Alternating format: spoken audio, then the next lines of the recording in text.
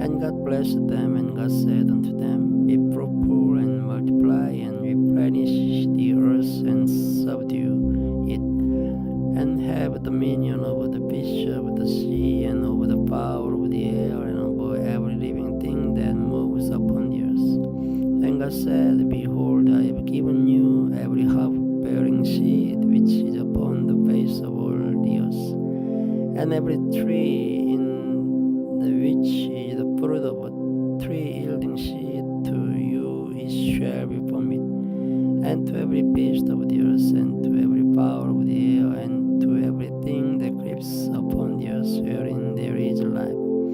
I have given every green herb for meat, and it was so. And God saw everything that he had made, and behold, it was very good.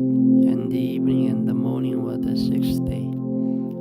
Chapter 2. Thus the heavens and the earth were finished, and all the host of them. And on the seventh day God ended his work which he had made, and he rested on the seventh day from all his work which he had made. And God blessed the seventh day, and sanctified it, because that in it he had rested from all his work which God created and made. These are the generations of the heavens and of the earth when they were created, in the day that the Lord God made the earth and the heavens, and every plant of the field before it was in the earth, and every herb of the field before it grew. For the Lord God had not caused it to rain upon the earth, and there was not a man to till the ground. But there went up a mist from the earth, and watered the whole face of the ground. And the Lord God formed man of the dust of the ground, and breathed into his nostrils the breath of life, and man became a living soul. And the Lord God planted the garden eastward in Eden, and there he put the man whom he had formed, and out of the ground made the Lord God to grow every tree that is pleasant to the sight, and good for good, the tree of life also in the midst of the garden, and the tree of knowledge of good and evil. And the river went out Eden to water the garden, and from thence it was parted, and became into four heads. The name of the first is Bison, that is, it which compass the whole land of Havilah, where there is gold, and the gold of the land is good. There is bdellium and the onyx stone. And the name of the second river is Gihon. The same is it that compasses the whole land of Ethiopia. And the name of the third river is hierdie, that is it which goes toward the east of Assyria. And the fourth river is Euphrates. And the Lord God took the man and put him into the garden of Eden to dress it and to keep it. And the Lord God commanded the man, saying, Of every tree of the garden thou mayest freely eat, but of the tree of the knowledge of good and evil thou shalt not eat of it. For in the day that thou eatest thereof thou shalt surely die. And the Lord God said, It is not good that the man should be alone. I will make him an helpmeet for him. And out of the ground the Lord God formed every beast of the field, and every fowl of the air, and brought them unto Adam to see what he would call them. And whatsoever Adam called every living creature, that was the name thereof. And Adam gave names to all cattle, and to the fowl of the air, and to every beast of the field. But for Adam there was not found an helpmeet for him. And the Lord God caused the deep sleep to fall upon Adam, and he slept, and he took one of his lips, and closed up the flesh instead thereof. And the rib which the Lord God had taken from man made he a woman, and brought her unto the man. And Adam said, This is now bone of my bones, and flesh of my flesh. She shall be called woman, because she was taken out of man. Therefore Therefore shall a man leave his father and his mother, and shall cleave unto his wife, and they shall be one flesh. And they were both naked, the man and his wife, and were not ashamed. Now, chapter 3. Now the serpent was more subtle than any beast of the field which the Lord God had made. And he said unto the woman, Yea, as God said, Ye shall not eat of every tree of the garden. And the woman said unto the serpent, We may eat of the fruit of the trees of the garden, but of the fruit of the tree which is in the midst of the garden, God has said, Ye shall not eat of it, neither shall ye touch it, lest ye die. And the serpent said unto the woman, Ye shall not surely die, for God does know that in the day ye eat thereof, then your eyes shall be opened, and ye shall be as God, knowing good and evil. And when the woman saw that the tree was good for good, and that it was pleasant to the eyes, and a tree to be desired to make one wise,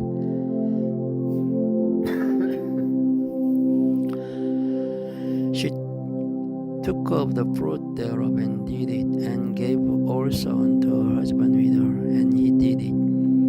And the eyes of them both were opened, and they knew that they were naked, and they sewed fig leaves together, and made themselves aprons. And they heard the voice of the Lord God walking in the garden in the cool of the day. And Adam and his wife they hid themselves from the presence of the Lord God amongst the trees of the garden.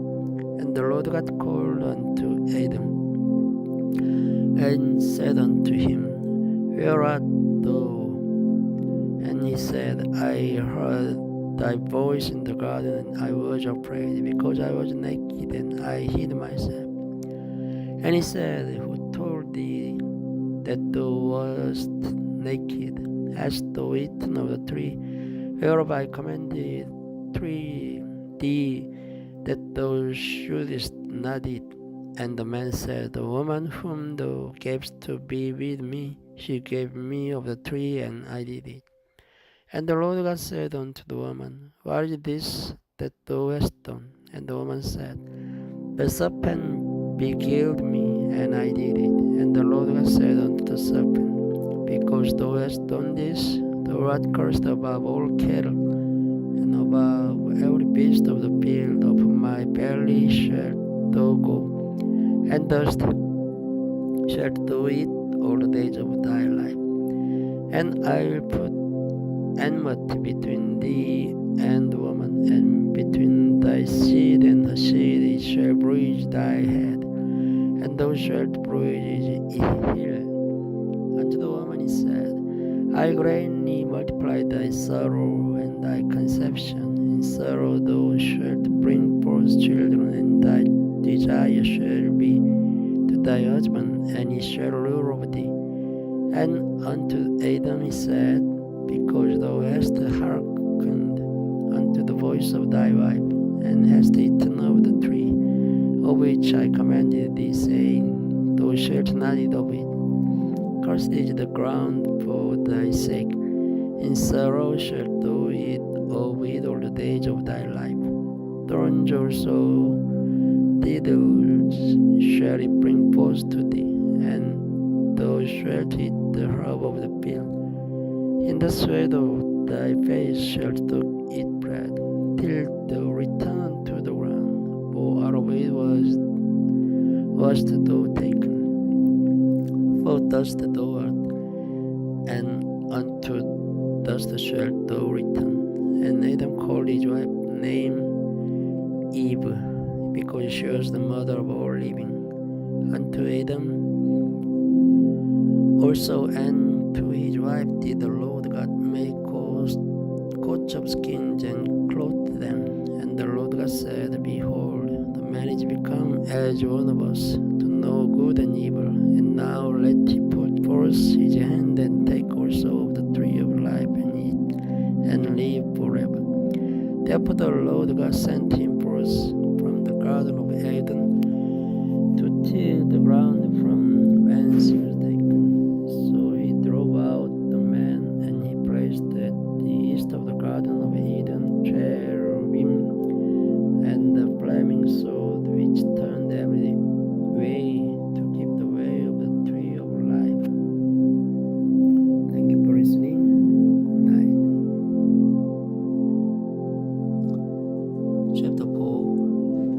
And Adam knew Eve his wife, and she conceived and bare Cain, and said, I have gotten a man from the Lord. And she again bare his brother Abel. And Abel was a keeper of sheep, but Cain was a tiller of the ground. And in process of time it came to pass that Cain brought of the fruit of the ground an offering unto the Lord. And Abel he also brought of the firstlings of his flock and of the fat thereof. And the Lord had respect unto Abel and to his offering, but unto Cain and to his offering he had not respect. And Cain was very worse, and his countenance fell. And the Lord said unto Cain, Why art thou worse? And why is thy countenance fallen? If thou dost well, shalt thou not be accepted? And if thou dost not well, sin lies at the door, and unto thee shall be his desire, and thou shalt rule over him. And Cain talked with Abel his brother. And it came to pass, when they were in the field, that Cain rose up against Abel his brother, and slew him.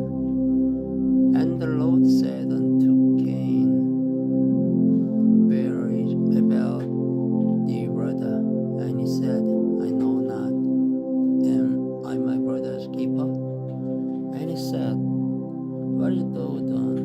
The voice of my deep brother's blood cries unto me from the ground. And now art thou crushed from the earth, which hath opened the mouth to receive the brother's blood from the hand. When thou tillest the ground, it shall not henceforth yield unto the earth strength. A fugitive and vagabond shalt thou be in the earth. And Cain said unto the Lord, My punishment is greater than I can bear.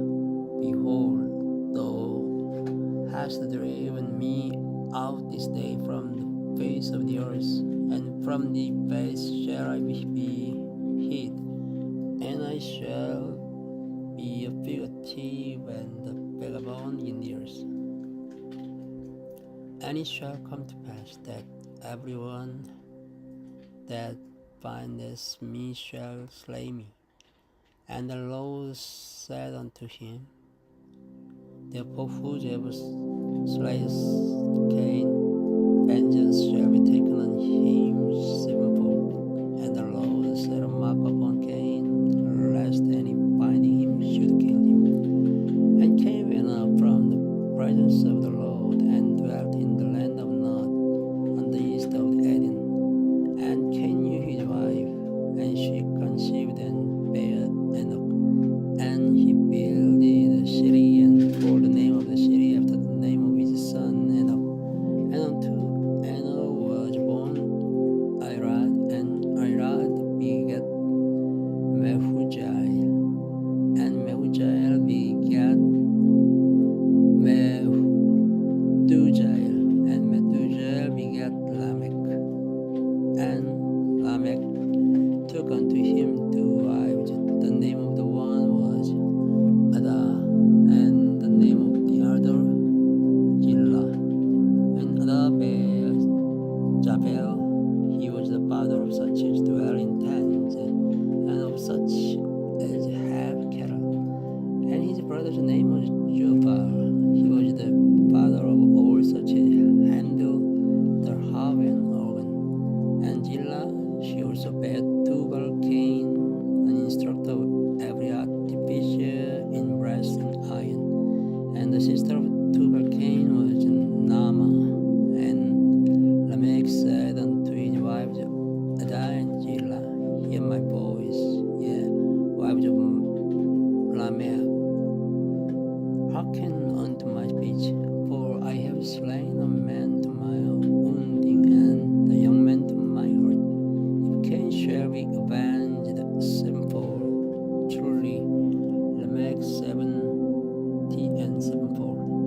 And Adam knew his wife again, and she bare a son, and called his name Jess. For God said, she has appointed me another seed instead of Abel, whom Cain slew. And to Jess, to him also there was born a son, and he called his name Enos. Then began man to call upon the name of the Lord. Chapter 5. This is the book of the generations of Adam. In the day that God created man, in the likeness of God made him. Male and female created he them, and blessed them, and called their name Adam. In the day when they were created, and Adam lived 130 years, and begat a son in his own likeness, after his image, and called his name Jess. And the days of Adam after he had begotten Jess were 800 years, and he begat sons and daughters. And all the days that Adam lived were 930 years, and he died. And Jess lived 105 years, and begat Enos. And Jess lived after he begat Enos 807 years, and begat sons and daughters. And all the days of Jess were 912 years, and he died. And Enos lived 90 years, and begat Canaan. And Enos lived after he begat Canaan 815 years, and begat sons and daughters. And all the days of Enos were 905 years, and he died. And Canaan lived 70 years, and begat Mahalalel. And Canaan lived after he begat Mahalalel 840 years, and begat sons and daughters. And all the days of Canaan were 910 years, and he died. And Mahalalel lived 65 years, and begat Jared. And Mahalalel lived after he begat Jared 830 years, and begat sons and daughters. And all the days of Mahalalel were 895 years, and he died. And Jared lived 162 years, and he begat Enoch. And Jared lived after he begat Enoch 800 years, and begat sons and daughters. And all the days of Jared were 962 years, and he died. And Enoch lived 65 years, and begat Methuselah.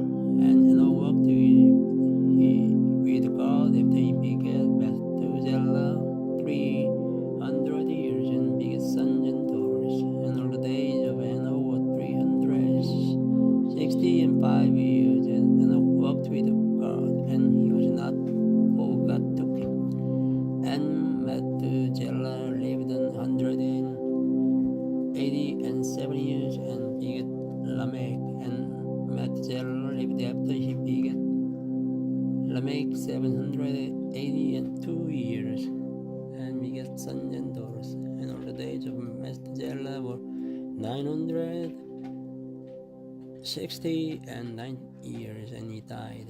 And Lamech lived 182 years, and begat a son, and he called his name Noah, saying, This same shall comfort us concerning our work and toil of our hands, because of the ground which the Lord hath cursed. And Lamech lived after he begat Noah 595 years, and begat sons and daughters. And all the days of Lamech was 777 years, and he died.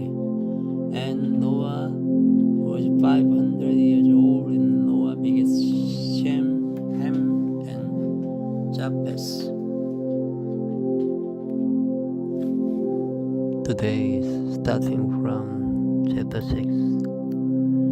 And it came to pass, when men began to multiply on the face of the earth, and daughters were born unto them, that the sons of God saw the daughters of men, that they were fair, and they took them wives over all which they chose.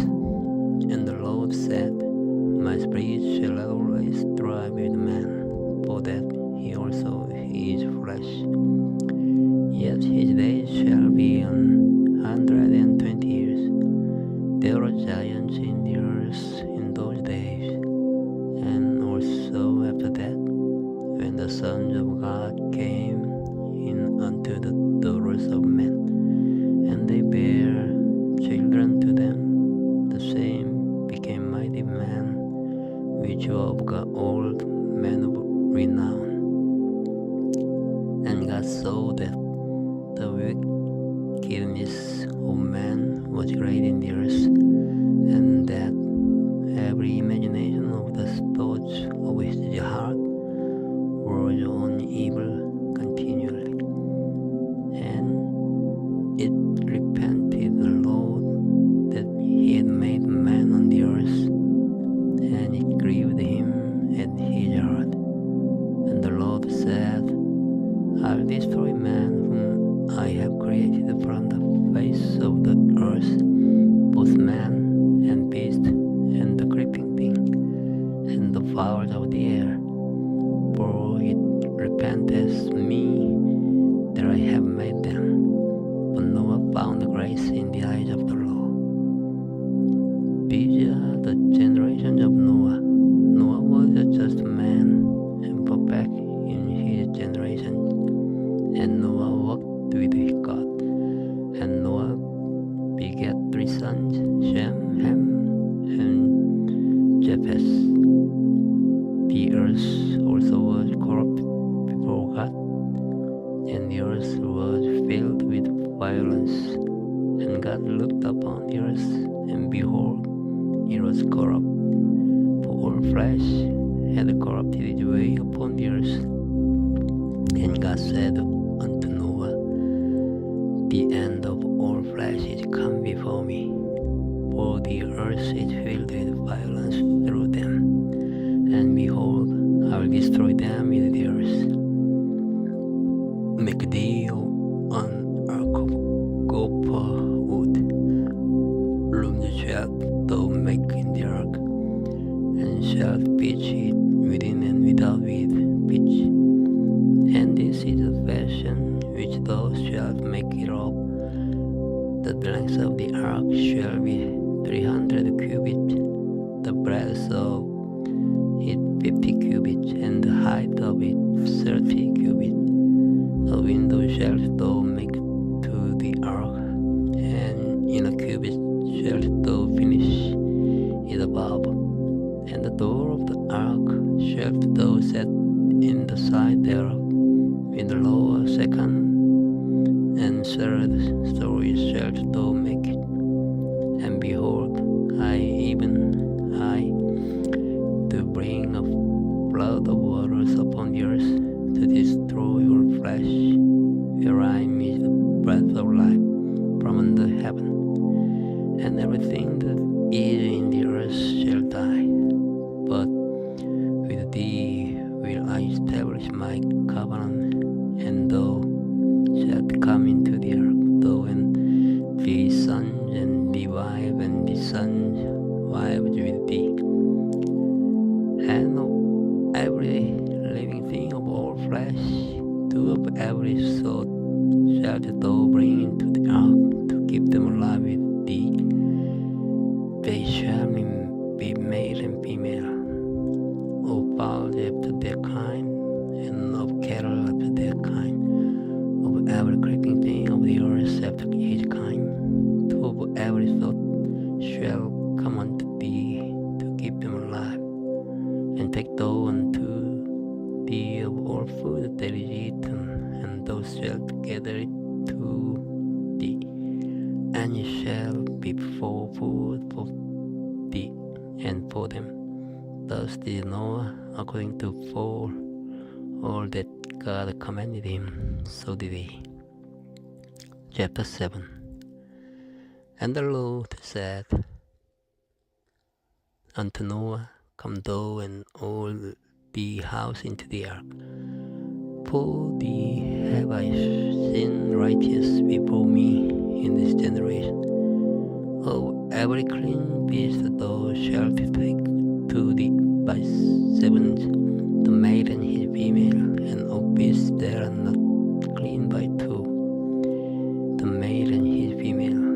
Of fowls also of the air by sevens, the male and the female, to keep seed alive upon the face of all the earth. For yet 7 days, and I'll cause it to rain upon the earth 40 days and 40 nights, and every living substance that I have made will I destroy from off the face of the earth. And Noah did according unto all that the Lord commanded him. And Noah was 600 years old when the flood of waters was upon the earth.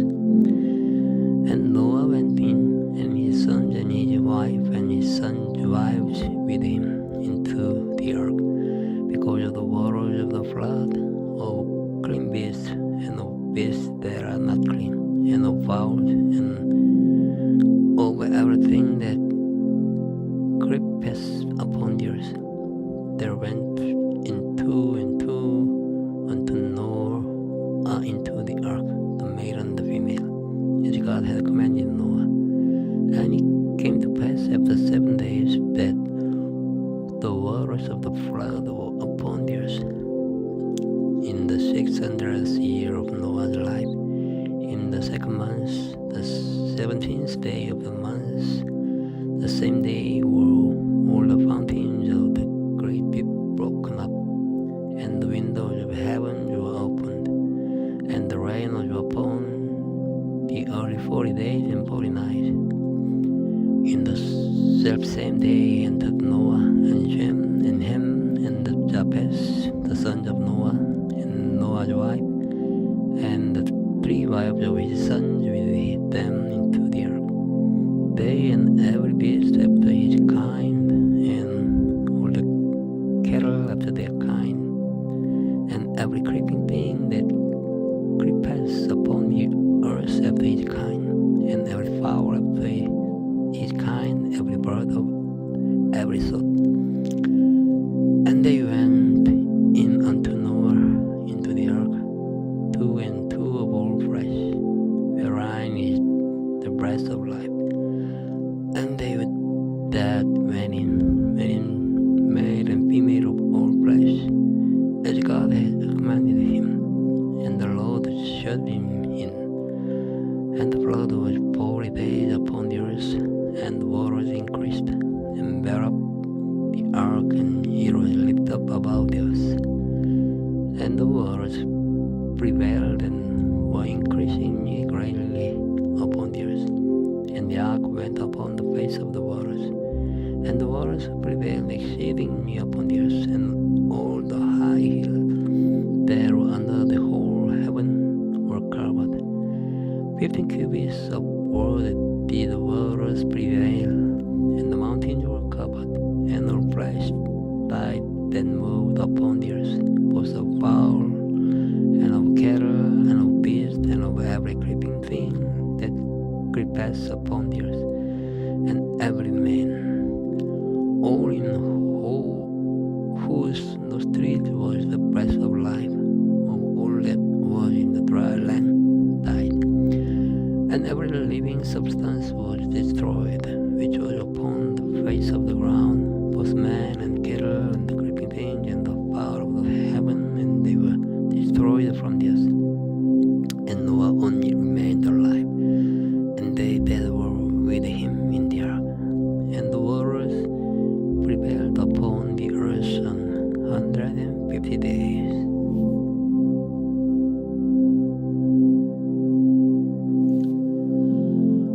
This video starts from chapter 8 of Genesis Bible.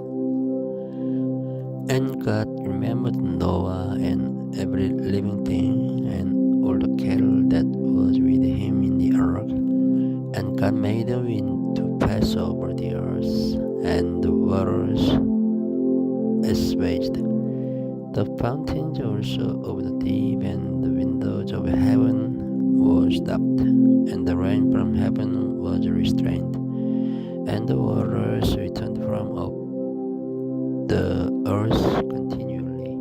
And after the end of the 150 days, the waters were abated, and the ark rested in the 7th month on the 17th day of the month upon the mountain of Ararat.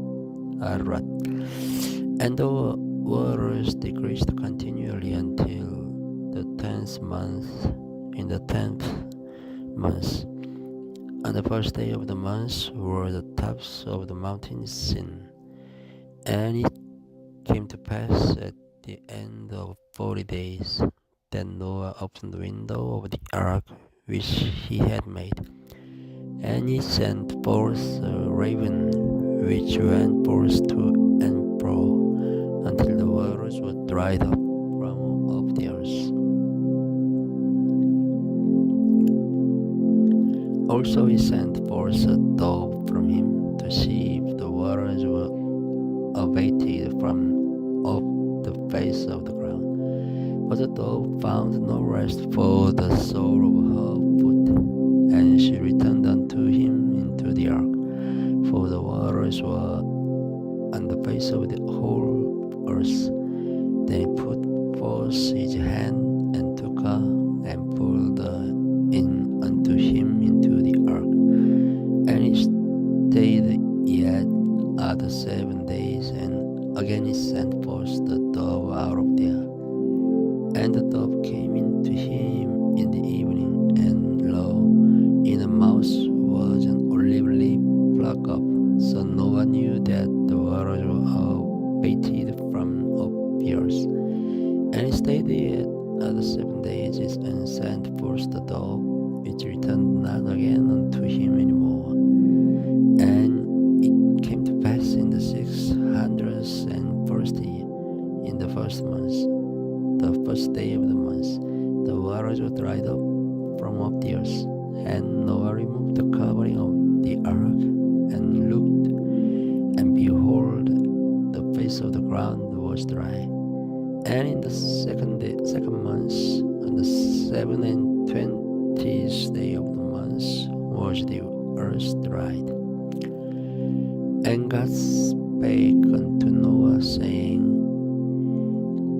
Go forth of the ark, thou and the wife, and the son, and the son's wives with thee. Bring forth with thee every living thing that is with thee, of all flesh, both of fowl, and of cattle, and of every creeping thing that creepeth upon the earth, that they may breathe abundantly in the earth, and be fruitful, and multiply upon the earth. And Noah went forth, and his sons, and his wife, and his sons' wives with him, every beast, every creeping thing, and every fowl, and whatsoever creepeth upon the earth, after their kinds, went forth out of the ark. And Noah builded an altar unto the Lord, and took of every clean beast, and of every clean fowl, and offered burnt offerings on the altar. And the Lord smelled the sweet savor, and the Lord said in his heart, I will not again curse the ground any more for man's sake, for the imagination of man's heart is evil from his youth. Neither will I again smite any more every living things, as I have done, while the earth remains seed time and harvest, and cold and heat, and summer and winter, and day and night shall not cease. And God blessed Noah and his sons be fruitful and multiply and replenish the earth. And the fear of you and the dread of you shall be upon every beast of the earth, and upon every fowl of the air, upon all that moves upon the earth, and upon all the fishes of the sea. Into your hand are they delivered. Every moving thing that lives shall be meat for you, even as the green herb have I given you all things.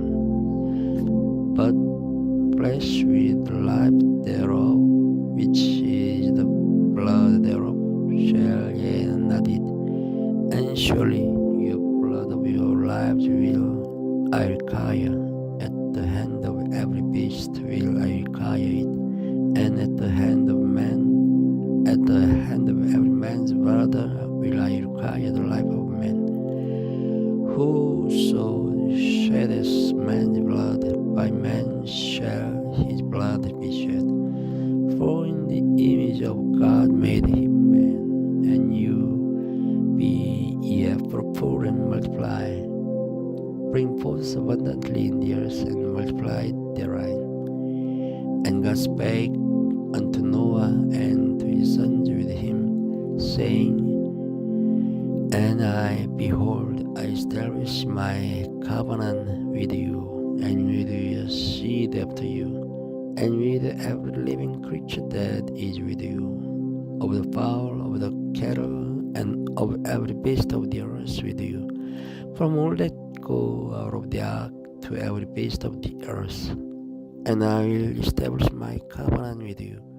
Neither shall flesh be cut up any more by the waters of a flood, neither shall there any more be a flood to destroy the earth. And God said, This is the token of the covenant which I make between me and you and every living creature that is with you for perpetual generations. I do set my bow in the cloud, and it shall be for a token of a covenant between me and the earth. And it shall come to pass, when I bring a cloud over the earth, that the bow shall be seen in the cloud. And I will remember my covenant, which is between me and you and every living creature of all flesh. And the waters shall no more become a flood to destroy all flesh. And the bow shall be in the cloud, and I'll look upon it, that I may remember the everlasting covenant between God and every living creature of all flesh that is upon the earth. And God said unto Noah, This is the token of the covenant which I have established between me and all flesh that is upon the earth. And the sons of Noah that went forth of the ark were Shem and Ham and Japheth. And Ham is the father of Canaan. These are the three sons of Noah, and of them was the whole earth overspread. And Noah began to be an husbandman, and he planted the vineyard, and he drank of the wine, and was drunken, and he was uncovered within his tent. And Ham, the father of Canaan, saw the nakedness of his father, and told his two brethren without. And Shem and Japheth took a garment and laid it upon both their shoulders, and went backward, and covered the nakedness of their father, and their faces were backward, and they saw not their father's nakedness. And Noah awoke from his wine, and knew what his younger son had done unto him. And he said, Cursed be Canaan, a servant of servants shall be unto his brethren. And he said, Blessed be the Lord God of Shem, and Canaan shall be his servant. God shall enlarge Japheth, and he shall dwell in the tents of Shem, and Canaan shall be his servant. And Noah lived after the flood 350 years, and all the days of Noah were 950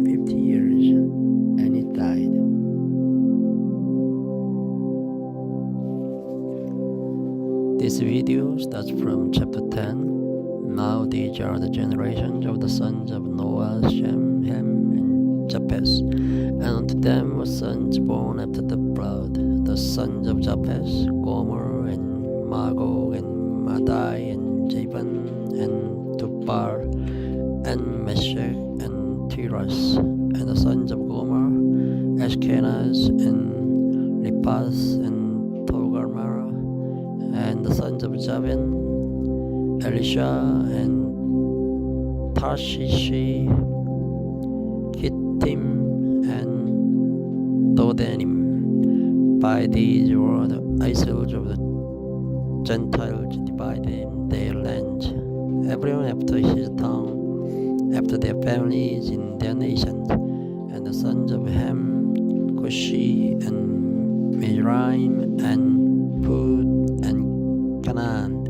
And the sons of Cushi, Seba, and Havilah, and Sabta, and Rama, and Sabteka. And the sons of Rama, Sheba, and Dedan. And Cush begat Nimrod, and he began to be a mighty one in the earth. He was a mighty hunter before the Lord, wherefore it is said, even as Nimrod, the mighty hunter before the Lord. And the beginning of his kingdom was Babel, and Iraq, and Akkad, and Calais, in the land of Shinar.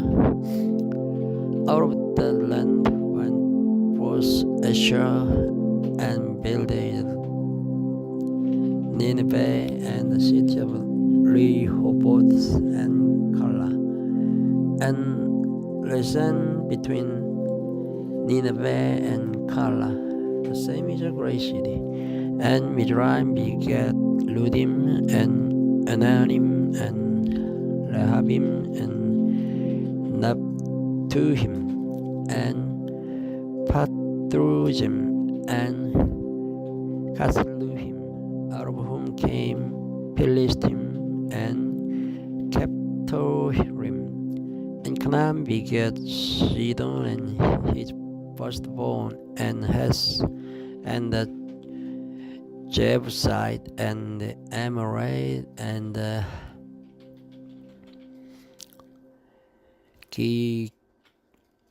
Gigasite, and the Hivite, and the Archite, and the Sinite, and the Arvadite, and the Jemarite, and the Hamathi. And afterward were the families of the Canaanites spread abroad. And the border of the Canaanites were from Sidon as thou comest to Gegar, unto Gaza, as thou goest unto Sodom, and Gomorrah, and Admah, and Zeboim, even unto Lasha. These are the sons of Ham, after their families, after their tongues, in their countries, in their nation. Unto Shem also the father of all the children of Eber, the brother of Japheth the elder. Even to him were children born, the children of Shem, Elam, and Asher, and Arphaxad, and Lud, and Aram. And the children of Aram, Uz, and Hur, and Gedar, and Mesh. And Arphaxad began Salah, and Salah begat Eber. And unto Eber were born two sons. The name of one was Peleg, for in his days was the earth divided. And his brother's name was Joktan. And Joktan began Almodad, and Shelep, and Harjamabes, and Jerar. And Hadram, and Ujar, and Dikla, and Ophir, and Havilah, and Jobab. All these were the sons of Joktan. And their dwelling was from Mesha, as thou goest unto Stephah,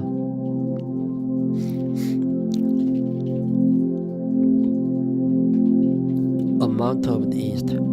These are the sons of Shem after their families, after their tongues, in their lands, after their nation.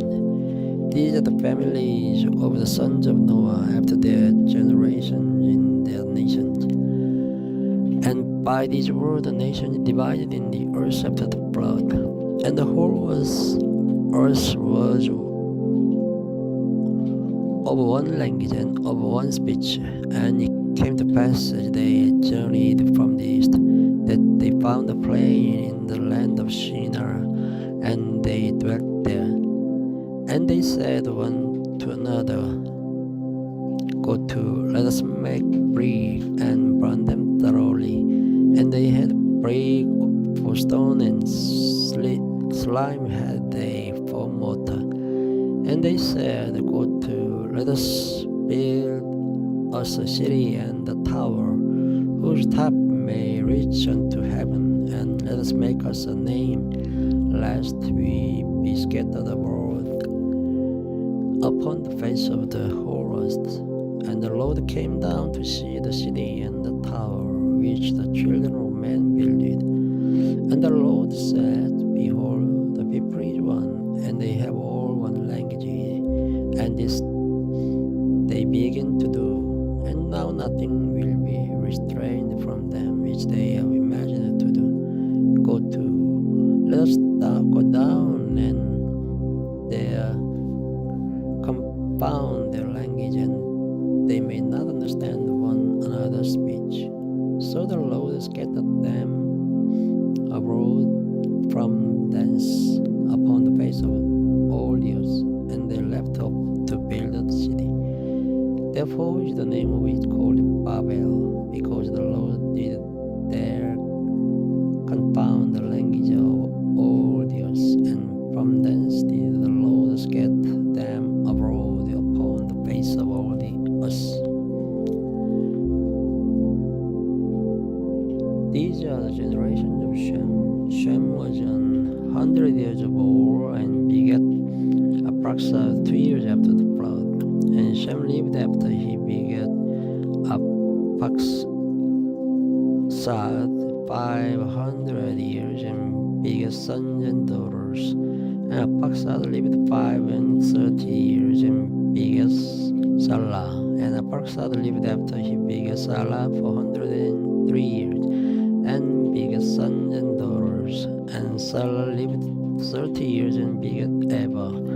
And Salah lived after he begat Eber 403 years and begat sons and daughters. And Eber lived 430 years and begat Peleg. And Eber lived after he begat Peleg 430 years and begat sons and daughters. And Peleg lived 30 years and begat Lu. And Peleg lived after he begat Lu 290 years and begat sons and daughters. And Lu lived 230 years and begat Serach. And Lu lived after he begat Serach 207 years and begat sons and daughters. And Serach lived 30 years and begat Nahor. And Serach lived after he begat Nahor 200 years and begat sons and daughters. And Nahor lived 29 years and begat Terah. And Nahor lived after he begat Terah 119 years and begat sons and daughters. And Terah lived 70 years and begat Abraham, Nahor, and Haran. Now these are the generations of Terah. Terah begat Abraham, Nahor, and Haran. And Haran begat Lot. And Haran died before his father Terah in the land of his nativity in Ur of the Chaldees.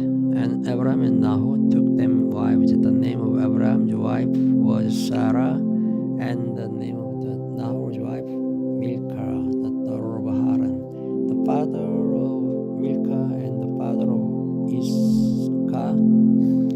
But Sarai was barren; she had no child. And Terah took Abraham his son, and Lot the son of Haran his sons, and Sarah his daughter-in-law, his son Abraham's wife, and they went forth with them from Ur of the Chaldees to go into the land of Canaan, and they came in unto Haran and dwelt there. And the days of Terah were 205 years, and Terah died in Haran.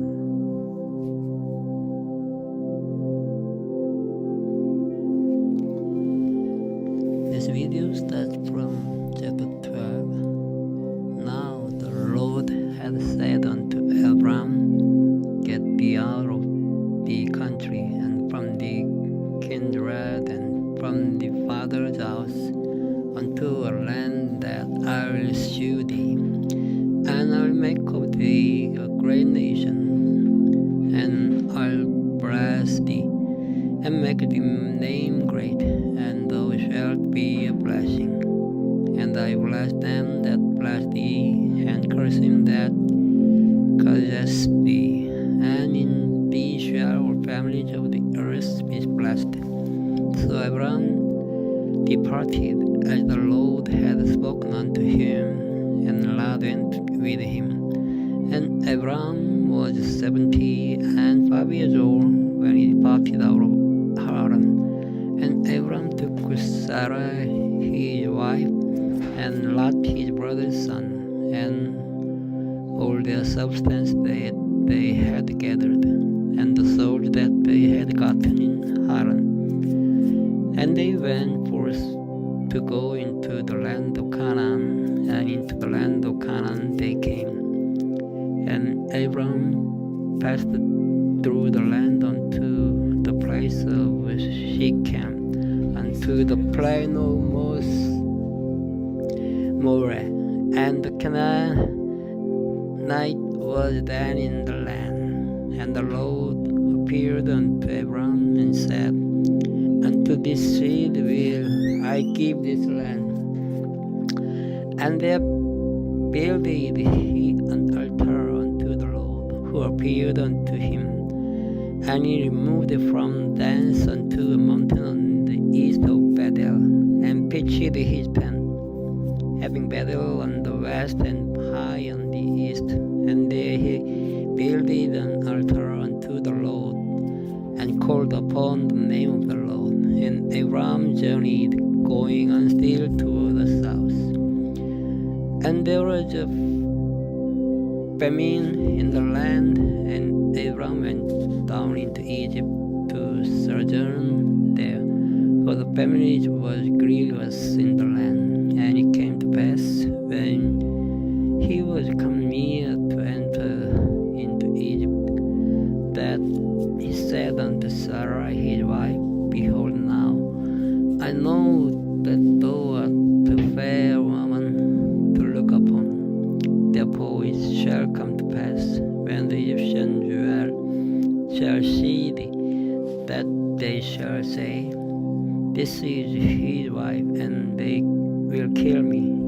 But they will save thee alive. Say, I pray thee, thou art my sister, that it may be well with me for thy sake, and my soul shall live because of thee. And it came to pass that when Abram was come into Egypt, the Egyptians beheld a woman that she was very fair. The princesses also of Pharaoh saw her, and commanded her before Pharaoh. And the woman was taken into Pharaoh's house, and he entered Abram well for her sake, and he had a sleep, and oxen, and he asses, and manservant, and maidservant, and she asses, and camels. And the Lord plagued Pharaoh and his house with great plagues because of Sarai, Abram's wife. And Pharaoh called Abram and said, What is this that thou hast done unto me? Why didst thou not tell me that she would be wife? Why saidst thou, She is my sister? So I might have taken her to me to wife. behold, the wife take her, and go the way. And Pharaoh commanded his men concerning him, and they sent him away, and his wife, and all that he had. And Abram went up out of Egypt, he and his wife, and all that he had, and Lot with him into the south. And Abram was very rich in cattle, in silver, and in gold. And he went on his journeys from the south even to Bethel, unto the place where his tent had been at the beginning, between Bethel and Hai, unto the place of the altar which he had made there at the first. And there Abram called on the name of the Lord. And Lot also, which went with Abram, had flocks and herds and tents, and the land was not able to bear them, that they might dwell together. For their substance was great, so that they could not dwell together. And there was a strife between the herdmen of Abram's cattle and the herdmen of Lot's cattle. And the Canaanite and the Perizzite dwelt there in the land. And Abram said unto Lot, Let there be no strife, I pray thee, between me and thee, and between my herdmen and the herdmen, for we be brethren. Is not the whole land before thee? Separate thyself, I pray thee, from me. If thou wilt take the left hand, and then I will go to the right. Or if thou depart to the right hand, then I will go to the left. And Lot lifted up his eyes and beheld all the plain of Jordan, that it was well watered everywhere, before the Lord destroyed Sodom and Gomorrah. And even as the garden of the Lord, like the land of Egypt, as thou comest unto Jorah. Then Lot chose him all the plain of Jordan, and Lot journeyed east. And they separated themselves the one from the other. Abram dwelled in the land of Canaan, and Lot dwelled in the cities of the plain, and pitched his tent toward Sodom. But the men of Sodom were wicked and sinners before the Lord exceedingly. And the Lord said unto Abram, after that Lot was separated from him, Lift up now thine eyes, and look from the place where thou art northward, and southward, and eastward, and westward. For all the land which thou seest, to thee will I give it, and to thy seed forever. And I will make thee seed as the dust of the earth, so that if a man can number the dust of the earth, then shall thy seed also be numbered. Arise, walk through the land in the length of it, and in the breadth of it, for I will give it unto thee. Then Abram removed his tent, and came and dwelt in the plain of Mamre, which is in Hebron, and built there an altar unto the Lord. This video starts from chapter 14. And it came to pass in the days of Amraphel king of Shinar, Arioch king of Elasa, Kedorlaomer king of Elam, and Tidal king of nations, that these made war with Bera king of Sodom, and with Bershah king of Gomorrah, Shinab king of Admah, and Shemeber king of Zeboim, and the king of Bela, which is Joe. All these were joined together in the vale of Shittim, which is the Salt Sea. 12 years they served Kedorlaomer, and in the 13th year they rebelled.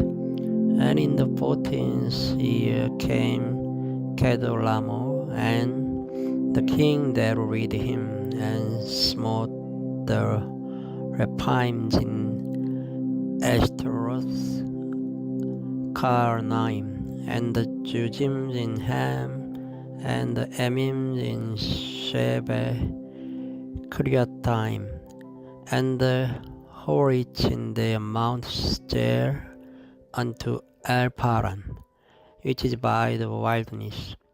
And they returned and came to Amishab, which is Kadesh, and smote all the country of Amalekite, and also the Amorites that dwelt in Hazeron Tamar.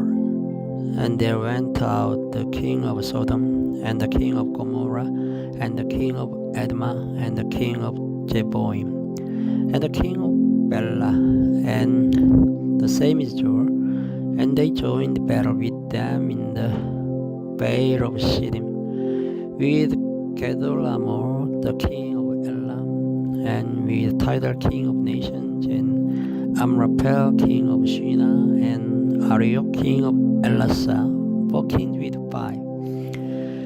And the Vale of Shittim was full of slim pitch. And the kings of Sodom and Gomorrah fled and fell there, and they that remained fled to the mountain. And they took all the goods of Sodom and Gomorrah, and all their victuals, and went their way. And they took Lot, Abraham's brother's son, who dwelt in Sodom, and his goods, and departed. And there came one that had escaped, and told Abraham the Hebrew, for he dwelt in the plain of Mamre, the Amorite, brother of Eshcol, and brother of Aner, and these were confederate with Abram. And when Abram heard that his brother was taken captive, he armed his trained servant born in his own house, 318, and pursued them unto Dan. And he divided himself against them, he and his servant by night, and smote them, and pursued them unto Hobah, which is on the left hand of Damascus. And he brought back all the goods, and also brought again his brother Lot, and his goods, and the women also, and the people. And the king of Sodom went out to meet him after he returned from the slaughter of Kedorlaomer, and of the kings there with him, and the valley of Shebe, which is the king's dale. And Melchizedek, king of Salem, brought forth bread and wine, and he was the priest of the Most High God. And he blessed him, and said, Blessed be Abraham of the Most High God, possessor of heaven and earth, and blessed be the Most High God, which hath delivered thine enemies into thy hand. And he gave him this of all. And the king of Sodom said unto Abram, Give me the person, and take the goods to thyself. And Abram said to the king of Sodom, I have lifted my hand unto the Lord, the Most High God, the possessor of heaven and earth, that I'll not take from a thread even to a shoe latchet, and I'll not take anything that is thin, lest thou shouldest say, I have made Abram rich, save only that which the young men have eaten, and the portion of the man which went with me, Anna, Eshcol, and Mamre. Let them take their portion. Chapter 15. After these things the word of the Lord came unto Abram in a vision, saying, Fear not, Abram, I am thy shield, and the exceeding great reward. And Abram said, Lord God, what wilt thou give me, seeing I go childless, and the steward of my house is the Elijah of Damascus? And Abram said, Behold, to me thou hast given no seed and no law. One born in my house is mine heir. And behold, the word of the Lord came unto him, saying, This shall not be thine heir, but he that shall come forth out of thine own bowels shall be thine heir. And he brought him forth abroad and said, Look now toward heaven and tell the stars, if thou be able to number them.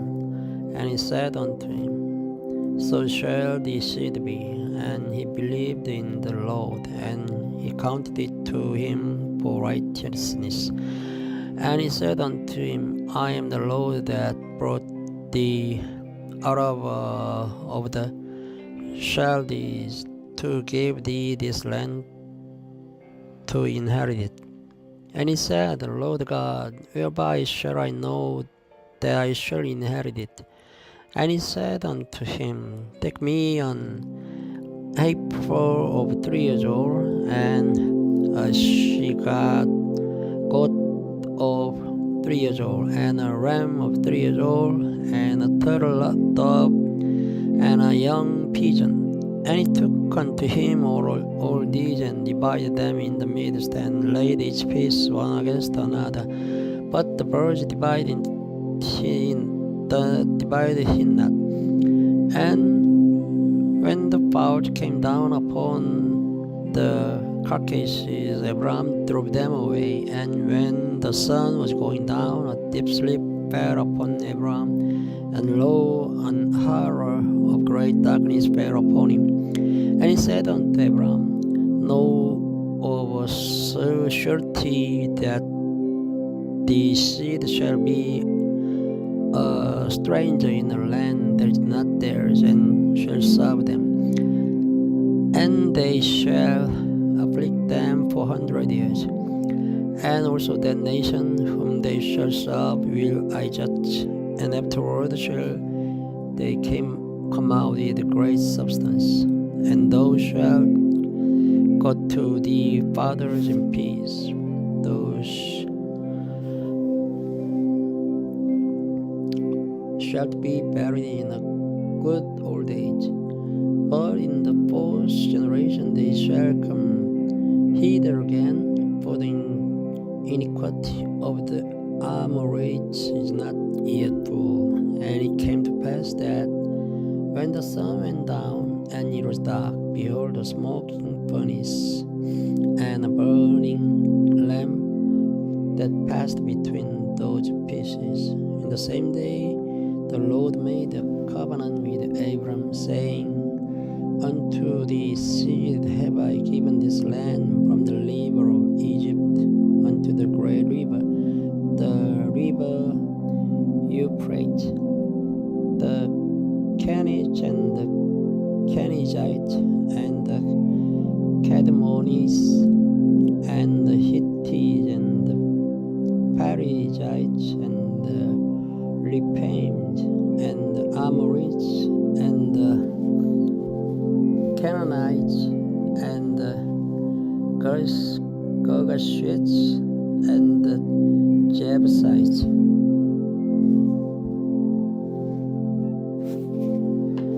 This video starts from chapter 16. Now Sarai, Abram's wife, bare him no children, and she had an handmaid, an Egyptian, whose name was Hagar. And Sarai said unto Abram, Behold, now the Lord hath restrained me from bearing. I pray thee, go in unto my maid. It may be that I may obtain children by her. And Abram hearkened to the voice of Sarai. And Sarai, Abram's wife, took Hagar her maid the Egyptian after Abram had dwelt 10 years in the land of Canaan, and gave birth to her husband Abram to be his wife. And he went in unto Hagar, and she conceived, and when she saw that she had conceived, her mistress was despised in her eyes. And Sarai said unto Abram, My wrong be upon thee, I have given my maid into thy bosom. And when she saw that she had conceived, I was despised in her eyes. The Lord judged between me and thee. But Abram said unto Sarai, Behold, the maid is in the hand, do to her as it pleases thee. And when Sarai dealt hardly with her, she fled from her face. And the angel of the Lord found her by a fountain of water in the wilderness, by the fountain in the way to Shur. And he said, Hagar, Sarai's maid, when camest thou, and whither wilt thou go? And she said, I flee from the face of my mistress Sarai. And the angel of the Lord said unto her, Return to the mistress, and submit thyself under her hand. And the angel of the Lord said unto her, I will multiply thy seed exceedingly, that it shall not be numbered for multitude. And the angel of the Lord said unto her, Behold, thou art with child, and shalt bear a son, and shalt call his name Ismael, because the Lord has heard the affliction, and he will be a wild man. His hand will be against every man, and every man's hand against him. And he shall dwell in the presence of all his brethren. And she called the name of the Lord that spake unto her, Thou God seest me. For she said, Have I also here looked after him that sees me? Wherefore the well was called Beer-lahai-roi. Behold, it is between Kadesh and Bered. And Hagar bare Abram a son, and Abram called his son's name, which Hagar bare, Ismael. And Abram was 86 years old, and when Hagar bare Ismael to Abram. And when Abram was 90 years old and 9, the Lord appeared to Abram and said unto him, I am the Almighty God. Walk before me and be thou perfect. And I will make my covenant between me and thee, and will multiply thee exceedingly. And Abram fell on his face, and God talked with him, saying, As for me, behold, my covenant is with thee, and thou shalt be a father of many nations. Neither shall thy name any more be called Abram, but the name shall be Abraham. For father of many nations have I made thee, and I will make thee exceeding fruitful, and I'll make nations of thee, and kings shall come out of thee, and I will establish my covenant between me and thee, and the seed after thee in their generations for an everlasting covenant, to be a God unto thee, and to thee seed after thee. And I will keep under thee, and to thee seed after thee, the land wherein thou art a stranger, all the land of Canaan, for an everlasting possession, and I'll be their God. And God said unto Abram, Thou shalt keep my covenant, therefore, thou and the seed after thee in this generation. This is my covenant, which ye shall keep between me and you, and the seed after thee. Every man child among you shall be circumcised, and ye shall circumcise the flesh of his foreskin, and it shall be a token of the covenant betwixt me and you. And he that is 8 days old shall be circumcised among you, every man child in your generations.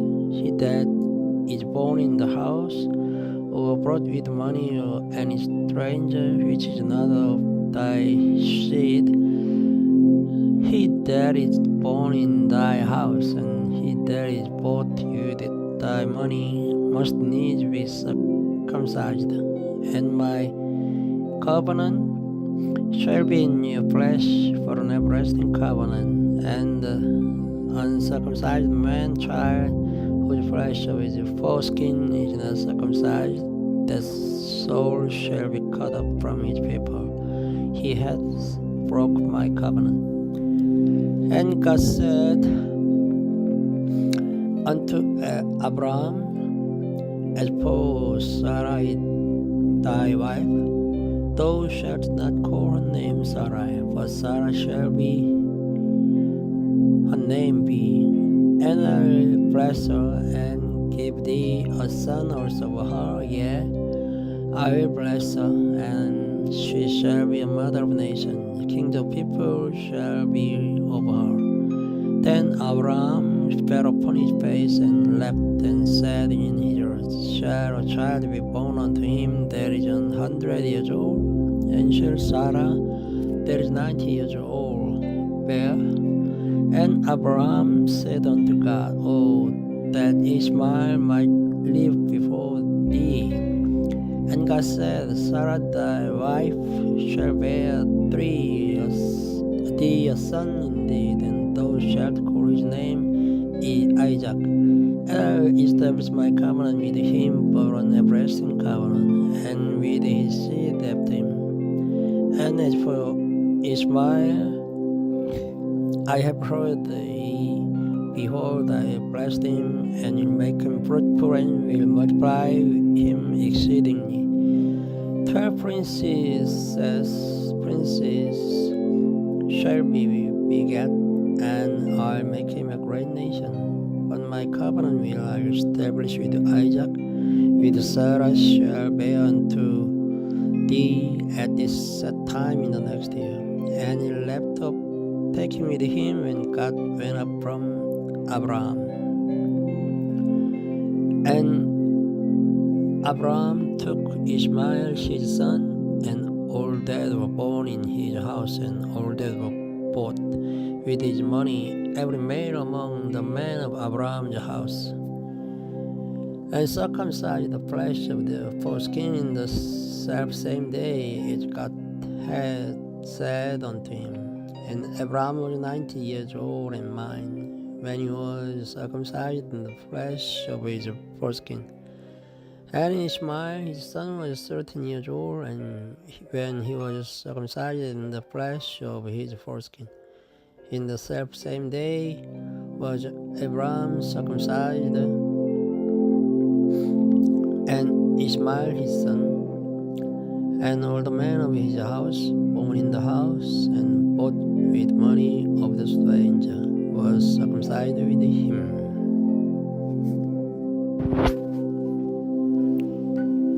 This video starts from chapter 18. And the Lord appeared unto him in the plains of Mamre, and he sat in the tent door in the heat of the day. And he lifted up his eyes and looked, and lo, 3 men stood by him. And when he saw them, he ran to meet them from the tent door, and bowed himself toward the ground, and said, My Lord, even I have found favor in thy sight. Pass not away, I pray thee, from thy servant. Let a little water, I pray you, be fetched, and wash your feet, and rest yourselves under the tree. And I will fetch a morsel of bread, and comfort ye your heart. After that ye shall pass on, for therefore ye come to your servant. And they said, so do as thou hast said. And Abraham hastened into the tent unto Sarah and said, Make ready quickly 3 measures of fine meal, knead it and make cakes upon the hearth. And Abraham ran unto the hearth and fetched a calf tender and good, and gave it unto a young man, and he hasted to dress it. And he took butter and milk and the calf which he had dressed, and set it before them, and he stood by them under the tree, and they did eat. And they said unto him, Where is Sarah, thy wife? And he said, Behold, in the tent. And he said, I'll certainly return unto thee according to the time of life. And lo, Sarah, thy wife, shall have a son. And Sarah heard it in the tent door, which was behind him. Now Abraham and Sarah were old and weak, and well stricken in age, and it ceased to be with Sarah after the manner of women. Therefore Sarah left within herself, saying, After I am waxed old, shall I have pleasure, my Lord being old also? And the Lord said unto Abraham, Wherefore did Sarah laugh, saying, Shall I of a surety bear a child, which am old? Is anything too hard for the Lord? At the time appointed I will turn unto thee, according to the time of life, and Sarah shall have a son. Then Sarah denied, saying, I left not, for she was afraid. And he said, Nay, but thou didst laugh. And the man rose up from thence and looked toward Sodom, and Abraham went with them to bring them on the way. And the Lord said, Shall I hide from Abraham that thing which I do, seeing that Abraham shall surely become a great and mighty nation, and all nations of the earth shall be blessed in him? For I know him, that he will command his children and his household after him, and they shall keep the way of the Lord, to do justice and judgment, that the Lord may bring upon Abraham that which he has spoken of him. And the Lord said, Because the cry of Sodom and Gomorrah is great, and because their sin is very grievous, I go down now and see whether they have done altogether according to the cry of it, which is common to me. And if not, I'll know. And the men turned their faces from thence and went toward Sodom. But Abraham stood yet before the Lord. And Abraham drew near and said, Wilt thou also destroy the righteous with the wicked? Peradventure there be 50 righteous within the city. Wilt thou also destroy and not spare the place for the 50 righteous that are therein, that be far from thee to do after this manner, to slay the righteous with the wicked, and that the righteous should be as the wicked, that be far from thee? Shall not the judge of all the earth to rise? And the Lord said, If I find in Sodom 50 righteous within the city, then I'll spare all the place for their sakes. And Abraham answered and said, Behold, now I have taken upon me to speak unto the Lord, which am but dust and ashes. Peradventure there shall lack 5 of the 50 righteous. Wilt thou destroy all the city for lack of 5? And he said, If I find there 45, I'll not destroy it.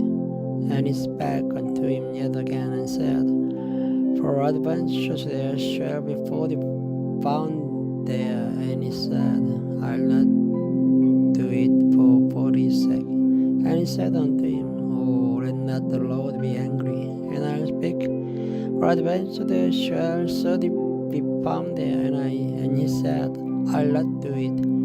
If I found 30 there, and he said, Behold, now I have taken upon me to speak unto the Lord. Peradventure there shall be 20 found there, and he said, I'll not destroy it for 20's sake. And he said, Oh, let not the Lord be angry, and I will speak yet but these ones. Peradventure then shall be found there, and he said, I'll not destroy it for 10's sake.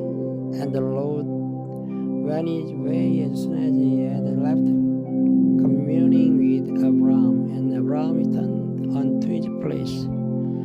Chapter 19. And there came two angels to Sodom at even, and Lot sat in the gate of Sodom, and Lot seeing them rose up to meet them, and he bowed himself with his face toward the ground, and he said, Behold now, my Lord, turn in, I pray you, into your servant's house, and tarry all night, and wash your feet, and ye shall rise up early, and go on your ways. And they said, Nay, but we'll abide in the street all night. And he pressed upon them greatly, and they turned in to him, and entered into his house, and he made them a feast, and he baked unleavened bread, and they did it.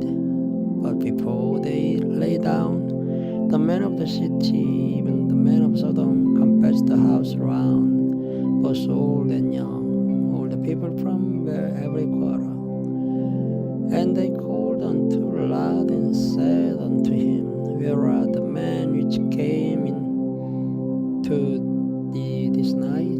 Bring them out unto us, that we may know them. And Lot went out at the door unto them, and shut the door after him, and said, I pray you, brethren, do not so wickedly. Behold, now I have two daughters which have not known man. Let me, I pray you, bring them out unto you, and do yet to them as is good in your eyes. Only unto these men do not sing. For therefore came they under the shadow of my roof, and they said, Stand back. And they said again, This one fellow came into sojourn, and he will needs be a judge. Now will we deal worse with thee than with them?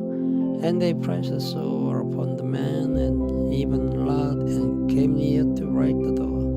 But the men put forth their hand, and pulled Lot into the house to them, and shut to the door. And they smote the men that were at the door of the house with blindness, both small and great, so that they wearied themselves to find the door. And the man said unto Lot, Hast thou here any besides, son-in-law, and the sons, and the daughters, and whatsoever thou hast in the city, bring them out of the place. For we will destroy this place, because the cry of them is waxen great before the face of the Lord, and the Lord has sent us to destroy it.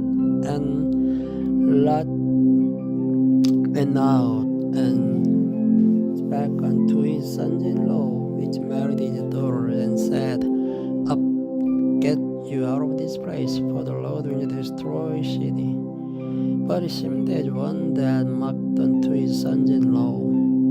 And when the morning arose, and the angel hastened Lot, saying, Arise, take thy wife, and the two daughters which are here, lest thou be consumed in the iniquity of the city. And while he lingered, then the man laid hold upon his hand, and upon the hand of his wife, and upon the hand of his two daughters, the Lord being merciful unto him. And they brought him forth, and set him without the city.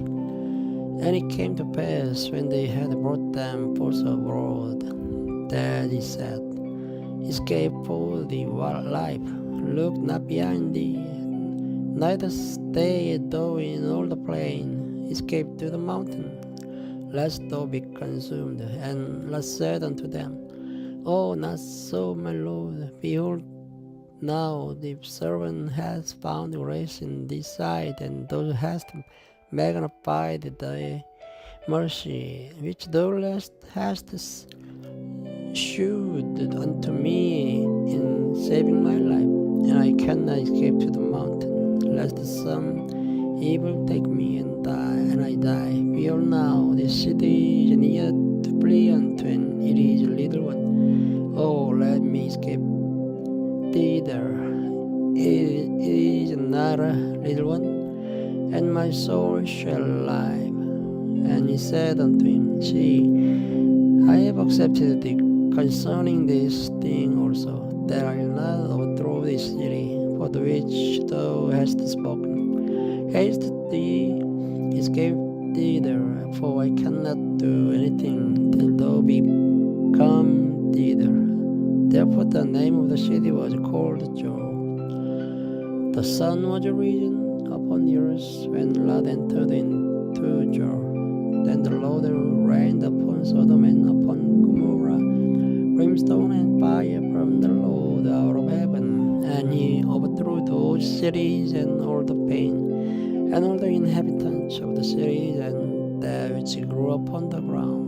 But his wife looked back from behind him, and she became a pillar of salt. And Abraham get up early in the morning to the place where he stood before the Lord. And he looked toward Sodom and Gomorrah and toward all the land of the plain, and beheld, and lo, the smoke of the country went up as the smoke of a furnace. And it came to pass, when God destroyed the cities of the plain, and that God remembered Abraham and sent Lot out of the midst of the overthrow, when he overthrew the cities in the which Lot dwelt. And Lot went out of Joe and dwelt in the mountain, and his 2 daughters with him, for he fared in to dwell in Joe, and he dwelt in a cave, he and his 2 daughters.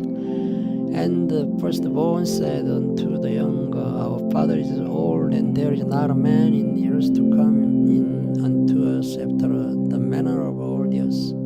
Come, let us make our father drink wine, and we will lie with him, that we may preserve seed of our father.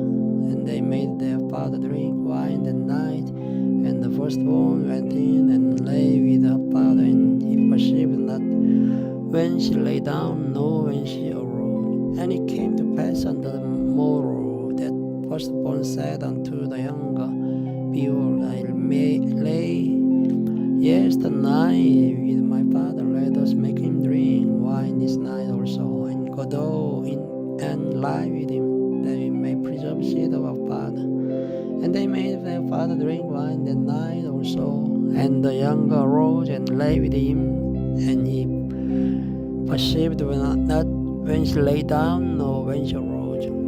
Thus was the daughters of Lot with child by their father. And the firstborn bare a son, and called his name Moab. The same is the father of the Moabites unto this day. And the younger, she also bare a son, and called his name Benammi. The same is the father of the children of Ammon unto this day.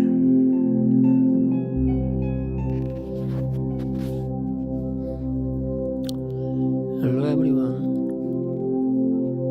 Before I start, I'm sorry to say that I skipped from chapter 20 of the Genesis to chapter 19 of the Leviticus. So I am starting chapter 20 of the Genesis today. Chapter 20 of the Genesis. And Abraham journeyed from thence toward the south country, and dwelt between Kadesh and Shur, and sojourned in Gerar. And Abram said of Sarah, his wife, she is my sister, and Abimelech, king of Gerar, sent and took Sarah. But God came to Abimelech in a dream by night, and said to him, Behold, thou art but a dead man, for the woman which thou hast taken, for she is a man's wife. But Abimelech had not come near her, and he said, Lord, wilt thou slay also a righteous nation? Said he not unto me, she is my sister. And even she herself said, He is my brother. In the integrity of my heart and innocence of my hands have I done this.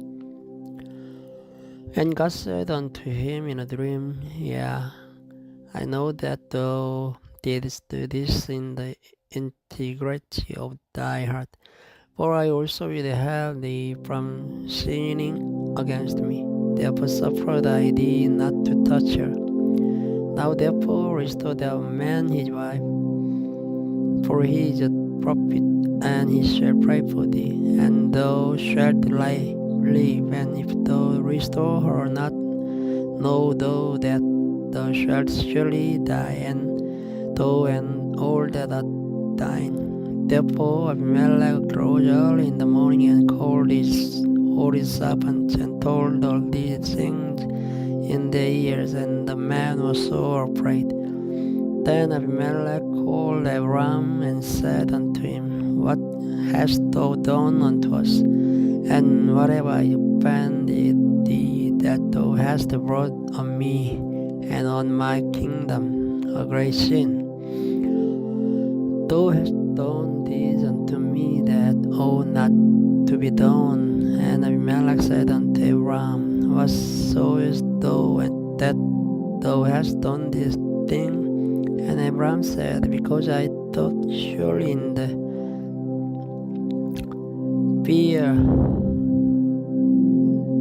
fear of God is not in this place, and they will slay me for my wife's sake. And yet indeed she is my sister.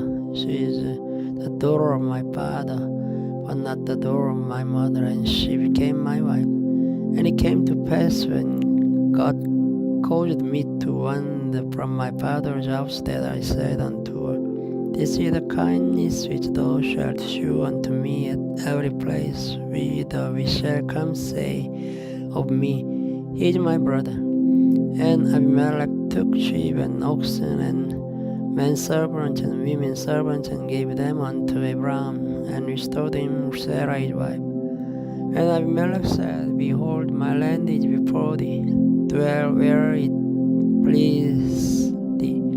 And unto Sarah I said, Behold, I have given my brother 1,000 pieces of silver. Behold, this to thee a covering of the eyes unto all that are with thee, and with all other. Thus she was reproved. So Abraham prayed unto God, and God healed Abimelech and his wife and his maidservants, and they bare children. For the Lord had first closed up all the wombs of the house of Abimelech because of Sarah, Abraham's wife. And the Lord visited Sarah as he had said, and the Lord did unto Sarah as he had spoken. For Sarah conceived and bare Abraham a son his old age, at the set time of which God had spoken to him. And Abraham called the name of his son that was born unto him, whom Sarah bare to him, Isaac. And Abraham circumcised his son Isaac, being 88 days old, as God had commanded him.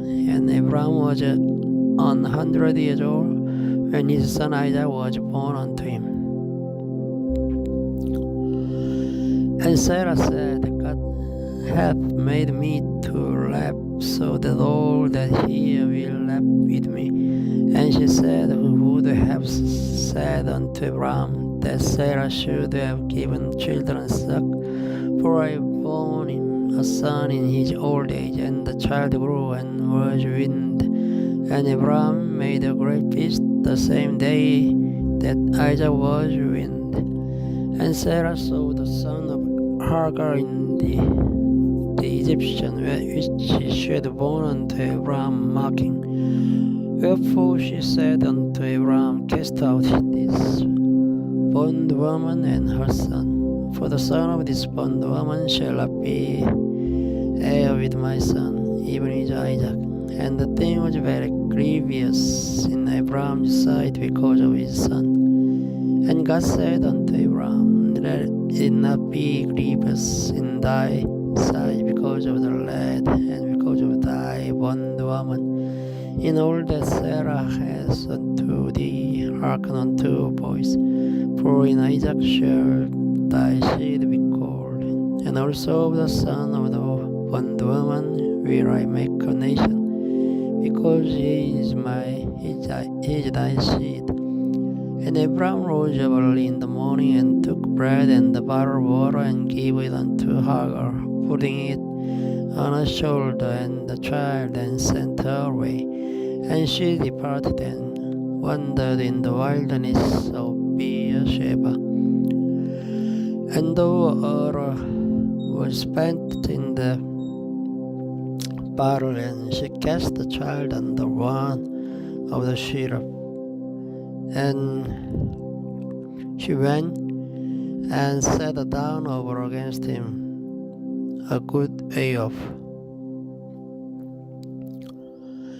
As he drew a bow shot, for she said, Let me not see the death of the child. And she sat over against him,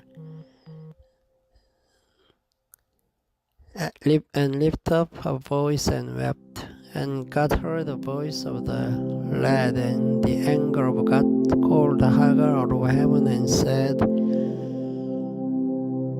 unto her, What ails thee, Hagar? Fear not, for God hath heard the voice of the lad where he is. Arise, lift up the lad, and hold him in thine hand, for I will make him a great nation. And God opened her eyes, and she saw a well of water, and she went and filled the bottle with water, and gave the lad drink. And God was the lad, and he grew and dwelt in the wilderness, and became an archer, and he dwelt in the wilderness of Paran. And his mother took him a wife out of the land of Egypt. And it came to pass at that time that Abimelech and Pichol, the chief captain of his host, spake unto Abraham, saying, God is with thee in all that thou dost. Now therefore swear unto me here by God that thou wilt not deal falsely with me, nor with my son, nor with my son's son, but according to the kindness that I have done unto thee, thou shalt do unto me, and to the land wherein thou hast sojourned. And Abraham said, I'll swear. And Abraham reproved Abimelech because of a well of water which Abimelech's servants said, violently taken away. And Abimelech said, I want not who has done this thing, neither didst thou tell me, neither yet heard I of it, but today. And Abraham took sheep and oxen and gave them unto Abimelech, and both of them made a covenant. And Abraham set even 7 ewe lambs of the flock by themselves. And Abimelech said unto Abraham, What mean these 7 ewe lambs which thou hast set by themselves? And he said, For these 7 ewe lambs shalt thou take of my hand, that they may be a witness unto me that I have digged this well. Wherefore he called that place Beersheba, because they swear both of them. Thus they made a covenant at Beersheba. Then Abimelech rose up and pitched the chief captain of his host, and they returned into the land of Philistines. And Abraham planted a grove in Beersheba and called there on the name of the Lord, the everlasting God. And Abraham sojourned in the Philistines' land many days. Thank you for listening. Good night. Hello everyone. This video starts from chapter 22 of Genesis. And it came to pass after these things that God did tempt Abraham and said unto him, Abraham, and he said, Behold, here I am. And he said, Take now thy son, thine only son Isaac, whom thou lovest, and get thee into the land of Moriah, and offer him therefore a burnt offering upon one of the mountains which I will tell thee of. And Abraham rose up early in the morning and saddled his ass, and took two of his young men with him, and Isaac his son, and clave the wood for the burnt offering, and rose up and went unto the place of which God had told him. Then on the third day Abraham lifted up his eyes and saw the place afar off. And Abraham said unto his young men, Abide ye here with the ass, and I and the lad will go yonder and worship, and come again to you. And Abraham took the wood of the burnt offering and laid it upon Isaac his son. And he took the fire in his hand and a knife, and they went both of them together. And Isaac spake unto Abraham his father, and said, My father. And he said, Here am I, my son. And he said, Behold the fire and the wood, but where is the lamb for a burnt offering? And Abraham said, My son, God will provide himself a lamb for a burnt offering. So they went both of them together. And they came to the place which God had told him of. And Abraham built an altar here, there, and laid the wood in order, and bound Isaac his son, and laid him on the altar upon the wood. And Abraham stretched forth his hand, and took the knife to slay his son. And the angel of the Lord called unto him out of heaven, and said, Abraham, Abraham. And he said, Here am I. And he said, Lay not thine hand upon the lad, neither to do thou anything unto him. For now I know that thou fearest God, seeing thou hast not withheld thy son, thine only son from me. And Abraham lifted up his eyes and looked, and behold, behind him a ram caught in a thicket by his horns. And Abraham went and took the ram and offered him for a burnt offering in the stead of his son. And Abraham called the name of that place Jehovah Jireh, and it is said to this day, In the mount of the Lord it shall be seen. And the angel of the Lord called unto Abraham out of heaven the second time, and said, By myself have I sworn, says the Lord, for because thou hast done this thing, and hast not withheld thy son, thine only son, that in blessing I will bless thee, and in multiplying I will multiply thy seed as the stars of the heaven, and as the sand which is upon the seashore. And thy seed shall possess the gate of his enemies, and in thy seed shall all the nations of the earth be blessed, because thou hast obeyed my voice. So Abraham returned unto his young men, and they rose up and went together to Beersheba, and Abraham dwelt at Beersheba. And it came to pass after these things that it was told Abraham, saying, Behold, Milcah, she hath has also borne children to thy brother Neho, Huz, his firstborn, and Buz, his brother, and Kemuel, the brother of Aaron, and Jezd, and Hajo, and Pildash, and Jidov, and Beduel. And Beduel begat Rebekah, did Milcah, did bear to Nahor, Abraham's brother, and his concubine, whose name was Roima. She bare also Teba, and Gadam, and Tahash, and Makchah. And Sarah was 120 years old. These were the years of the life of Sarah. And Sarah died in Kirjath Arba, the same is Hebron in the land of Canaan. And Abraham came to mourn for Sarah and to weep for her. And Abraham stood up from before his dad and spake unto the sons of Heth, saying, I am a stranger and a sojourner with you. Give me a possession of a burying place with you, that I may bury my dead out of my sight. And the children of Heth answered Abraham, saying unto him, Hear us, my Lord, thou art a mighty prince among us, in the choice of us sepulchres,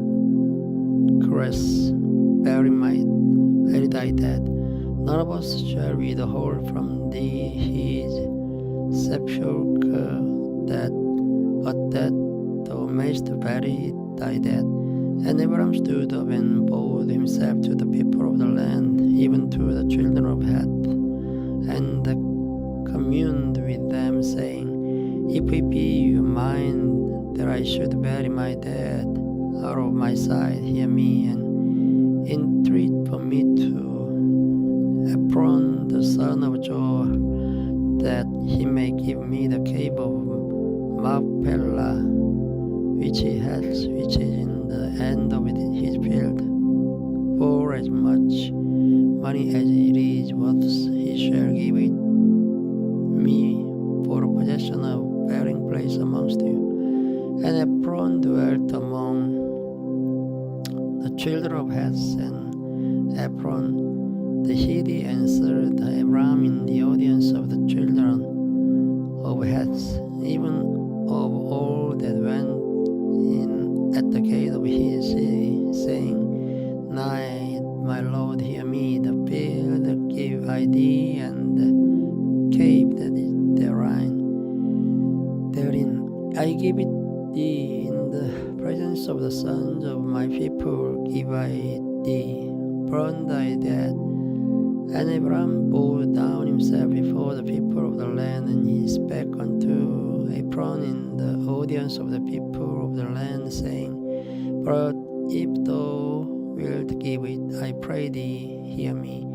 I'll give thee money for the field, take it of me, and I'll bury my dead there. And Espero answered Abraham, saying unto him, My Lord, hearken unto me. The land is worth 400 shekels of silver. What is that? Betwixt me and thee.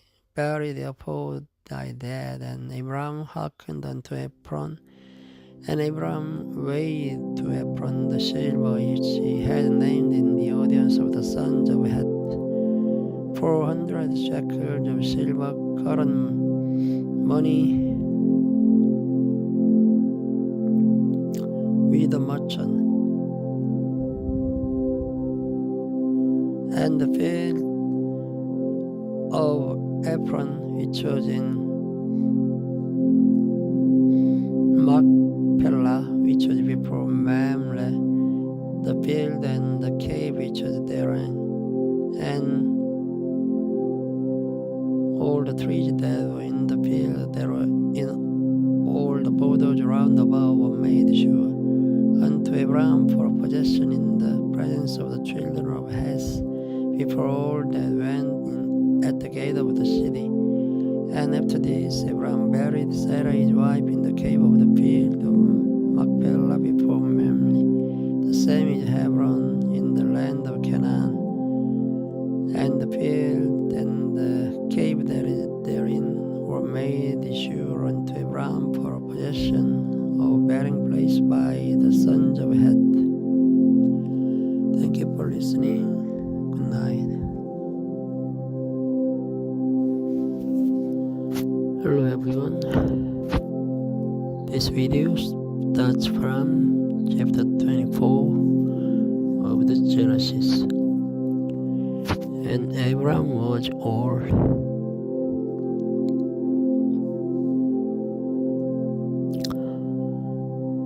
and well stricken in age, and the Lord had blessed Abraham in all things. And Abraham said unto his eldest servant of his house, that ruled over all that he had, Put, I pray thee, thy hand under my thigh, and I will make thee swear by the Lord and the God of heaven and the God of the earth, that thou shalt not take a wife unto my son of the daughters of the Canaanites, among whom I dwell, but thou shalt go unto my country and to my kindred, and take a wife unto my son Isaac.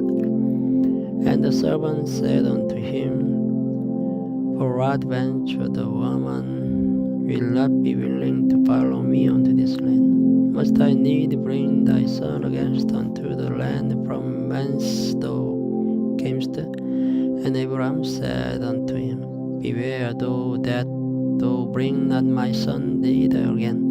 The Lord God of heaven, which took me from my father's house and from the land of my kindred, and which spake unto me, and that sware unto me, saying, Unto thy seed will I give this land. He shall send his angel before thee, and thou shalt take a wife unto my son from thence. And if the woman will not be willing to follow thee, then thou shalt be clear from this my oath. Only bring not my son thither again. And the servant put his hand under the thigh of Abraham his master, and sware to him concerning the matter. And the servant took 10 camels of the camels of his master, and departed, for all the goods of his master were in his hand. And he arose and went to Mesopotamia unto the city of Nahor. And he made his camels to kneel down without the city by a well of water at the time of the evening, even the time the woman go out to draw water. And he said, O Lord, God of my master Abraham, I pray thee, send me good speed this day, and shew kindness unto my master Abraham. Behold, I stand here by the well of water, and the daughters of the men of the city come out to draw water. And let it come to pass that damsel to whom I shall say, Let down thy pitcher, I pray thee, that I may drink, and she shall say, Drink, and I'll give thy camel drinks also. Let the same be she that thou hast appointed from thy servant Isaac, and thereby shall I know that thou hast shewed kindness unto my master. And it came to pass before he had done speaking that, behold, Rebekah came out, who was born to Bethuel, son of Milcah, the wife of Nahor, Abraham's brother, with her pitcher upon her shoulder. And the damsel was very fair to look upon, a virgin, neither had any man known her. And she went down to the well and filled the pitcher and came up. And the servant ran to meet her and said, Let me, I pray thee, drink a little water of thy pitcher. And she said, Drink, my lord. And she hasted and let down a pitcher upon her hand and gave him drink. And when she had done giving him drink, she said, I'll draw water for thy camels also, until they have done drink. And she hasted and emptied the pitcher into the trough, and ran again unto the well to draw water, and drew for his camels. And the man, wondering at her, held his peace to wit whether the road had made his journey prosperous or not. And it came to pass, as the camels had done drinking, that the man took a golden earring of half a shekel weight, and 2 bracelets for her hands of 10 shekel weight of gold, and said, Whose daughter art thou? Tell me, I pray thee, is there room in thy father's house for us to lodge in? And she said unto me, I am the daughter of Bethuel, the son of Milcah, which she bare unto Nahor. She said moreover unto him, We have both straw and provender enough and room to lodge in. And the man showed bowed down his head and worshipped the Lord. And he said, Blessed be the Lord God of my master Abraham, and who has not left this to my master with his mercy and his truth. I being in the way, the Lord led me to the house of my master's brethren. And the damsel ran and told them of her mother's house these things. And Rebekah had a brother, and his name was Laban. And Laban ran out unto the man unto the well. And it came to pass, when he saw the earring and bracelets upon his sister's hand, and when he heard the words of Rebekah his sister, saying, Thus spake the man unto me, that he came unto the man, and behold, he stood by the camels at the well. And he said, Come in, thou blessed of the Lord, wherefore standest thou without? For I have prepared a house and room for the camels. And the man came into the house, and he ungirded his camels, and gave straw and provender for the camels, and water to wash his feet and the man's feet that were with him. And there was set meat before him to eat, but he said, I'll not eat until I have told mine errand. And he said, Speak on. And he said, I am Abraham's servant, and the Lord hath blessed my master greatly, and he is become great. And he has given him flocks and herds, and silver and gold, and manservants and maidservants, and camels and asses. And Sarah my master's wife bare a son to my master when she was old, and unto him has he given all that he hath. And my master made me swear, saying, Thou shalt not take a wife to my son of the daughters of the Canaanites, in whose land I dwell. But thou shalt go unto my father's house and to my kindred, and take a wife unto my son. And I said unto my master, Peradventure the woman will not follow me. And he said unto me, The Lord before whom I work will send his angel with thee, and prosper thy way. And thou shalt take a wife from my son of my kindred, and of my father's house. Then shalt thou be clear from this my oath, when thou comest to my kindred. And if they give not thee one, thou shalt be clear from my oaths. And I came this day unto the well, and said, O Lord God of my master Abraham, if now thou do prosper my way which I go, behold, I stand by the well of the water, and it shall come to pass that when the virgin comes forth to draw water, and I say to her, Give me, I pray thee, a little water of thy pitcher to drink. And she said to me, Both drink thou, and I'll also draw for thy camels. Let the same be the woman whom the Lord has appointed out for my master's son. And before I had done speaking in mine heart, behold, Rebekah came forth with her pitcher on her shoulder, and she went down unto the well and drew water.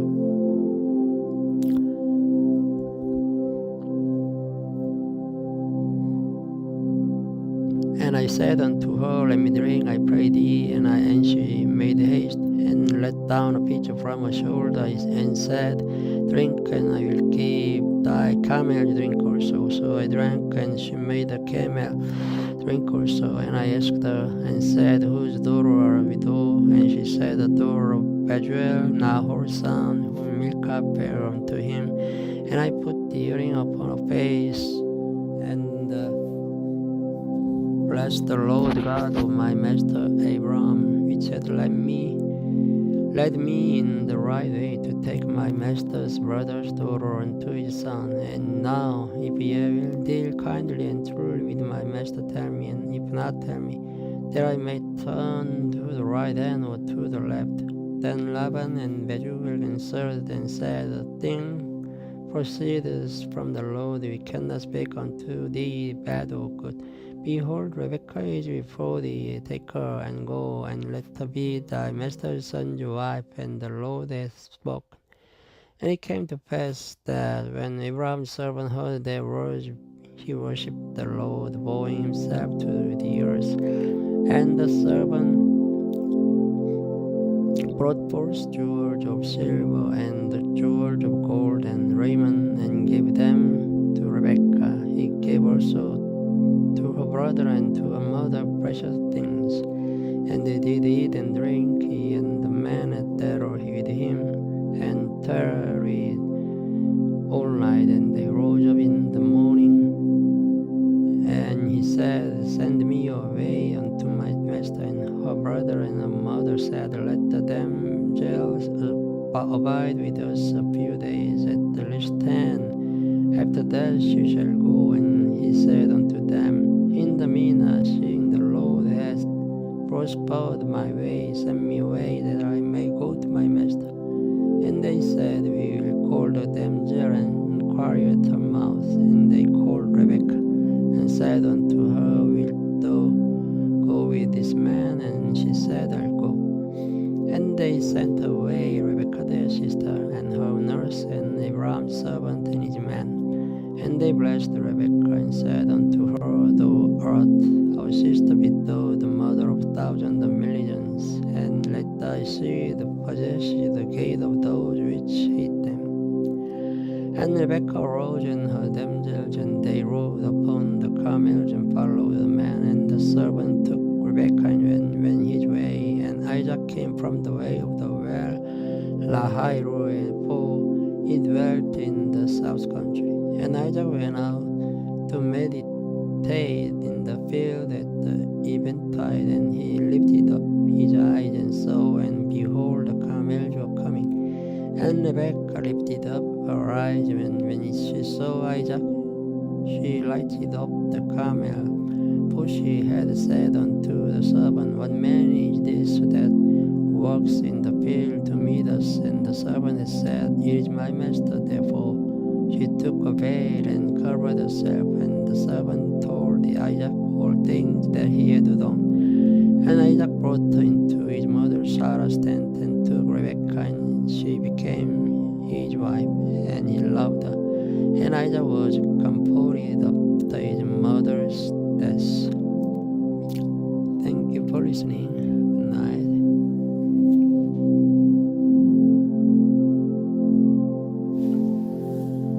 Hello everyone. Today I'll start from chapter 26 of the Genesis. And there was a famine in the land beside the first famine there was in the days of Abraham. And Isaac went unto Abimelech, king of the Philistines, unto Gerar. And the Lord appeared unto him and said, go not down into Egypt, dwell in the land which I shall tell thee of. Sojourn in this land, and I'll be with thee, and will bless thee. For unto thee and unto thy seed I'll give all these countries, and I will perform the oath which I swear unto Abraham thy father, and I'll make thy seed to multiply as the stars of heaven, and will give unto thy seed all these countries, and in thy seed shall all the nations of the earth be blessed. Because that Abraham obeyed my voice, and kept my charge, my commandments, my statutes, and my laws.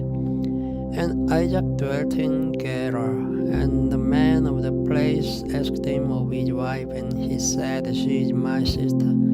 For he feared to say, She is my wife, lest, said he, the man of the place should kill me for Rebekah, because she was fair to look upon. And it came to pass, when he had been there for a long time, that Abimelech, king of the Philistines, looked out their window and saw, and behold, Isaac was sporting with Rebekah his wife. And Abimelech called Isaac and said, Behold, overshoot she is thy wife, and how sayest thou, She is my sister? And Isaac said unto him, Because I said, Lest I die for her. And Abimelech said, Why is this thou hast done unto us? One of the people might lightly have lain with thy wife, and thou shouldest have brought guiltiness upon us. And Abimelech charged all his people, saying, He that touches this man or his wife shall surely be put to death. Then Isaac sowed in that land, and received in the same year 100fold, and the Lord blessed him. And the man waxed great, and went forward, and grew until he became very great.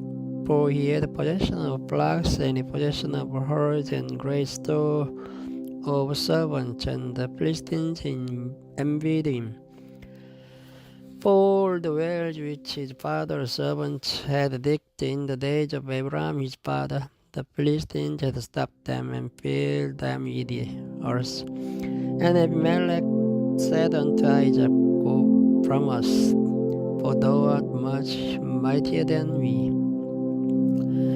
And Isaac departed thence, and pitched his tent in the valley of Gerar, and dwelt there. And Isaac digged again the wells of water, which they had digged in the days of Abraham his father, for the Philistines had stopped them after the death of Abraham, and he called their names after the names by which his father had called them.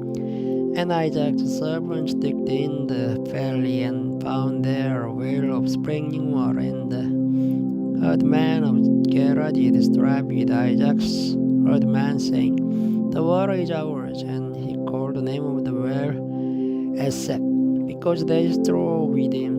And they digged another well, and strove for that also, and he called the name of it Shitna. And he removed from thence, and digged another well, and for that they strove not. And he called the name of it Rehoboth. And he said, For now the Lord has made room for us, and we shall be fruitful in the land. And he went up from thence to Beersheba. And the Lord appeared unto him the same night, and said, I am the God of Abraham thy father. Fear not, for I am with thee, and will bless thee, and multiply the seed for my servant Abraham's sake. And he builded an altar there, and called upon the name of the Lord, and pitched his tent there. And there Isaac's servants digged the well. Then Abimelech went to him from Gerar, and Ahuzah, one of his friends, and picture of the chief captain of his army. And Isaac said unto them, Wherefore come ye to me, seeing ye hate me, and have sent me away from you? And they said, We saw certainly that the Lord was with thee. And you said, That there be now an oath betwixt us and thee, and let us make a covenant with thee, that thou wilt do us no hurt, and we have not touched thee, and we have done unto thee nothing but good, and have sent thee away in peace. Thou art now with the blessed of the Lord. And he made them a feast, and they did eat and drink, and they rose up betimes in the morning, and swore one to another. And Isaac sent them away, and they departed from him in peace. And it came to pass the same day that Isaac's servants came and told him concerning the well which they had licked and said unto him, You have found water, and he called it Shebas. Therefore the name of the city is Beersheba unto this day. And Esau was 40 years old when he took to wife Judith the daughter of Beri the Hittite, and Bashmash the daughter of Elon the Hittite, which were a grief of mind unto Isaac and to Rebekah. Chapter 27. And it came to pass that when Isaac was old, and his eyes were dim, so that he could not see, he called Esau his eldest son, and said unto him, My son. And he said unto him, Behold, here I am, here am I. And he said, Behold, now I am old, I know not the day of my death. Now therefore take, I pray thee, thy weapon, thy quiver, and thy bow, and go out to the field, and take me some venison, and make me savory meat, such as I love, and bring it to me, that I may eat, that my soul may bless thee before I die. And Rebekah heard when Isaac spake to Esau his son. And so Esau went to the field to hunt for venison, and to bring it. And Rebekah spake unto Jacob her son, saying, Behold, I heard thy father speak unto Esau thy brother, saying, Bring me venison, and make me savory meat, that I may eat, and bless thee before the Lord before my death. Now therefore, my son, obey my voice according to that which I commanded thee. Go now to the flock, and fetch me from thence two good kids of the goats, and I'll make them savory meat for thy father, such as he loves. And thou shalt bring it to thy father, and that he may eat, and that he may bless thee before his death. And Jacob said to Rebekah his mother, Behold, Esau my brother is a hairy man, and I am a smooth man. My father peradventure will fail me, and I shall seem to him as a deceiver, and I shall bring a curse upon me, and not a blessing. And his mother said unto him, Upon me be thy curse, my son, and obey my voice, and go fetch me them. And he went and fetched and brought them to his mother. And his mother made a savory meat, such as his father loved. And Rebekah took goodly raiment of her eldest son Esau, which were with her in the house, and put them upon Jacob her younger son. And she put the skins of the kids of the goats upon his hands, and upon the smooth of his neck. And she gave the savory meat and the bread which she had prepared into the hand of her son Jacob. And he came unto his father, and said, My father. And he said, Here am I. Who art thou, my son? And Jacob said unto his father, I am Esau, thy firstborn. I have done according as thou badest me. Arise, I pray thee, sit and eat of my venison, that thy soul may bless me. And Isaac said unto his son, How is it that thou hast found it so quickly, my son? And he said, Because the Lord thy good God brought it to me. And Isaac said unto Jacob, Come near, I pray thee, that I may feel thee, my son, whether thou be my very son Esau or not. And Jacob went near unto Isaac his father, and he felt him, and said, The voice is Jacob's voice, but the hands of Esau. And he discerned him not, because his hands were hairy, and yet his brother Esau's hands, so he blessed him. And he said, Art thou my very son Esau? And he said, I am. And he said, Bring it near to me.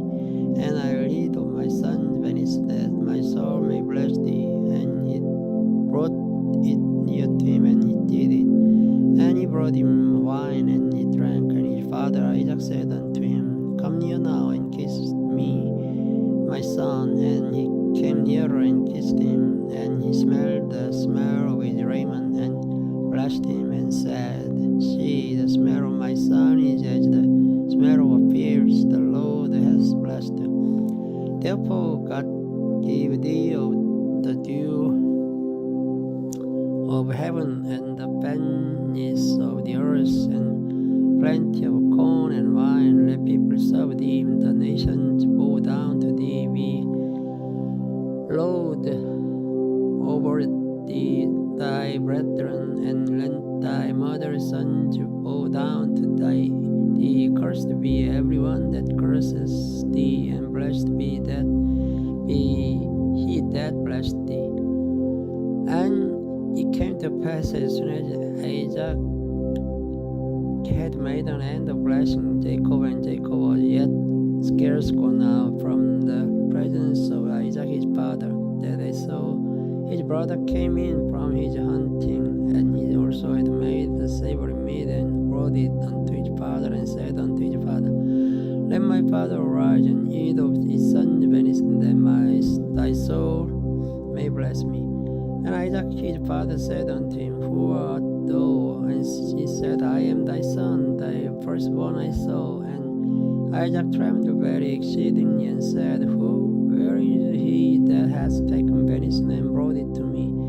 And I have eaten of all before thou camest, and have blessed him. Yea, and he shall be blessed. And when Esau heard the words of his father, he cried with a great and exceeding bitter cry, and said unto his father, Bless me, even me also, O my father. And he said, Thy brother came with subtlety, and has taken away thy blessing. And he said, Is not he right named Jacob? For he has supplanted me these 2 times.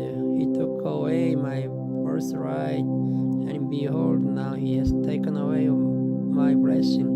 And he said, Hast thou not reserved a blessing for me? And Isaac answered and said unto Esau, Behold, I made him thy lord, and all his brethren have I given to him for servants, and with corn and wine have I sustained him. And what shall I do now unto thee, my son? And Esau said unto his father, Hast thou one blessing, my father? Bless me, even me also, O my father. And Esau lifted up his voice and wept. And Isaac his father answered and said unto him, Behold, thy dwelling shall be the fatness of the earth, and of the dew of heaven from above.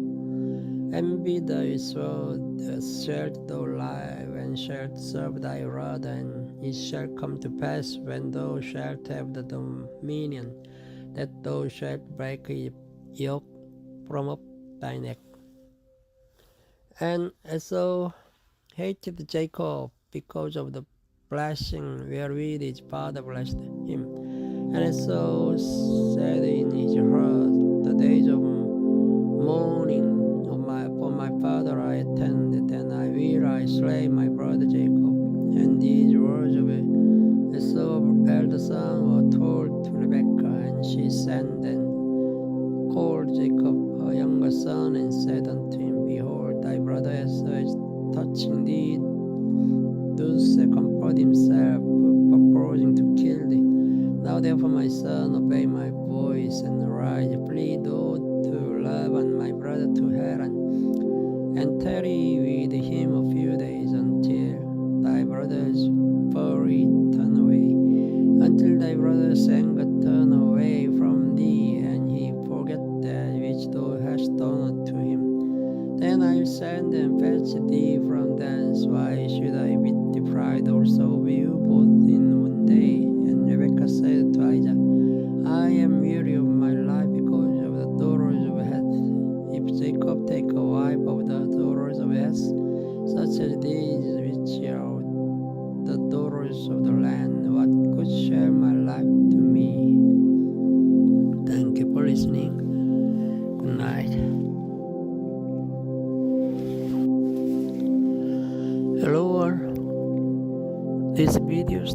from chapter 28 of the Genesis. And Isaac called Jacob and blessed him and charged him and said unto him, Thou shalt not take a wife of the daughters of Canaan. Arise, go to Padan-aram, to the house of Bethuel thy mother's father, and take thee a wife from thence of the daughters of Laban thy mother's brother. And God Almighty bless thee, and make thee fruitful, and multiply thee, that thou mayst be a multitude of people, and give thee the blessing of Abraham to thee, and to thy seed with thee, that thou mayst inherit the land wherein thou art a stranger, which God gave unto Abraham. And Isaac sent away Jacob, and he went to Padan Aram unto Laban, son of Bethuel the Syrian, the brother of Rebekah, Jacob's Esau's mother. When Esau saw that Isaac had blessed Jacob, and sent him away to Padan Aram to take him a wife from thence, and that as he blessed him, he gave him a charge, saying, Thou shalt not take a wife of the daughters of Canaan. And that Jacob obeyed his father and his mother, and was gone to Padan Aram. And Esau, seeing that the daughters of Canaan pleased not Isaac his father, then went Esau unto Ishmael, and took unto the wives which he had Mahalat, the daughter of Ishmael, Abraham's son, the sister of Nebajoth, to be his wife. And Jacob went out from Beersheba, and went toward Haran, and he lighted upon a certain place, and tarried there all night, because the sun was set. And he took of the stones of that place, and put them for his pillows, and lay down in that place to sleep. And he dreamed, and behold, a ladder set up on the earth, and the top of it reached to heaven. And behold, the angel of God ascending and descending on it. And behold, the Lord stood above it, and said, I am the Lord God of Abraham thy father, and the God of Isaac. The land whereon thou liest, to thee will I give it, and to thy seed. And thy seed shall be as the dust of the earth, and thou shalt spread abroad to the west, and to the east, and to the north, and to the south. And in thee and in thy seed shall all the families of the earth be blessed. And behold, I am with thee, and will keep thee in all places whither thou goest, and will bring thee again into this land, for I will not leave thee until I have done that which I have spoken to thee of. And Jacob awaked out of his sleep, and he said, Surely the Lord is in this place, and I knew it not. And he was afraid, and said, How dreadful is this place! This is none other but the house of God, and this is the gate of heaven. And Jacob rose up early in the morning, and took the stone that he had put for his pillows, and set it up for a pillar, and poured the oil upon the top of it. And he called the name of that place Bethel. But the name of that city was called Luz at the first. And Jacob vowed a vow, and saying, If God will be with me, and will keep me in this way that I go, and will give me bread to eat, and raiment to put on, so that I come again to my father's house in peace, then shall the Lord be my God. And the stone which I have set for a pillar shall be God's house, and of all that thou shalt give me, I surely give the tenth unto thee. Chapter 29. Then Jacob went on his journey, and came into the land of the people of the east. And he looked, and behold, a well in the field, and lo, there were 3 flocks of sheep lying by it. For out of that well they watered the flocks, and the great stone was upon the well's mouth. And thither were all the flocks gathered, and they rolled the stone from the whale's mouth and watered the ship, and put the stone again upon the whale's mouth in his place. And Jacob said unto them, My brethren, whence be ye? And they said, Of Haran are we. And he said unto them, Know ye Laban the son of Nahor? And they said, We know him. And he said unto them, Is he well? And they said, He is well. And behold, Rachel, his daughter, comes with the sheep. And he said, Lo, it is yet high day, neither is it time that the cattle should be gathered together. Water ye the sheep, and go and feed them. And they said, We cannot, until the flocks be gathered together, until they roll the stone from the whale's mouth. Then we water the sheep. And while he yet spake with them, Rachel came with her father's sheep, for she kept them. And it came to pass, when Jacob saw Rachel the daughter of Laban, his mother's brother, and the sheep of Laban his mother's brother, that Jacob went near, and rolled the stone from the whale's mouth, and watered the flock of Laban his mother's brother. And Jacob kissed Rachel, and lifted up his voice and wept. And Jacob told Rachel that he was her father's brother, and that he was Rebekah's son. And she ran and told her father. And it came to pass, when Laban heard the tidings of Jacob, his sister's son, that he ran to meet him, and embraced him, and kissed him, and brought him to his house. And he told Laban all these things. And Laban said to him, Surely thou art my bone and my flesh.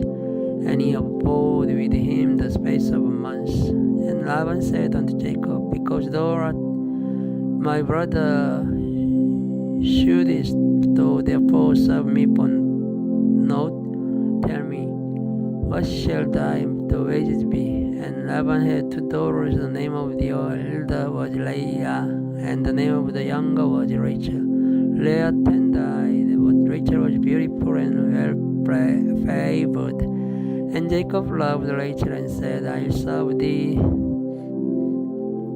7 years for Rachel, thy younger daughter. And Laban said, It is better that I give her to thee than that I should give her to another man. Abide with me. And Jacob served 7 years for Rachel, and they seemed unto him but a few days, for the love yet to her. And Jacob said unto Laban, Give me my wife, for my days are fulfilled, that I may go in unto her. And Laban gathered together all the men of the place, and made a feast. And it came to pass in the evening, that he took Leah his daughter, and brought her to him, and he went into her. And Laban gave unto his daughter Leah Zilpah his maid for an handmaid. And it came to pass that in the morning, behold, it was Leah. And he said to Laban, What is this thou hast done unto me? Did not I serve thee for Rachel? Wherefore then hast thou beguiled me? And Laban said, It must not be so done in our country, to give the younger before the firstborn. Prepare a week, and we will give thee this also for the service which you shalt serve with me 7 other years. And Jacob did so, and fulfilled the week. And he gave him Rachel his daughter to wife also. And Laban gave to Rachel his daughter Bilhah his handmaid to be her maid. And he went in also unto Rachel, and he loved also Rachel more than Leah, and served with him yet 7 other years. And when the Lord saw that Leah was hated, he opened her womb, but Rachel was barren. And Leah conceived and bare a son. She called his name Reuben, for she said, Surely the Lord has looked upon my affliction. Now therefore my husband will love me. And she conceived again, and bare a son, and said, Because the Lord has heard that I was hated, he has therefore given me this son also. And she called his name Simeon. And she conceived again, and bare a son, and said, Now this time will my husband be joined unto me, because I have borne him 3 sons. Therefore was his name called Levi. And she conceived again and bare a son, and she said, Now will I praise the Lord. Therefore she called his name Judah, and left it. Hello all. This video starts from chapter 30 of the Genesis. And when Rachel saw that she bare Jacob no children, Rachel envied her sister, and said unto Jacob, Give me children, or else I die. And Jacob's anger was kindled against Rachel, and he said, Am I in God's stead, who has withheld from thee the fruit of the womb? And she said, Behold, my maid Bilhah, go in unto her, and she shall bear upon my knees, that I may also have children by her. And she gave him Bilhah, her handmaid, to wife. And Jacob went in unto her, and Bilhah conceived and bare Jacob a son. And Rachel said, God has judged me, and has also heard my voice, and has given me a son. Therefore called his name Dan. And Bilhah, Rachel's maid, conceived again, and bare Jacob a second son. And Rachel said, With great wrestling have I wrestled with my sister, and I have prevailed. And she called his name Naphtali. When Leah saw that she had left bearing, she took Zilpah her maid, and gave her Jacob to wife. And Zilpah, Leah's maid, bare Jacob a son. And Leah said, The truth comes. And she called his name God. And Zilpah, Leah's maid, bare Jacob a second son. And Leah said, Happy am I, for the daughters will call me blessed. And she called his name Esau. And Reuben went in the days of wheat harvest, and found mandrakes in the field, and brought them unto his mother Leah. Then Rachel said to Leah, Give me, I pray thee, of thy sons mandrakes. And she said unto her, Is it a small matter that thou hast taken my husband? And wouldest thou take away my son's mandrakes also? And Rachel said, Therefore it shall lie with thee tonight for thy son's mandrakes. And Jacob came out of the field in the evening, and Leah went out to meet him, and said, Thou must come in unto me, for surely I have hired thee with my son's mandrakes. And he lay with her that night. And God hearkened unto Leah, and she conceived and bare Jacob the 5th son. And Leah said, God has given me my hire, because I have given my maiden to my husband. And she called his name Isaac. And Leah conceived again and bare Jacob the 6th son. And Leah said, God has induced me with a good dowry. Now will my husband bear with me, because I have borne him 6 sons. And she called his name Zebulun. And afterwards she bare a daughter, and called her name Dinah. And God remembered Rachel, and God hearkened to her, and opened the womb. And she conceived and bare a son, and said, God has taken away my reproach. And she called his name Joseph, and said, The Lord shall add to me another son. And it came to pass, when Rachel had born Joseph, that Jacob said unto Laban, Send me away, that I may go unto mine own place, and to my country. Give me my wives and my children, for whom I have served thee, and let me go. For thou knowest my service which I have done thee. And Laban said unto him, I pray thee, if I have found favor in thine eyes, therefore I have learned by experience that the Lord has blessed me for thy sake. And he said, Appoint me thy ways,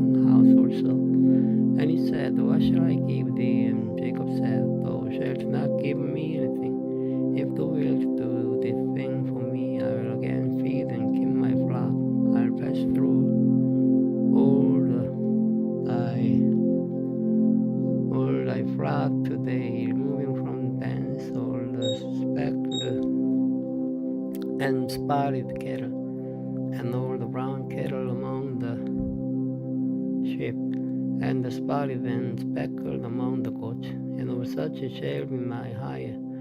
So shall my righteousness for me in time to come, when it shall come from my hire before thy face. Even one that is not speckled and spotted among the goats, and brown among the sheep, they shall be counted stolen with me. And Laban said, Behold, I would it might be according to thy word. And in the mood that day the goats that were ring-streaked and spotted, and all the she goats that were speckled and spotted, and every one that had some white in it, and all the brown among the sheep, and gave them into the hand of his son. And he said, 3 days' journey betwixt himself and Jacob. And Jacob fed the last of Laban's flocks. And Jacob took him rods of green poplar and of the hazel and chestnut tree, and peeled the white twigs in them, and made the white appear which was in the road. And he set the road which had appeared before the flocks in the gutters in the watering troughs when the flocks came to drink, that they should conceive when they came to drink.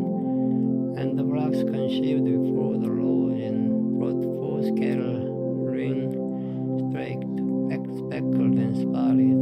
And Jacob did separate the rams, and set the faces of the flocks toward the ring-streaked, and all around in the flock of Laban. And he put his own flocks by themselves, and put them not unto Laban's cattle. And it came to pass, whensoever the stronger cattle did conceive, that Jacob laid the road before the eyes of the cattle in the gutter, that they might conceive among the roads. But when the cattle were feeble, he put them not in. So the feebler were Laban's, and the stronger Jacob's. And the man increased exceedingly, and had much cattle, and made servants and menservants, and camels and asses. Thank you for listening. Good night. Hello everyone. This video starts from chapter 31 of the Genesis. And he heard the words of Laban's son, saying, Jacob has taken away all that was our father's, and of that which was our father's has he gotten all his disglory. And Jacob beheld the countenance of Laban's, and behold, it was not toward him as before. And the Lord said unto Jacob, Return to the land of thy fathers, and to thy kindred, and I will be with thee. And Jacob sent and called Rachel and Leah to the field unto his flock, and said unto them, I see your father's countenance, and that it is not toward me as before, but the God of my father has been with me. And ye know that with all my power I have served your father, and your father has deceived me and changed my wages 10 times. But God suffered him not to hurt me. If it said thus, the speckled shall be thy wages, then all the cattle bear speckled. And if he said thus, the ring-streaked shall be thy hire, then bear all the cattle ring-streaked. Thus God has taken away the cattle of your father and given them to me. And it came to pass at the time that the cattle conceived, that I lifted up mine eyes and saw in a dream, and behold, the rams which leaped upon the cattle were ring-streaked, speckled, and grizzled. And the angel of God spake unto me in a dream, saying, Jacob. And I said, Here am I. And he said, Lift up now thine eyes, and see all the rams which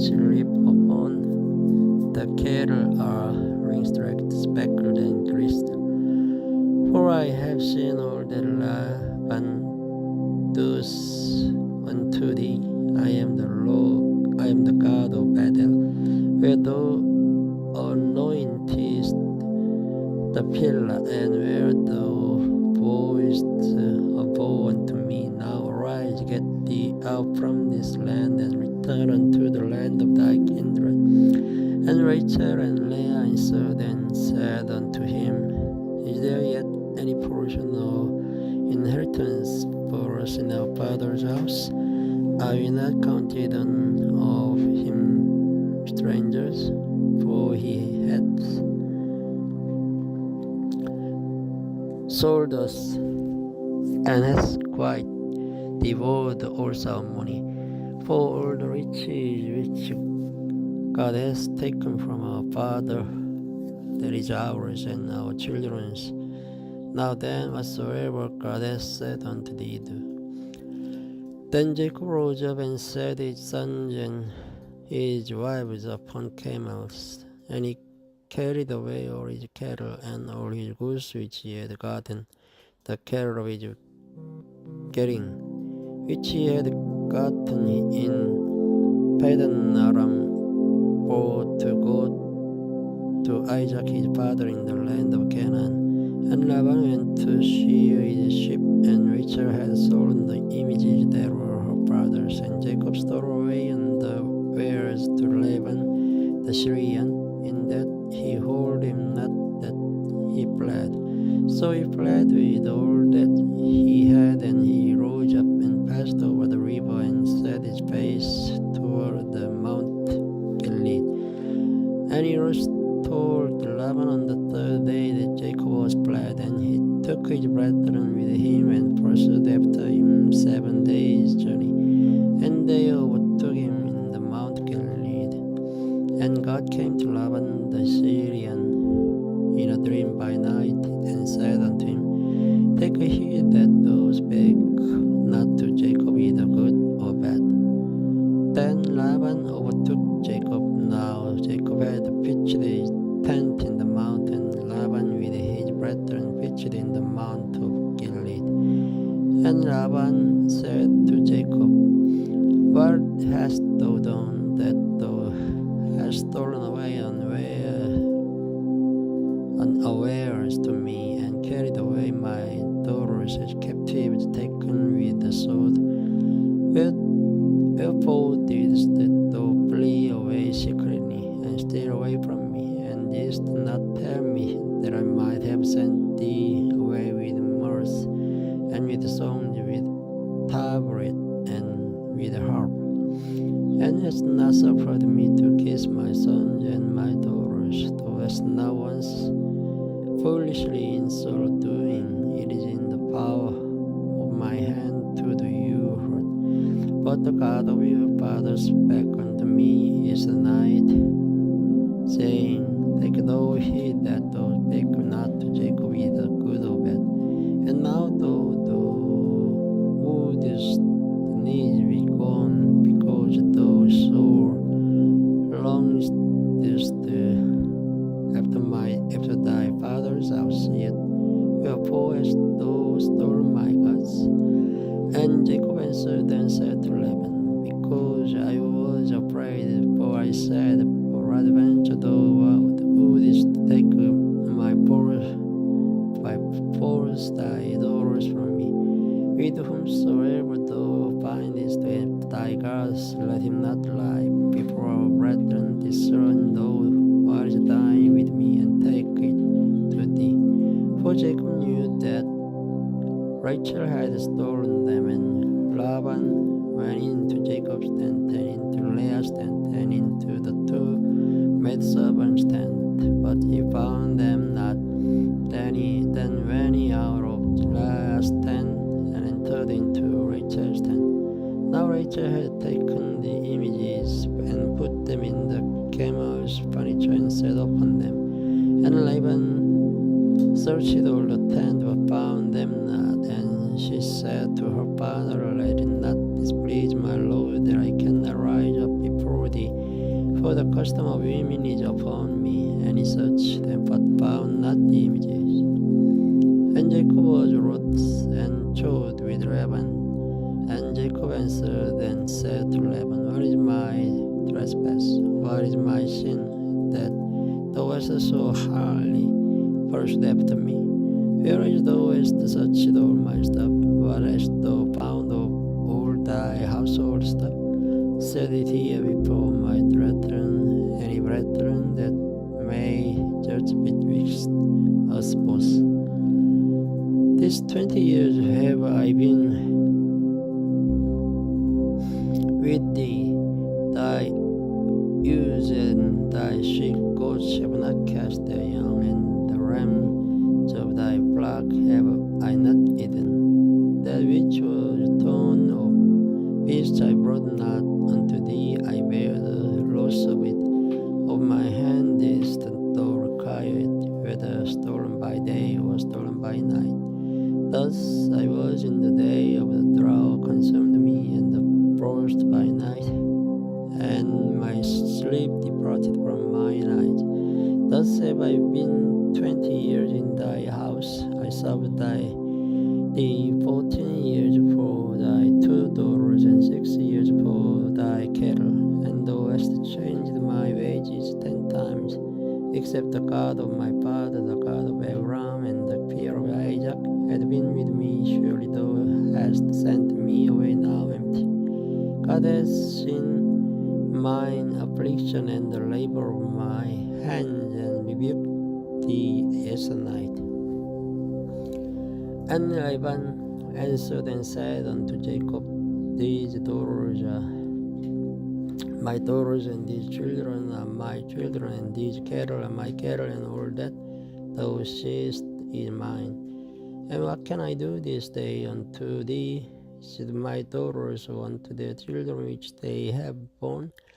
Now therefore come, let us make a covenant, and I and thou, and let it be for witness between me and thee. And Jacob took a stone and set it up for a pillar. And Jacob said unto his brethren, gathered stones. And they took stones and made a heap, and they did it there upon the heap. And Laban called it Jagar Sahadusa, but Jacob called it Gilead. And Laban said, this heap is a witness between me and this day. Therefore was the name of it called Gilead. And Mizpah, for he said, the Lord watch between me and thee when we are absent one from another. If thou shalt afflict my daughters, or if thou shalt take other wives beside my daughters, no man is with us. God is witness betwixt me and thee. And Laban said to Jacob, behold this heap, and behold this pillar, which I have cast betwixt me and thee. This heap be witness, and this pillar be witness, that I will not pass over this heap to thee, and that thou shalt not pass over this heap and this pillar unto me for harm. The God of Abraham and the God of Nahor, the God of their father, judge betwixt us. And Jacob sware by the fear of his father Isaac. Then Jacob brought sacrifice upon the mount, and called his brethren to eat bread. And they did eat bread, and tarried all night in the mount. And early in the morning Laban rose up and kissed his sons and his daughters, and blessed them. And Laban departed and returned unto his place. Thank you for listening. Good night. Hello everyone. This video starts from chapter 32 of the Genesis. And Jacob went on his way, and the angels of God met him. And when Jacob saw them, he said, this is God's host. And he called the name of the place Mahanaim. And Jacob sent a messenger before him to Esau his brother unto the land of Seir, the country of Edom. And he commanded them, saying, thus shall you speak unto my lord Esau, thy servant. Jacob said, thus I have sojourned with Laban, and stayed there until now, and I have oxen and asset, flocks and men servants and women servants, and I have sent to tell my Lord that I may find grace in thy sight. And the messengers returned to Jacob, saying, We came to thy brother so that, and also he comes to meet thee, and 400 men with him. Then Jacob was greatly afraid and distressed, and he divided the people that was with him, and the flocks and herds and the camels into two bands, and said, If Esau comes to the one company and smite it, then the other company which is left shall escape.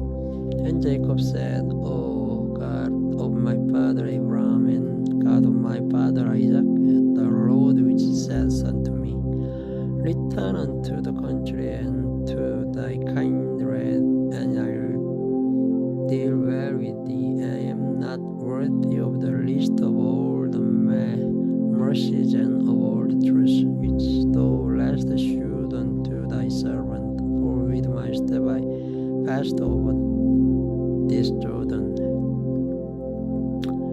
and now I am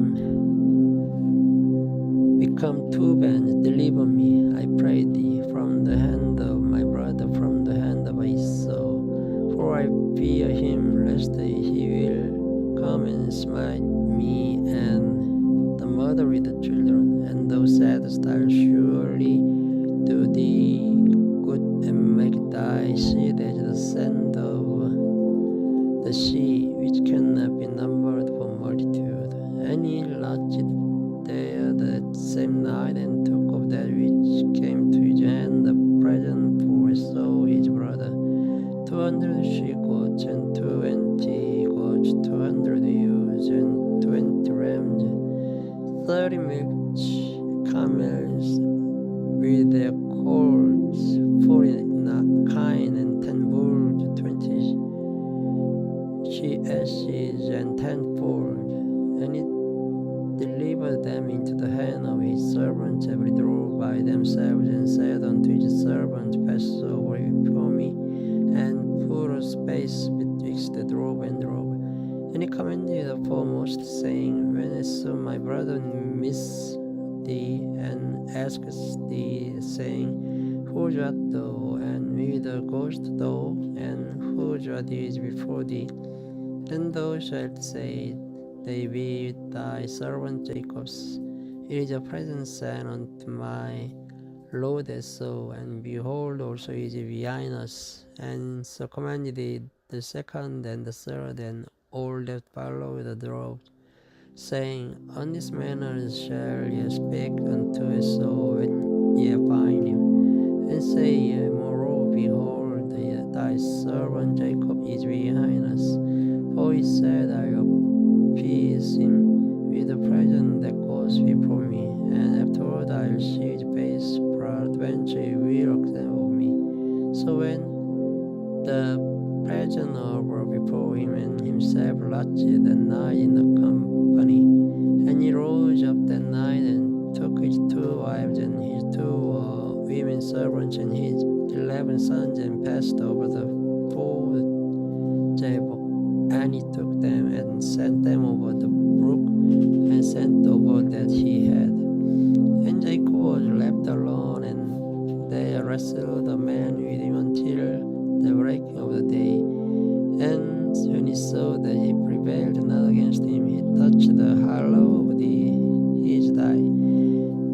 And the hollow of Jacob's thigh was out of joint as he wrestled with him. And he said, Let me go, for the day breaks. And he said, I will not let thee go, except thou bless me. And he said unto him, What is thy name? And he said, Jacob. And he said, Thy name shall be called no more Jacob, but Israel, for as a prince hast thou power with God and with man, and hast prevailed. And Jacob asked him, and said, Tell me, pray thee, thy name. And he said, Wherefore is it that thou ask after my name? And he blessed him there.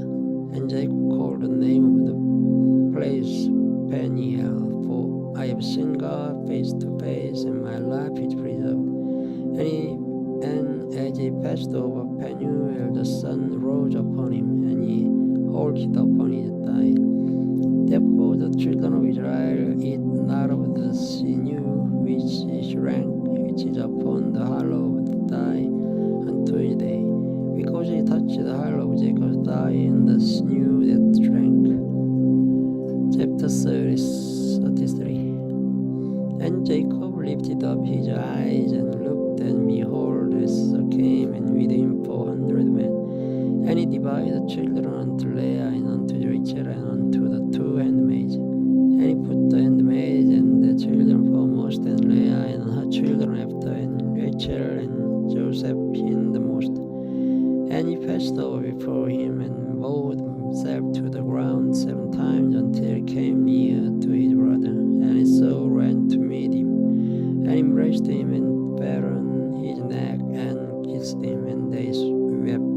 And he lifted up his eyes, and saw the women and the children, and said, Who are those with thee? And he said, The children which God has graciously given thy servant. Then the handmaidens came near thy and their children, and they bowed themselves. And Leah also with the children came near, and bowed themselves. And after came Joseph near, and Rachel, and they bowed themselves. And he said, What meanest thou by all this through which I met? And he said, These are to find grace in the sight of my Lord. And Esau said, I will not, my brother, keep that thou hast unto thyself. And Jacob said, Nay, I pray thee, if now I have found grace in the sight, then receive my present and my hand. For therefore I have seen thy face, as though I had seen the face of God, and thou wast pleased with me. Take, I pray thee, my blessing that is brought to thee, because God has dealt graciously with me, and because I have enough.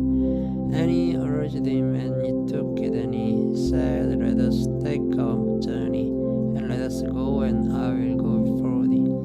And he said unto him, My Lord knows that the children are tender, and the flocks and herds with young are with me, and if man should overdrive them away, all the flock will die. Let my Lord, I pray thee, pass over before his servant, and I'll lead and softly uploading, as the cattle that goes before me, and the children be able to endure, until I come unto my Lord, unto say. And so said, Let me now leave with thee some of the folk that are with me. And he said, What needs it? Let me find grace in the sight of my Lord. So returned that day on his way unto Seir. And Jacob journeyed to Sukkot, and built him an house, and made a booth for his cattle. Therefore the name of the place is called Sukkot.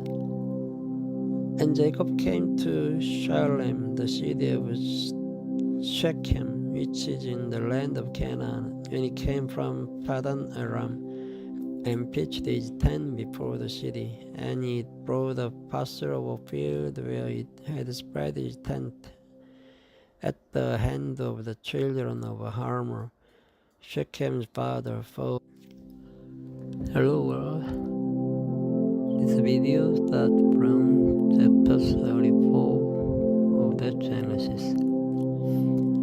And Dinah, the daughter of Leah, which she bare unto Jacob, went out to see the daughters of the land. And when Shechem, the son of Hamor, the Hivite, prince of the country, saw her, he took her, and lay with her, and defiled her. And his soul clave unto Dinah, the daughter of Jacob, and he loved the damsel, and spake kindly unto the damsel. And Shechem spake unto his father Hamor, saying, Give me this damsel to wife. And Jacob heard that he had defiled Dinah his daughter. Now his sons were with his cattle in the field, and Jacob held his peace until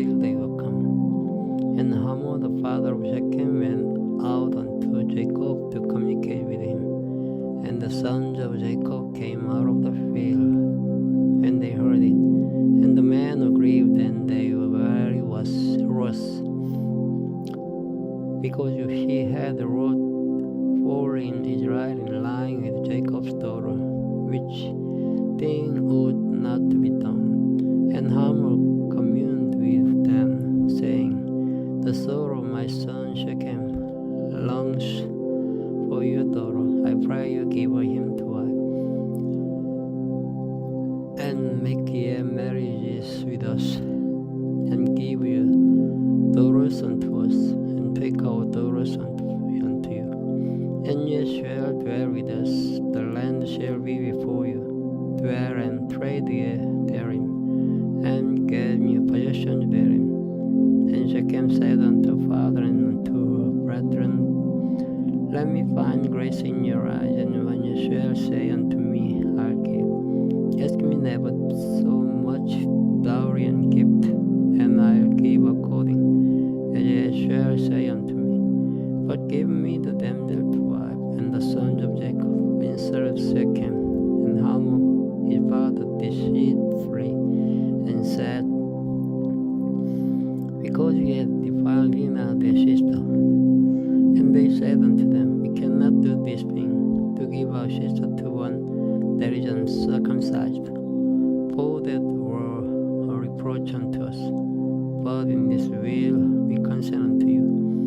If ye will be as you will be, that every male of you be circumcised, then will we give our daughters unto you, and we will take your daughters to us, and you will dwell with you, and we will become one people. But if ye will not hearken unto us to be circumcised, then will we take our daughter, and you will be gone. And their words pleased Hamor, and Shechem Hamor's son. And the young man deferred not to do the thing, because he had delight in Jacob's daughter, and he was more honorable than all the house of his father. And Hamor and Shechem his son came unto the gate of their city, and communed with the men of their city, saying, These men are peaceable with us, therefore let them dwell in the land, and trade therein. For the land, behold, is large enough for them. Let us take their daughters to us for wives, and let us give them our daughters. Only herein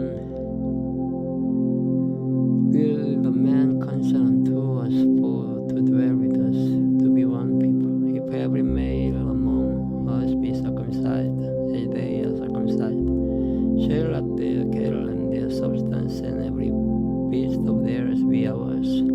Only let us consent unto them, and they will dwell with us. And unto Hamor and unto Shechem his son hearken all that went out of the gate of his city, and every male was circumcised all that went out of the gate of his city. And it came to pass on the 12th day, when they saw that two of the sons of Jacob, Simeon and Levi, Dinah's brethren, took each man his sword and came upon the city boldly and slew all the males. And they slew Hamor and Shechem his son with the edge of the sword, and took Dinah out of Shechem's house and went out. The sons of Jacob came upon the slain and spoiled the city, because they had defiled while their sister.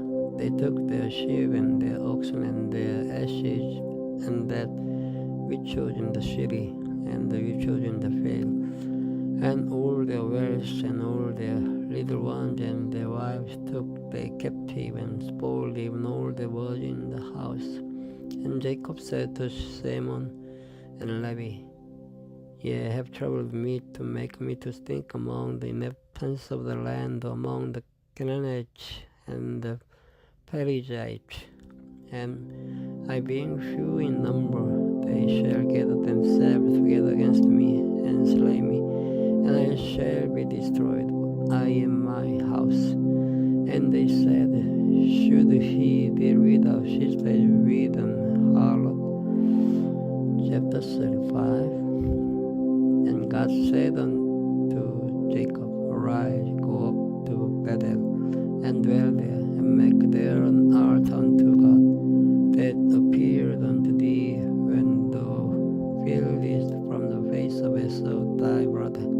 Then Jacob said unto his household, and to all that were with him, put away the strange gods that are among you, and be clean, and change your garments, and let us arise and go up to Bethel, and I'll make there an altar unto God, who answered me in the day of my distress, and was with me in the way which I went.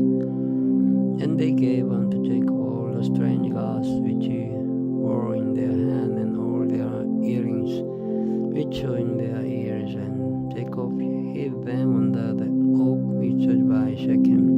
And they journeyed, and the terror of God was upon the cities that were round about them, and they did not pursue after the sons of Jacob. So Jacob came to Luz, which is in the land of Canaan. There is Bethel, he and all the people that were with him. And he built there an altar and called the place El Bethel, because there God appeared unto him, and he fled from the face of his brother. But Deborah, Rebekah's nurse, died, and she was buried beneath Bethel under an oak, and the name of it was called Elon-Bakus. And God appeared unto Jacob again when he came out of Padan-aram, and blessed him. And God said unto him, Thy name is Jacob, thy name shall not be called any more Jacob, but Israel shall be thy name. And he called his name Israel. And God said unto him, I am God Almighty, be fruitful and multiply. A nation and a company of nations shall be of thee, and kings shall come out of thy loins. And the land which I gave Abraham and Isaac, to thee I'll give it, and to thy seed after thee will I give the land. And God went up from him in the place where he talked with him. And Jacob set up a pillar in the place where he talked with him, even a pillar of stone. And he poured the drink offering thereon, and he poured the oil thereon. And Jacob called the name of the place where God spake with him Bethel. And they journeyed from Bethel, and there was but a little way to come to Ephrath. And Rachel travailed, and she had hard labor. And it came to pass, when she was in hard labor, that midwife said unto her, Fear not, thou shalt have this son also. And it came to pass, as her soul was in departing, for she died, that she called his name Ben-Oni. But his father called him Benjamin. And Rachel died, and was buried in the way to Ephrath, which is Bethlehem. And Jacob set a pillar upon a grave that is the pillar of Rachel's grave unto this day. And Israel journeyed and spread his tent beyond the tower of Eda. And it came to pass, when Israel dwelt in the land, that Reuben went and lay with Bilhah his father's concubine. And Israel heard it. Now the sons of Jacob were 12, the sons of Leah, Reuben, Jacob's firstborn, and Simeon, and Levi, and Judah, and Issachar, and Zebulun. The sons of Rachel, Joseph, handmaid, Dan, and Naphtali. And the sons of Zilpah, Leah's handmaid, Gad, and Espero. These are the sons of Jacob, which were born to him in Padan-aram. And Jacob came unto Isaac his father unto Mamre, unto the city of Arba, which is Hebron, where Abraham and Isaac sojourned. And the days of Isaac were 180 years, and Isaac gave up the ghost and died. Hello world. This video starts from the chapter 36 of the Genesis. Now these are the generations of Esau, four Edom, Esau, took his wives of the daughters of Canaan, Eda the daughter of Elon the Hittite, and of Oholibamah the daughter of Anah, the daughter of Gibeon the Hivite, and the Bashemath Ishmael's daughter, sister of Nebajoth. And Eda bare to Esau Eliphaz, and Bashemath bare Royal, and Oholibamah bare Joish, and Jalam, and Korah. These are the sons of Esau, which were born unto him in the land of Canaan. And Esau took his wives and his sons and his daughters, and all the persons of his house, and his cattle, and all his beasts, and all his substance, which he had got in the land of Canaan, and went into the country from the face of his brother Jacob.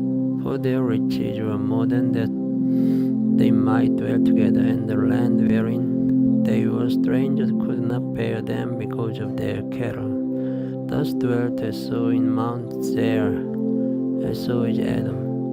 And these are the generations of Esau, the father of the Edomites in Mount Seir. These are the names of Esau's son, Eliphaz the son of Edah, the wife of Esau, Royal the son of Bashemath, the wife of Esau. And the sons of Eliphaz were Teman, Omar, Jephthah, and Gadam, and Canaan. And Tema was concubine to Eliphaz, Esau's son, and she bare to Eliphaz Amalek. These were the sons of Adas, Esau's wife, and these are the sons of Royal, Nahas, and Jerah, Shammah, and Mijah. These were the sons of Bashemath, Esau's wife. And these were the sons of Oholibamah, the daughter of Anah, the daughter of Gibeon, Esau's wife. And she bare to Esau Jesh, and Jalam, and Korah. These were dukes of the sons of Esau, the sons of Eliphaz, the firstborn son of Esau, Duke Teman, Duke Omar, Duke Jephthah, Duke Canaan, Duke Korah, Duke Gatam, and Duke Amalek. These are the dukes that came of Eliphaz in the land of Edom. They were the sons of Edah. And these are the sons of Royal Esau's son, Duke Nahas, Duke Jerah, Duke Shammah, Duke Mijah. These are the dukes that came of Royal in the land of Edom. These are the sons of Bashemath, Esau's wife.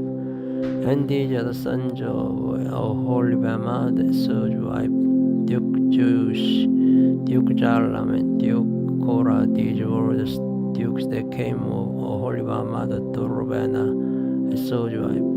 These are the sons of Esau, who is Edom, and these are their dukes.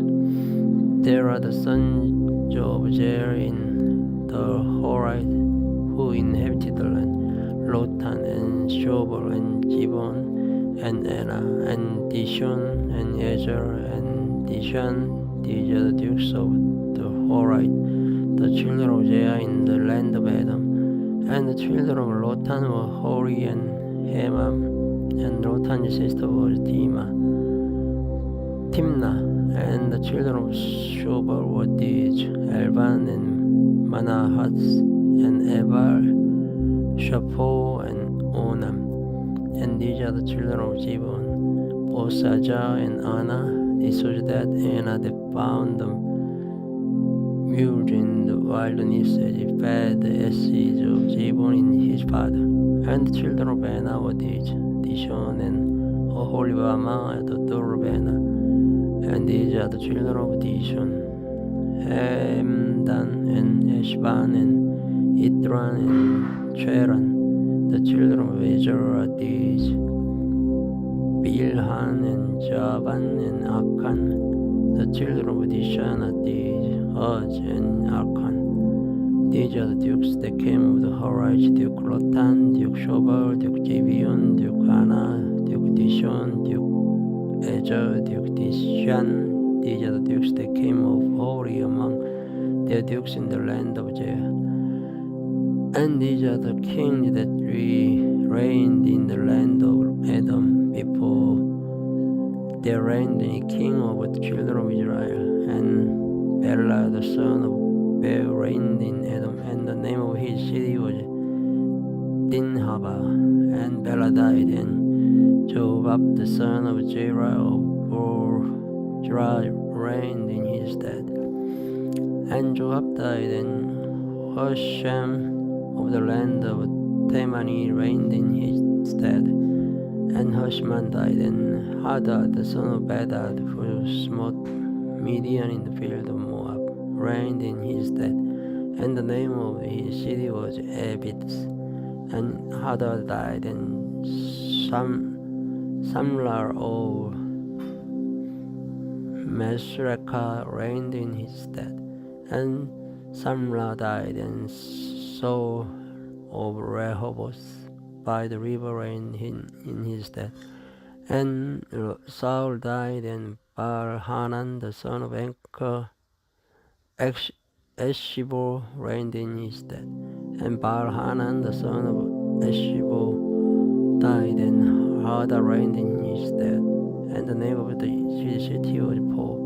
And his wife's name was Mehetabel, the daughter of Matulungan, the daughter of Mezahab. And these are the names of the duke that came of Esau, according to their families, after their places by their names: Duke Timnah, Duke Elba, Duke Jedes, Duke Aholibama, Duke Elah, Duke Pinon, Duke Kenaz, Duke Tenman, Duke Mibja, Duke Magdiel, Duke Iram.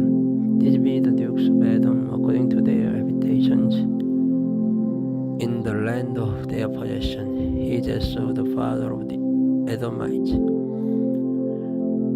Chapter 37. And Jacob dwelt in the land wherein his father was a stranger, in the land of Canaan. These are the generations of Jacob. Joseph, being 17 years old, was feeding the flock with his brethren, and the lad was with the sons of Bilhah and with the sons of Zilpah, his father's wives. And Joseph brought unto his father their evil report. Now Israel loved Joseph more than all his children, because he was the son of his old age, and he made him a coat of many colors. And when his brethren saw that their father loved him more than all his brethren, they hated him, and could not speak peaceably unto him. And Joseph dreamed a dream, and he told it his brethren, and they hated him yet the more. And he said unto them, Hear, I pray you, this dream which I have dreamed before. Behold, we were binding sheaves in the field, and my sheep arose and all stood upright. And behold, the sheep stood round about and made obeisance to my sheep. And his brethren said to him, Shalt thou indeed reign over us, or shalt thou indeed have dominion over us? And they hated him yet the more for his dream and for his word. And he dreamed yet another dream, and told it his brethren, and said, Behold, I have dreamed a dream more. And behold, the sun and the moon and the 11 stars made obeisance to me. And he told it to his father and to his brethren. And his father rebuked him, and said unto him, What is this dream that thou hast dreamed? Shall I and thy mother and thy brethren indeed come to bow down ourselves to thee to the earth? And his brethren envied him, but his father observed the saying.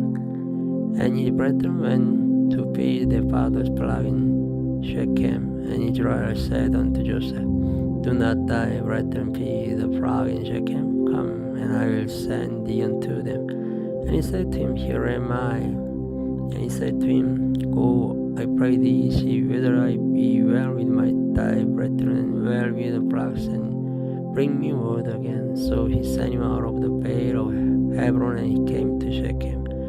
And a certain man found him, and behold, he was wandering in the field. And the man asked him, saying, What seekest thou? And he said, I sing my brethren, tell me, I pray thee, where they feed the flocks? And the man said, they are departed hence.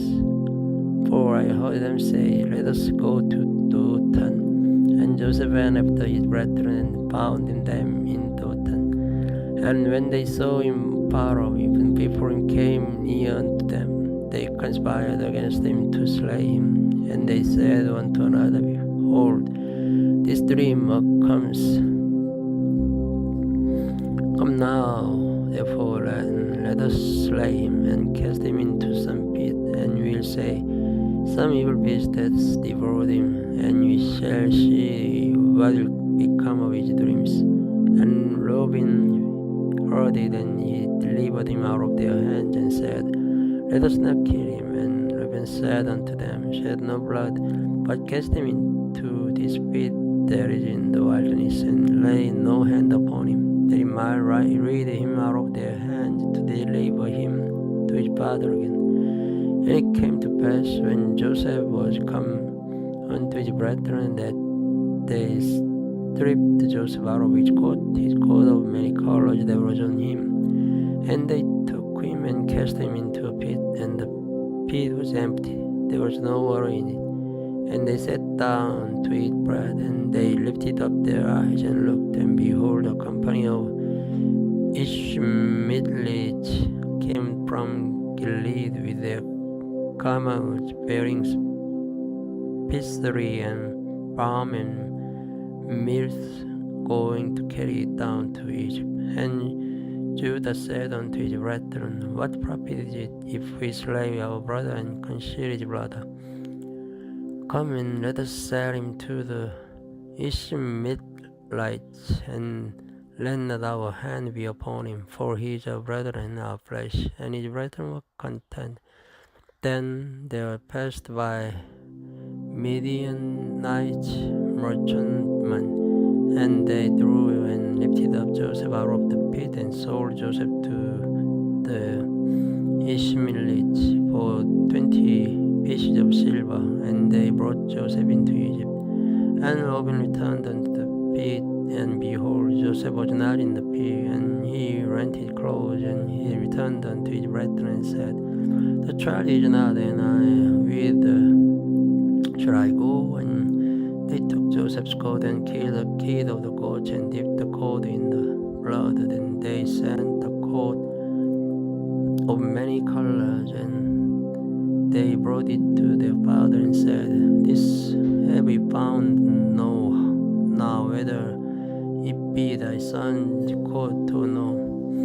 And he knew it and said, it is my son's coat, an evil beast has devoured him. Joseph is without doubt rent in pieces.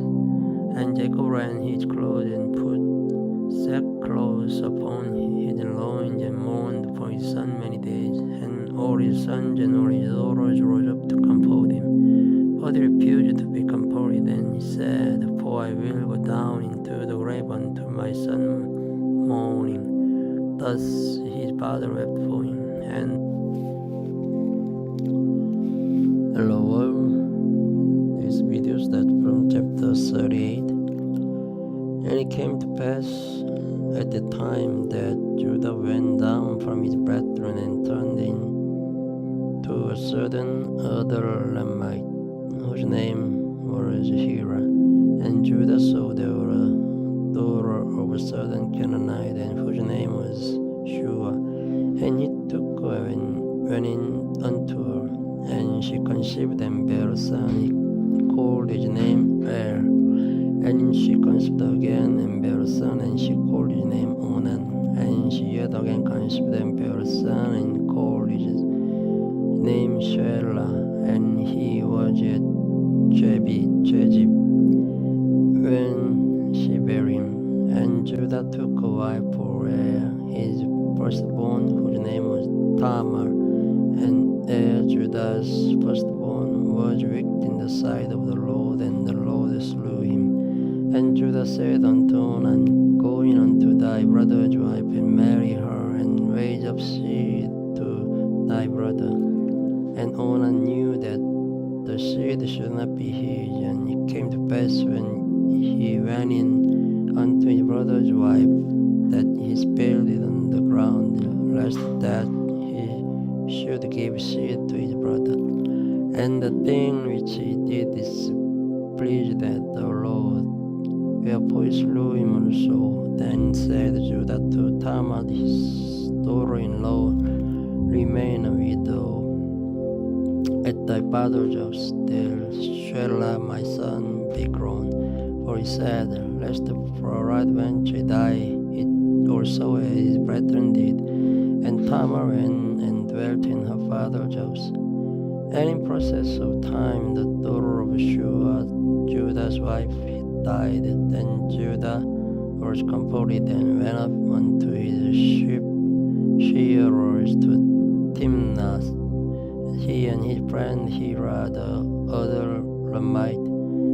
And it was told Tamar, saying, Behold, thy father-in-law goes up to Timnath to shear his sheep. And she put her widow's garment up from her, and covered her with a veil, and wrapped herself, and sat in an open place which is by the way to Timnath. For she saw that Shelah was grown, and she was not given unto him to wife. When Judah saw her, he thought her to be unhallowed, because she had covered her face.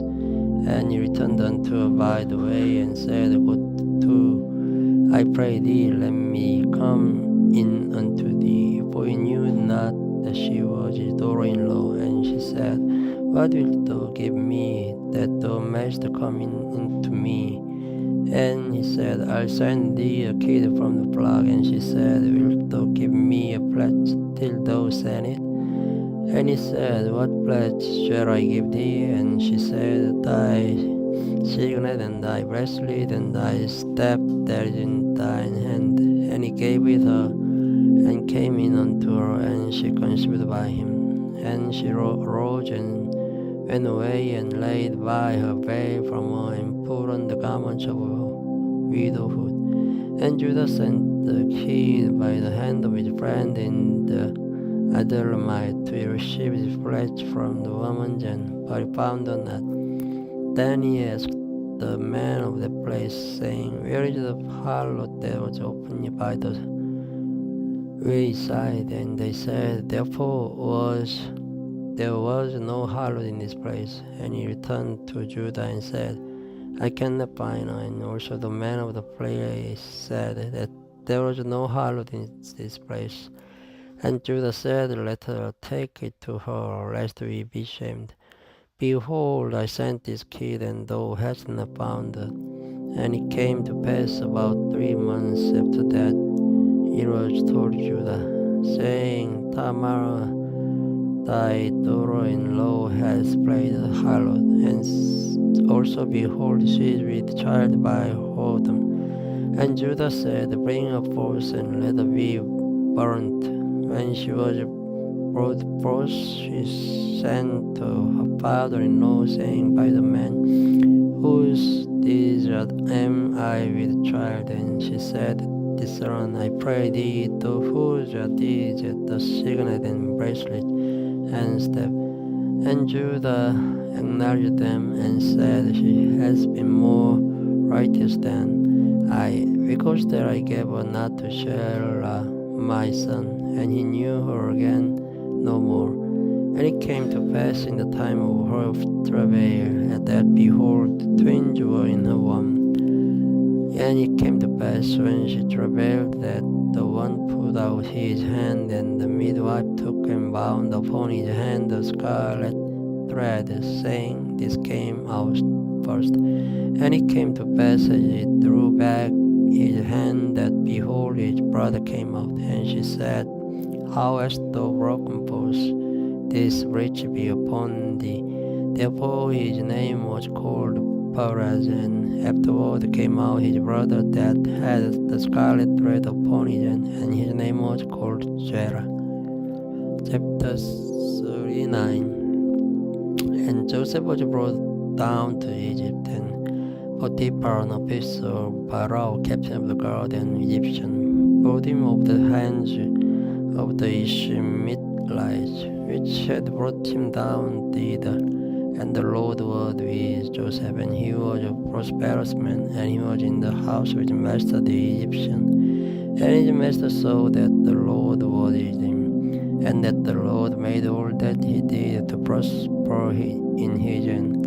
And Joseph found grace in his sight, and he served him, and he made him overseer over his house, and all that he had he put into his hand. And it came to pass from the time that he had made him overseer in his house and over all that he had, that the Lord blessed the Egyptian jobs for Joseph's sake. And the blessing of the Lord was upon all that he had in the house and in the field. And he left all that he had in Joseph's hand, and he knew not aught he had save the bread which he did eat. And Joseph was a goodly person and well favored. And it came to pass after these things that his master's wife cast her eyes upon Joseph, and she said, Lie with me. But he refused and said unto his master's wife, Behold, my master, what is with me in the house, and he has committed all that he has to my hand. There is none greater in this house than I, neither has he kept back anything from me but thee, because thou art his wife. How then can I do this grave wickedness and sin against God? And it came to pass as she spake unto Joseph day by day, that he hearkened unto her to lie by her, or to be with her. And it came to pass about this time that Joseph went into the house to do his business, and there was none of the men of the house there within. And she called him by his garment, saying, Lie with me. And he left his garment in her hand, and fled, and got him out. And it came to pass, when she saw that he had left his garments in her hand, and was fled forth, that she called unto the men of our house, and she spake unto them, saying, See, he hath brought in an Hebrew unto us to mock us. He came in unto me to lie with me, and I cried with a loud voice. And it came to pass, when he heard that I lifted up my voice and cried, that he left his garment with me, and fled, and got him out. And she laid up his garment by her, until his Lord came home. She spake unto him according to these words, saying, The Hebrew servant which thou hast brought. Lord, this video starts from chapter 40 of Genesis. And it came to pass after these things that the butler of the king of Egypt and his baker had offended the Lord the king of Egypt.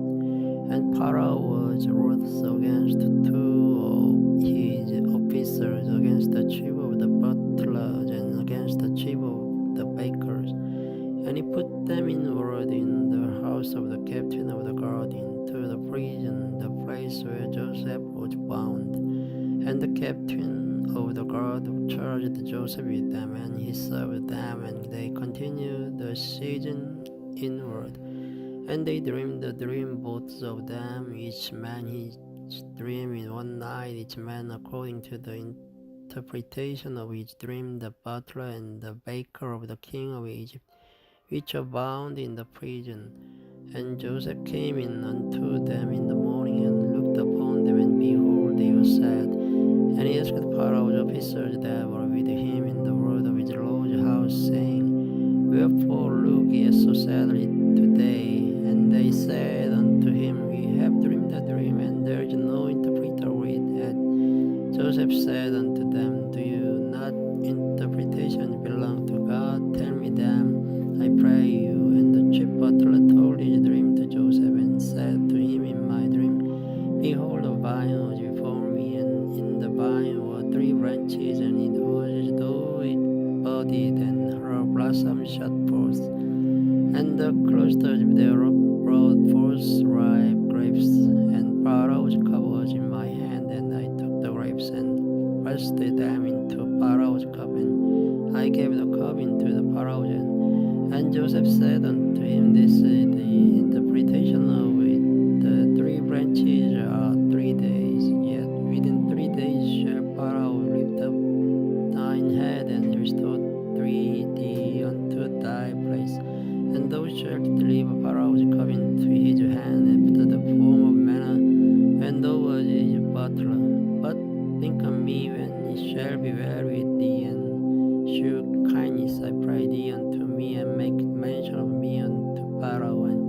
bring me out of this house, for indeed I was stolen away out of the land of the Hebrews, and here also have I done nothing that they should put me into the dungeon. When the chief baker saw that the interpretation was good, he said unto Joseph, as also was in my dream, and behold, I had 3 white baskets on my head, and in the uppermost basket there was of all manner of baked meats of Pharaoh, and the birds did eat them out of the basket upon my head. And Joseph answered and said, This is the interpretation thereof.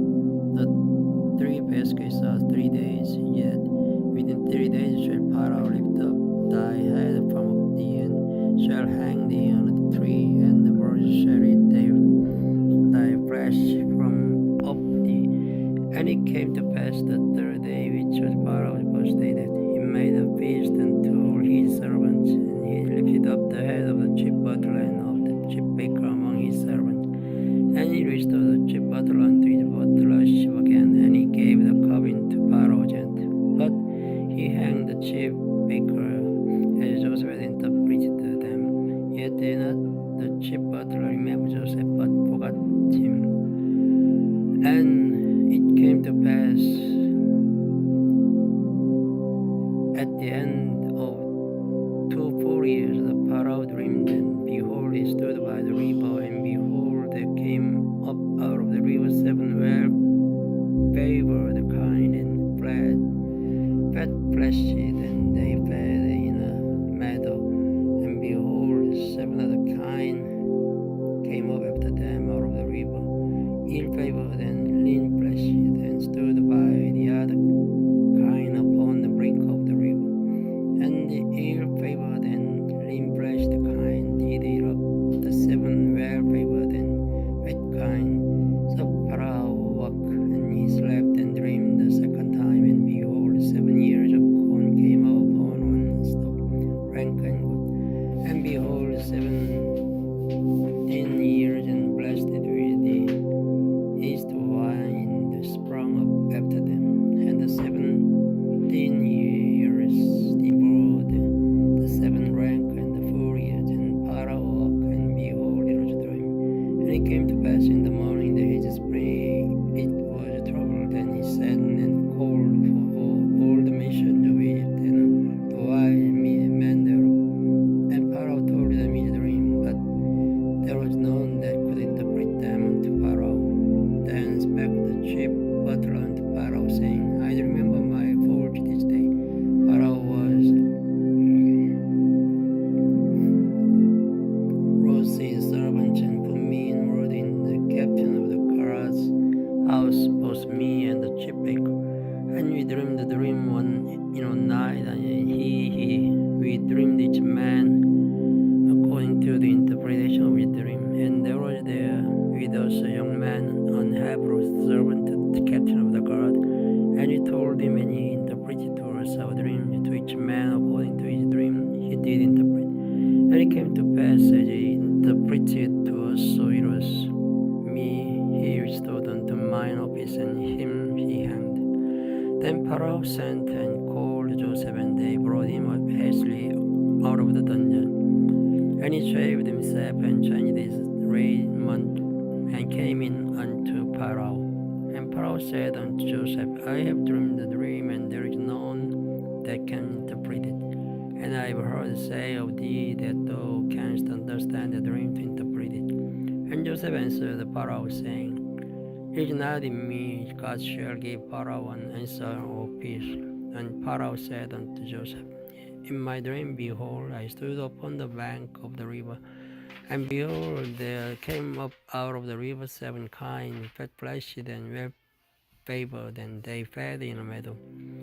And behold, 7 other kine came up after them, poor and very ill-favored and lean-fleshed, such as I never saw in all the land of Egypt for fatness. And the lean and the ill-favored kine did eat up the first 7 fat kine, and when they had eaten them up, it could not be known that they had eaten them, but they were still ill-favored as at the beginning. So I awoke, and I saw in my dream, and behold, 7 years came up in a non-stop food and good, and behold, 7 years withered, thin and blasted with the east wine sprung up after them. And the 10 years devoured 7 good years, and I told this unto the nations, there was none that could declare it to me. And Joseph said unto Pharaoh, the dream of Pharaoh is one. God has shewed Pharaoh what he is about to do. The 7 good kinds are 7 years, and the 7 good years are 7 years. The dream is one, and the 17 and ill-favored kind that came up after them are 7 years, and the 7 empty years. Blasted with the east wind shall be 7 years of famine. This is the thing which I have spoken unto Pharaoh. What God is about to do, he shews unto Pharaoh. Behold, there come 7 years of great plenty throughout all the land of Egypt, and there shall arise after them 7 years of famine, and all the plenty shall be forgotten in the land of Egypt, and the famine shall consume the land, and the plenty shall not be known in the land by reason of the famine following, for it shall be very grievous. And for that the dream was doubled unto Pharaoh twice. It is because the thing is established by God, and God will surely bring it to pass. Now therefore let Pharaoh look out a man is great and wise, and set him over the land of Egypt. Let Pharaoh do this, and let him appoint officers of the land, and take up the fifth part of the land of Egypt in the 7 plenteous years, and let them gather all the food of those good years that come, and lay up corn under the hand of Pharaoh, and let them keep food in the cities, and the food shall be forced off to the land against the 7 years of famine, which shall be in the land of Egypt, and the land perish not through the famine. And the thing was good in the eyes of Pharaoh and the eyes of all his servants. And Pharaoh said unto his servant, Can you find such a one as this, if a man in whom the Spirit of God is? And Pharaoh said unto Joseph, For as much as God hath shewed thee all this, there is none so discreet and wise as thou art. Thou shalt be over my house, and according unto thy word shall all my people be ruled. Only the throne will I be greater than thou. And Pharaoh said unto Joseph, See, I have set thee over all the land of Egypt. And Pharaoh took up his ring from his hand, and he put it upon Joseph's hand, and arrayed him in vestures of fine linen, and put a gold chain about his neck. And he made him to ride in the second chariot which he had, and they cried upon him, Bow the knee, and he made him ruler over the whole the land of Egypt. And Pharaoh said unto Joseph, I am Pharaoh, and without thee shall no man lift up his hand of food in all the land of Egypt.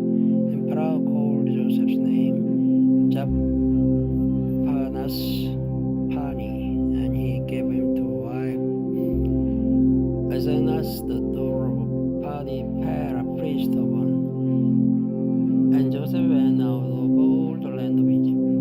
And Joseph was 30 years old, and he stood before Pharaoh, king of Egypt. And Joseph went out from the presence of Pharaoh, and went throughout all the land of Egypt.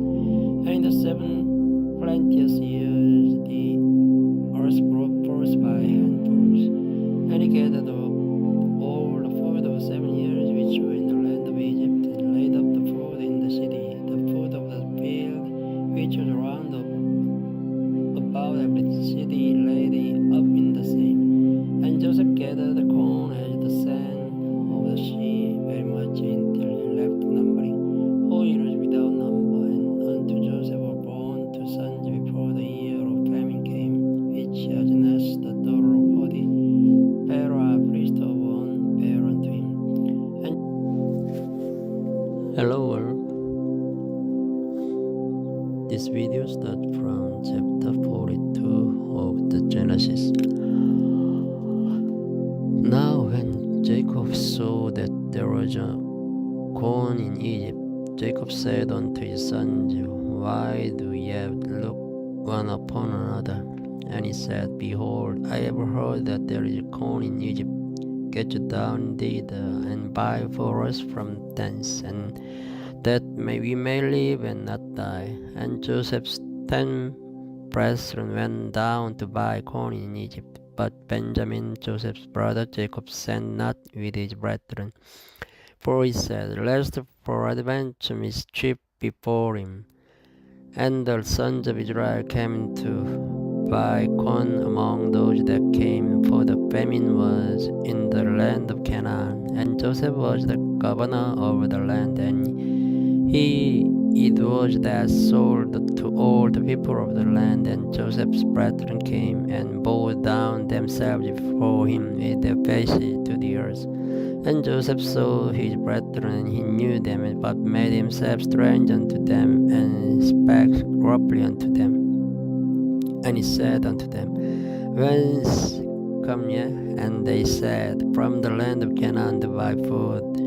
And Joseph knew his brethren, but they knew not him. And Joseph remembered the dream which he dreamed of them, and said unto them, Ye are spies to see the nakedness of the land, ye are come. And they said unto him, Nay, my lord, but to buy food that thy servants come.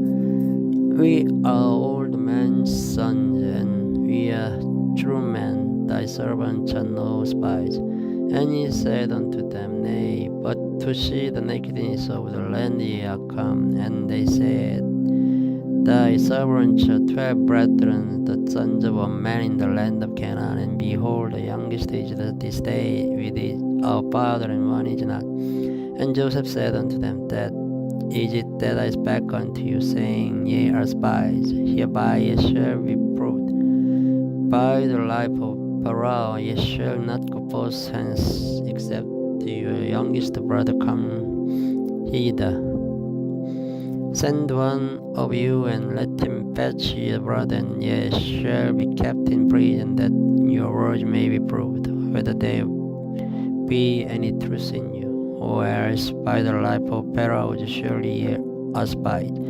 And he put them all together into 3 days. And Joseph said unto them, The third day this do and lie before I fear God.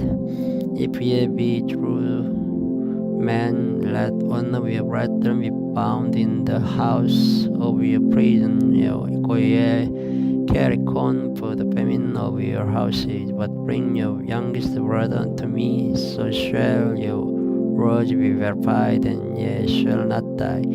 And they did so. And they said one to another, We are verily guilty concerning our brother, in that we saw the anguish of his soul when he besought us, and we could not hear. Therefore is this distress come upon us. And Reuben answered them, saying, Spake I not unto you, saying, Do not sin against the child, and ye would not hear? Therefore behold, also his blood is required. And they knew not that Joseph understood them, for he spake unto them by an interpreter. And he turned himself about from them, and wept, and returned to them again, and communed with them, and took from them Simeon, and bound him before their eyes. Then Joseph commanded to fill their sacks with the corn, and to restore every man's money into his sack, and to give them provision for the way. And thus did he unto them. And they laid their ashes with the corn, and departed thence. Was one of them opened his sack to give his provision in the inn, he espied his money, for behold, it was in his sack's mouth. And he said unto his brethren, My money is restored, and lo, it is even in my sack. And their heart failed them, and they were afraid, saying one to another, What is this that God hath done unto us? And they came unto Jacob their father unto the land of Canaan, and told him all that befell unto them, saying, The man who is the Lord of the land spake lawfully to us, and took us for spies of the country. And we said unto him, We are true men, we are no spies, we be 12 brethren, sons of our father was not, and the youngest is that stay with our father in the land of Canaan. And the man, the lord of the country, said unto us, Hereby shall I know that ye are true men. Leave one of your brethren here with me, and take food for the famine of your household. And he gone, and bring your youngest brother unto me. Then shall I know that ye are not spies, but that ye are true men. So will I deliver you brother, and he shall traffic in the land. And it came to pass, as they emptied their sacks, that behold, every man's bundle of money was in his sack. And when both they and their father saw the bundles of money, they were afraid. And Jacob their father said unto them, Me have ye bereaved of my children. Joseph is not, and Simeon is not, and ye will take Benjamin away. All these things are against me. And Reuben spake unto his father, saying, Slay my two sons, if I bring him not to thee. Deliver him to my hand, and I bring him to thee again. And he said, My son shall not go down with you, for his brother is dead, and he is left alone. If mischief before him by the way in the which ye go, then shall ye bring down my gray hair with sorrow to the grave. Chapter 43. And the famine was sore in the land. And it came to pass, when they had eaten up the corn which they had brought of Egypt, their father said unto them, Go again, buy us a little food. And Judah spake unto him, saying, The man did solemnly protest unto us, saying, Yet shall I see my face, except your brother be with you. If thou wilt send our brother with us, we'll go down and buy the food. But if thou wilt not send him, we will not go down. For the man said unto us, Ye shall not see my face, except your brother be with you. And Israel said, Wherefore dealt ye so ill with me, as to tell the man whether ye had yet a brother? And they said, The man asked us straightly of our state and of our kindred, saying, Is your father yet alive? Have ye another brother? And we told him according to the tenor of these words. Could he certainly know that he would say, Bring your brother down? And Judah said unto Israel his father, Send the lad with me, and we'll arise and go, that we may live and not die, both we and thou, and also our little one. I will be surely for him. Of my hand shalt thou require him, if I bring him not unto thee, and set him before thee. Then let me bear the blame forever. For except we had lingered, surely now we had returned this second time. And their father Israel said unto them, If it must be so now, do this: take of the best fruits in the land in your vessels, and carry down the man a present, a little balm, and a little honey, spices, and myrrh, nuts, and almonds. And take double money in your hand, and the money that was brought again in the mouth of your sack, carry it again in your hand, peradventure it was an oversight. Take also your brother, and arise, go against unto the man, and God Almighty give you mercy before the man, that he may send away your other brother and Benjamin. If I be bereaved of my children, I am bereaved. And then the man took the present, and they took double money in their hand, and Benjamin, and rose up and went down to Egypt, and stood before Joseph. And when Joseph saw Benjamin with them, he said to the ruler of his house, Bring these men home, and slay, and make ready. Lower. This video starts from chapter 44 of the Genesis.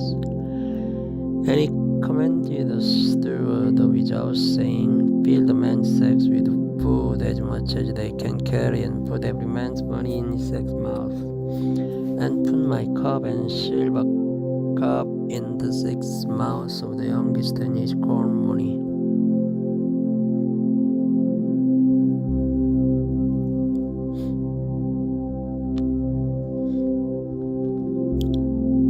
And he did according to the word that Joseph had spoken. As soon as the morning was light, the men were sent away, they and their ashes, and when they were gone out of the city and not yet far off, Joseph said unto his steward, Follow after the man, and when those that were taken, say unto them, Wherefore have ye rewarded the evil for good?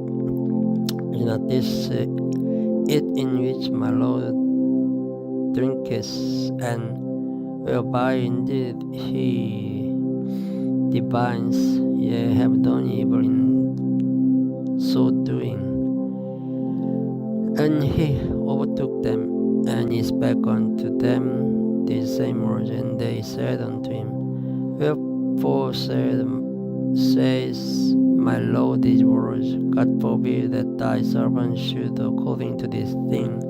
Behold, the money which we found in our sacks' mouths we brought against unto thee out of the land of Canaan. How then should we steal out of thy Lord's house silver or gold? With whomsoever thy servant should be found, both let him die, and this also will be my Lord's bondman. And he said, Now also let it be according unto your word. He with whom it is bound shall be my servant, and ye shall be blameless.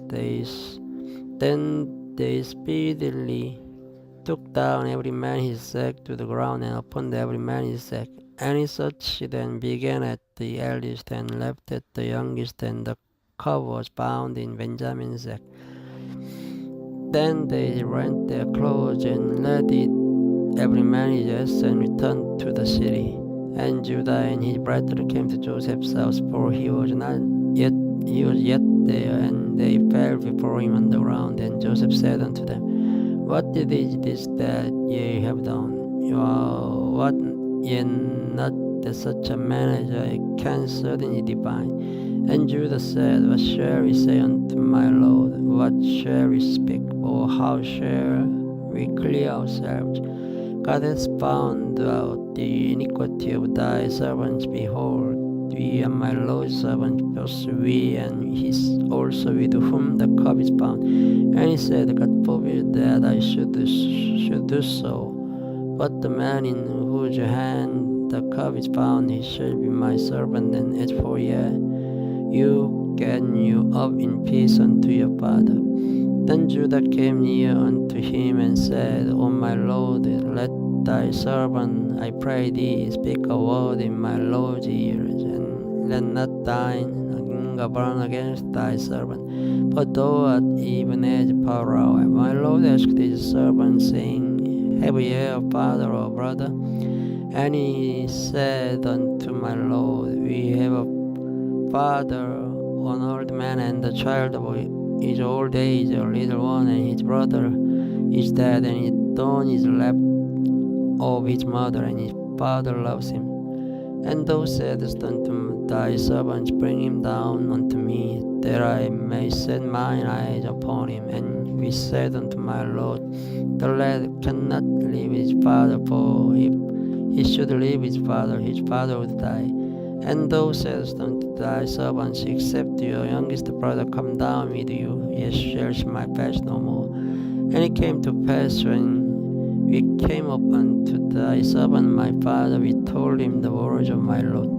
And our father said, Go again and buy us a little food. And he said, We cannot go down. If our youngest brother be with us, then we will go down. For we may not see the man's face, except our youngest brother be with us. And thy servant my father said unto us, Yet ye know that my wife bare me two sons, and the one went out from me, and I said, Surely he is torn in pieces, and I saw him not since. And if he had taken is also from me, and mischief before him, and ye shall bring down my grey hairs with sorrow to the grave. Now therefore then, when I come to thy servant my father, and the lad be not with us, seeing that his life is bound up in the lad's life, it shall come to pass when he sees that the lad is not with us,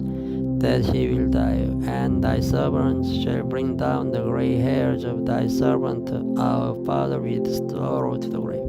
For thy servant became surely for the land unto my father, saying, If I bring him not unto thee, then I'll bear the blame to my father forever. Now therefore I pray thee, let thy servant abide instead of the lad of one man to my Lord, and let the lad go up with his brethren. For how shall I go up to my father, and the lad be not with me, lest peradventure I see the evil that shall come on my father? Chapter 45. Then Joseph could not refrain himself before all them that stood by him, and he cried, Cause every man to go out from me. And there stood no man with him, while Joseph made himself known unto his brethren. And he wept aloud, and the Egyptians in the house of Pharaoh heard. And Joseph said unto his brethren, I am Joseph, is my father alive? And his brethren could not answer him, for they were troubled at his presence. And Joseph said unto his brethren, Come near to me, I pray you. And they came near, and he said, I am Joseph your brother, whom ye sold into Egypt. Not therefore be not grieved, nor angry with yourselves, that ye sold me hither. For God did send me before you to preserve life. For these 2 years has the famine been in the land, and yet there are 5 years in which there shall neither be eating nor harvest. And God sent me before you to preserve you a posterity in the earth, and to save your lives by a great deliverance. So now it was not you that sent me there, but God, and He has made me a father to Pharaoh, and lord of all his house, and a ruler throughout all the land of Egypt. Este, and go up to my father, and say unto him, Thus says thy son Joseph, God has made me lord of all Egypt. Come down unto me, tarry not, and thou shalt dwell in the land of Goshen, and thou shalt be near unto me, thou and thy children, and thy children's children, and thy flocks, and thy herds, and all that thou hast. And there will I nourish thee, for yet there are 5 years of famine, lest thou and thy household and all that thou hast come to poverty. And behold, your eyes see, and the eyes of my brother Benjamin, that it is my mouth that speaks unto you. And ye shall tell my brother of all my glory in Egypt, and of all that ye have seen, and ye shall haste and bring down my father hither. And he fell upon his brother Benjamin's neck, and wept, and Benjamin wept upon his neck. Moreover, he kissed all his brethren, and wept upon them, and after that his brethren talked with him. And the fame thereof was heard in Pharaoh's house, saying, Joseph's brethren are come, and pleased Pharaoh wearing his servant. And Pharaoh said unto Joseph, Say unto thy brethren, This do ye, lay you beasts, and go get you unto the land of Canaan. And take your father and your household, and come unto me, and I will give you the good of the land of Egypt, and ye shall eat the fat of the land. Now thou art commanded this to ye, take you wagons out of the land of Egypt for your little one, and for your wives, and bring your father, and come. Also regard not your stuff, for the good of all the land of Egypt is yours, and the children of Israel did so. And Joseph gave them wagons according to the commandment of Pharaoh, and gave them provision for the way. Lower. This video starts from the chapter 46 of the Genesis. And Israel took his journey with all that he had, and came to Beersheba, and offered sacrifices unto the God of his father Isaac. And God spake unto Israel in the vision of the night, and said, Jacob, Jacob. And he said, Here am I. And he said, I am God, the God of thy father. Fear not to go down into Egypt, for I will there make of thee a great nation. I will go down with thee into Egypt, and I will also surely bring thee up again. And Joseph shall put his hand upon thy night. And Jacob rose up from Beersheba, and the sons of Israel carried Jacob their father and their little ones and their wives in the wagons which Pharaoh had sent to carry him. And they took their cattle and their goods which they gathered in the land of Canaan, and came into Egypt. Jacob and all his seed with him, his sons and his sons' sons with him, his daughters and his sons' daughters, and all his seed brought he with him into Egypt. And these are the names of the children of Israel which came into Egypt: Jacob and his sons, Reuben, Jacob's firstborn, and the sons of Reuben, Hanok, and Palu, and Hezron, and Carmi, and the sons of Simeon, Jemuel, and Jamin, and Ohad, and Jachin, and Johar, and Shaul, the son of Canaanitish, and the sons of Levi, Gershon, Kohath, and Merari, and the sons of Judah, and Onan, and Shelah, and Perez, and Zara.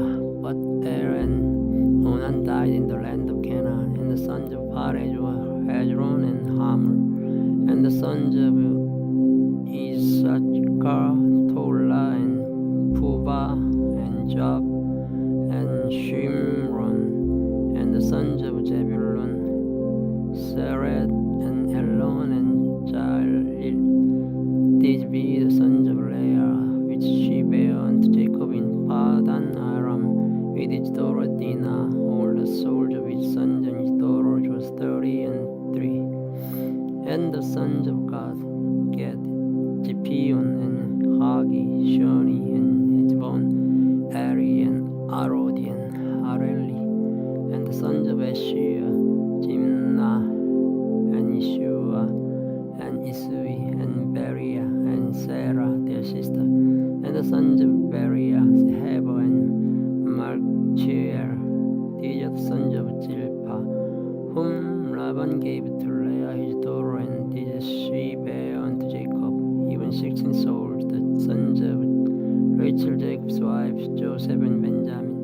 And unto Joseph in the land of Egypt were born Manasseh and Ephraim, which is now the daughter of Potiphera, priest of On, bare unto him.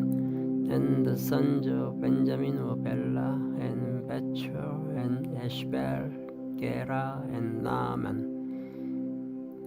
Ehi, and Roshi, Mopim, and Hopim, and Ard. These are the sons of Rachel, which were born to Jacob. All the souls were 14.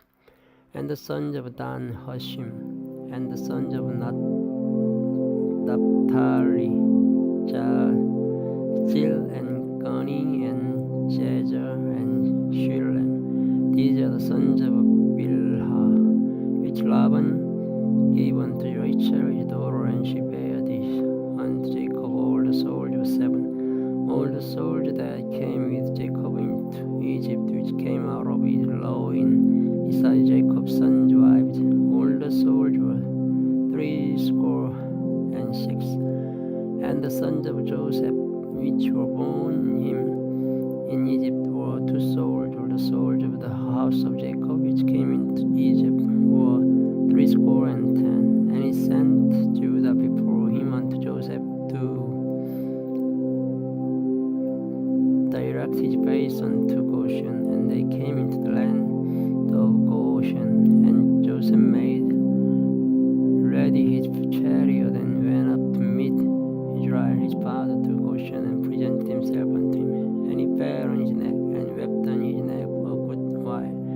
And Israel said unto Joseph, Now let me die, since I have seen thy face, because thou art yet alive.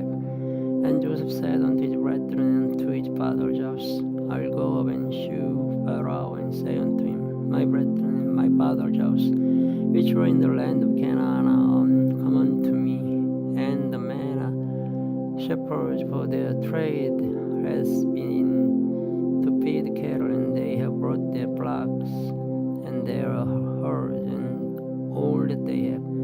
And it shall come to pass, when Pharaoh shall call you, and shall say, What is your occupation? That ye shall say, Thy servant trade hath been about cattle from our youth, even until now, both we and also our fathers. Then ye may dwell in the land of Goshen, for every shepherd is an abomination unto Egyptians.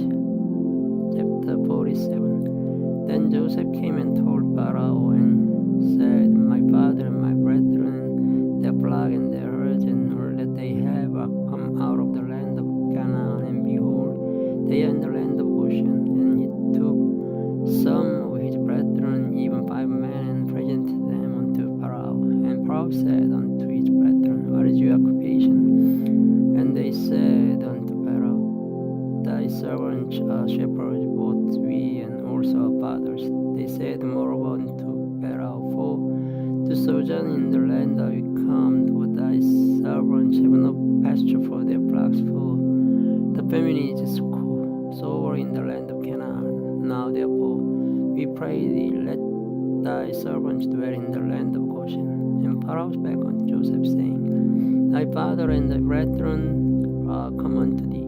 The land of Egypt is before thee, in the best of the land make thy father and brethren to dwell.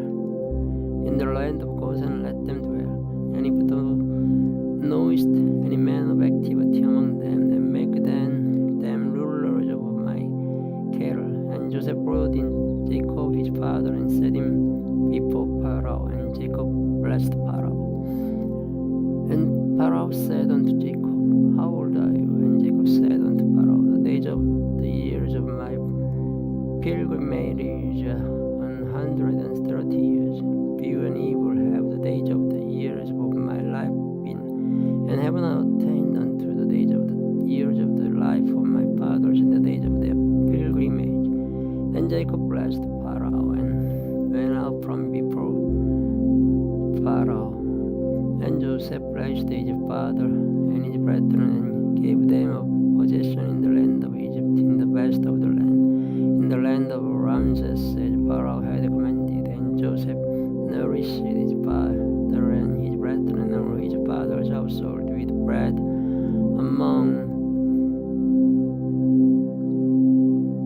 according to their families. And there was no bread in all the land, for the famine was very sore, so that the land of Egypt and all the land of Canaan fainted by reason of the famine. And Joseph gathered up all the money that was found in the land of Egypt and in the land of Canaan for the corn which they brought. And Joseph brought the money into Pharaoh's house. And when money failed in the land of Egypt and in the land of Canaan, all the Egyptians came unto Joseph and said, Give us bread, for why should we die in thy presence? For the money fails. And Joseph said, Give your cattle, and I'll give you for your cattle if money fail. And they brought their cattle unto Joseph, and Joseph gave them bread in exchange for horses, and for the flocks, and for the cattle of the herd, and for the asses. And he fed them with bread for all their cattle for that year. When that year was ended, they came unto him the second year, and said unto him, We will not hide it from my Lord how that our money is spent. My Lord also hath a herd of cattle. There is not a aught left in the sight of my Lord, but our bodies are in our land. Wherefore shall we die before thine eyes, both we and our land, maayos and our land for bread? servants unto Pharaoh, and give us seed, that we may live and not die, that the land be not desolate. And Joseph bought all the land of Egypt for Pharaoh, for the Egyptians sold every man his field, because the famine prevailed over them, so the land became Pharaoh's. And as for the people, he removed them to cities from one end of the borders of Egypt even to the other end thereof. Only the land of the priests bought he not, for the priests had a portion assigned them of Pharaoh, and did eat their portion which Pharaoh gave them. Wherefore they sold not their lands. Then Joseph said unto the people, Behold, I have bought you this day and your land for Pharaoh. Here is seed for you, and ye shall sow the land. And it shall come to pass in the increase that ye shall give the fifth part unto Pharaoh, and fourth part shall be your own, for seed of the field, and for your food, and for them of your household, and for food for your little one. And they said, Thou hast saved our lives. Let us find grace in the sight of my Lord, and we will be Pharaoh's servant. And Joseph made it a law over the land of Egypt unto this day, that Pharaoh should have the fifth part, except the land of priests. Hello world. This video starts from chapter 48 of the Genesis. And it came to pass after these things that one told Joseph, Behold, thy father is sick. And he took with him his two sons, Manasseh and Ephraim. And one told Jacob and said, Behold, thy son Joseph comes unto thee. And Israel strengthened himself and sat upon the bed. And Jacob said unto Joseph, God Almighty appeared unto me at Luz in the land of Canaan, and blessed me, and said unto me, Behold, I'll make thee fruitful, and multiply thee, and I'll make of thee a multitude of people, and will give this land to thy seed after thee for an everlasting possession. And now thy two sons, Ephraim and Manasseh, which were born unto thee in the land of Egypt before I came unto thee into Egypt, are mine. As Reuben and Simeon, they shall be mine, and thy issue, which thou begettest after them, shall be thine, and shall be called after the name of their brethren in their inheritance. And as for me, when I came from Padan, Rachel died by me in the land of Canaan in the way, when yet there was but a little way to come into Espero, and I buried her there in the way of Espero, the same as Bethlehem. And Israel beheld Joseph's sons, and said, Who are these? And Joseph said unto his father, They are my sons, whom God hath given me in this place. And he said, Bring them, I pray thee, unto me, and I will bless them. Now the eyes of Israel were dim for age, so that he could not see, and he brought them near unto him, and he kissed them, and embraced them. And Israel said unto Joseph, I had not thought to see thy face, and lo, God hath shewed me also thy seed. And Joseph brought them out from between his knees, and he bowed himself with his face to the earth. And Joseph took them both, Ephraim in his right hand toward Israel's left hand, and Manasseh in his left hand toward Israel's right hand, and brought them near unto him.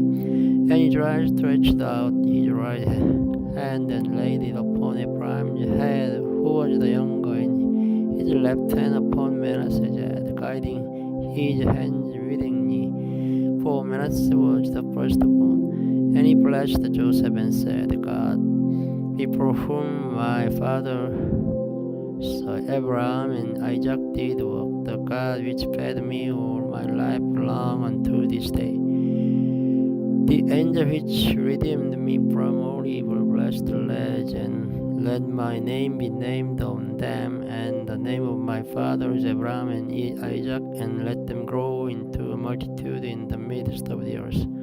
And when Joseph saw that his father laid his right hand upon the head of Ephraim, it displeased him, and he held up his father's hand to remove it from Ephraim's head unto Manasseh's head. And Joseph said unto his father, Not so, my father, for this is the firstborn. Put thy right hand upon his head.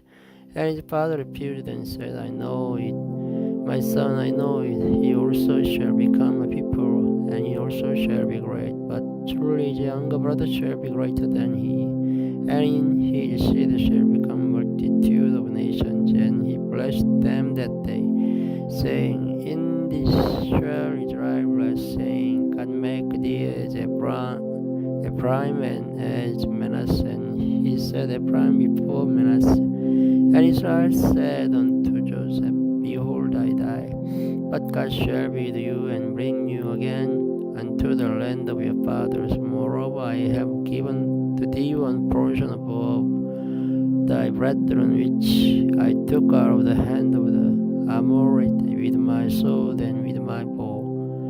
Chapter 49. And Jacob called unto his sons and said,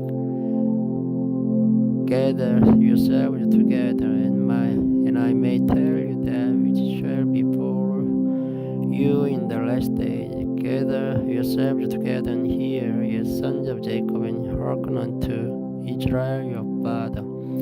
For even thou art my firstborn, my might, and the beginning of my strength, the excellence of dignity, and the excellence of power. Unstable as water, thou shalt not excel, because thou wentest up to thy father's bed. Then defilest thou it, even up to my couch. Simeon and Levi are brethren, instruments of cruelty are in their habitations. O my soul, come not thou into their secret, unto their assembly mine honor be not thou united.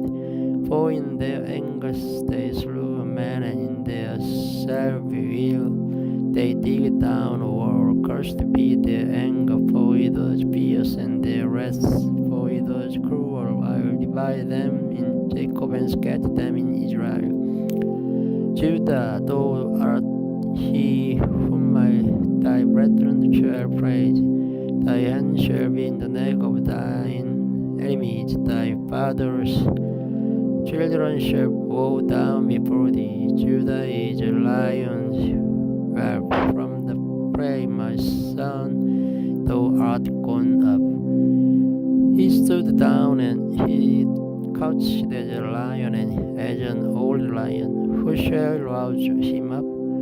The scepter shall not depart from Judah, nor a lawgiver from between his feet, until Shiloh come, and unto him shall the gathering of the people be, binding his foal unto the vine, and his ass's colt unto the choice vine. He washed his garment in wine, and his clothes in the blood of grapes. His eyes shall be red with wine, and his teeth white with milk. Zebulun shall dwell at the haven of the sea, and he shall be put on the haven of ships, and his border shall be unto Zidon.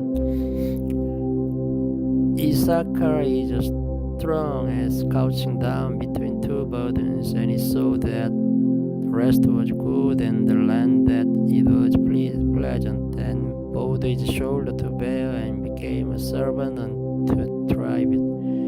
Then shall judge his people as one of the tribes of Israel. Then shall be a serpent by the way, on either in the path that bites the horse heels, so that his rider shall fall backward. I have waited for my salvation, O Lord. God, the troops shall overcome him, but he shall overcome at the last. Out of Asher his bread shall be fed, and he shall yield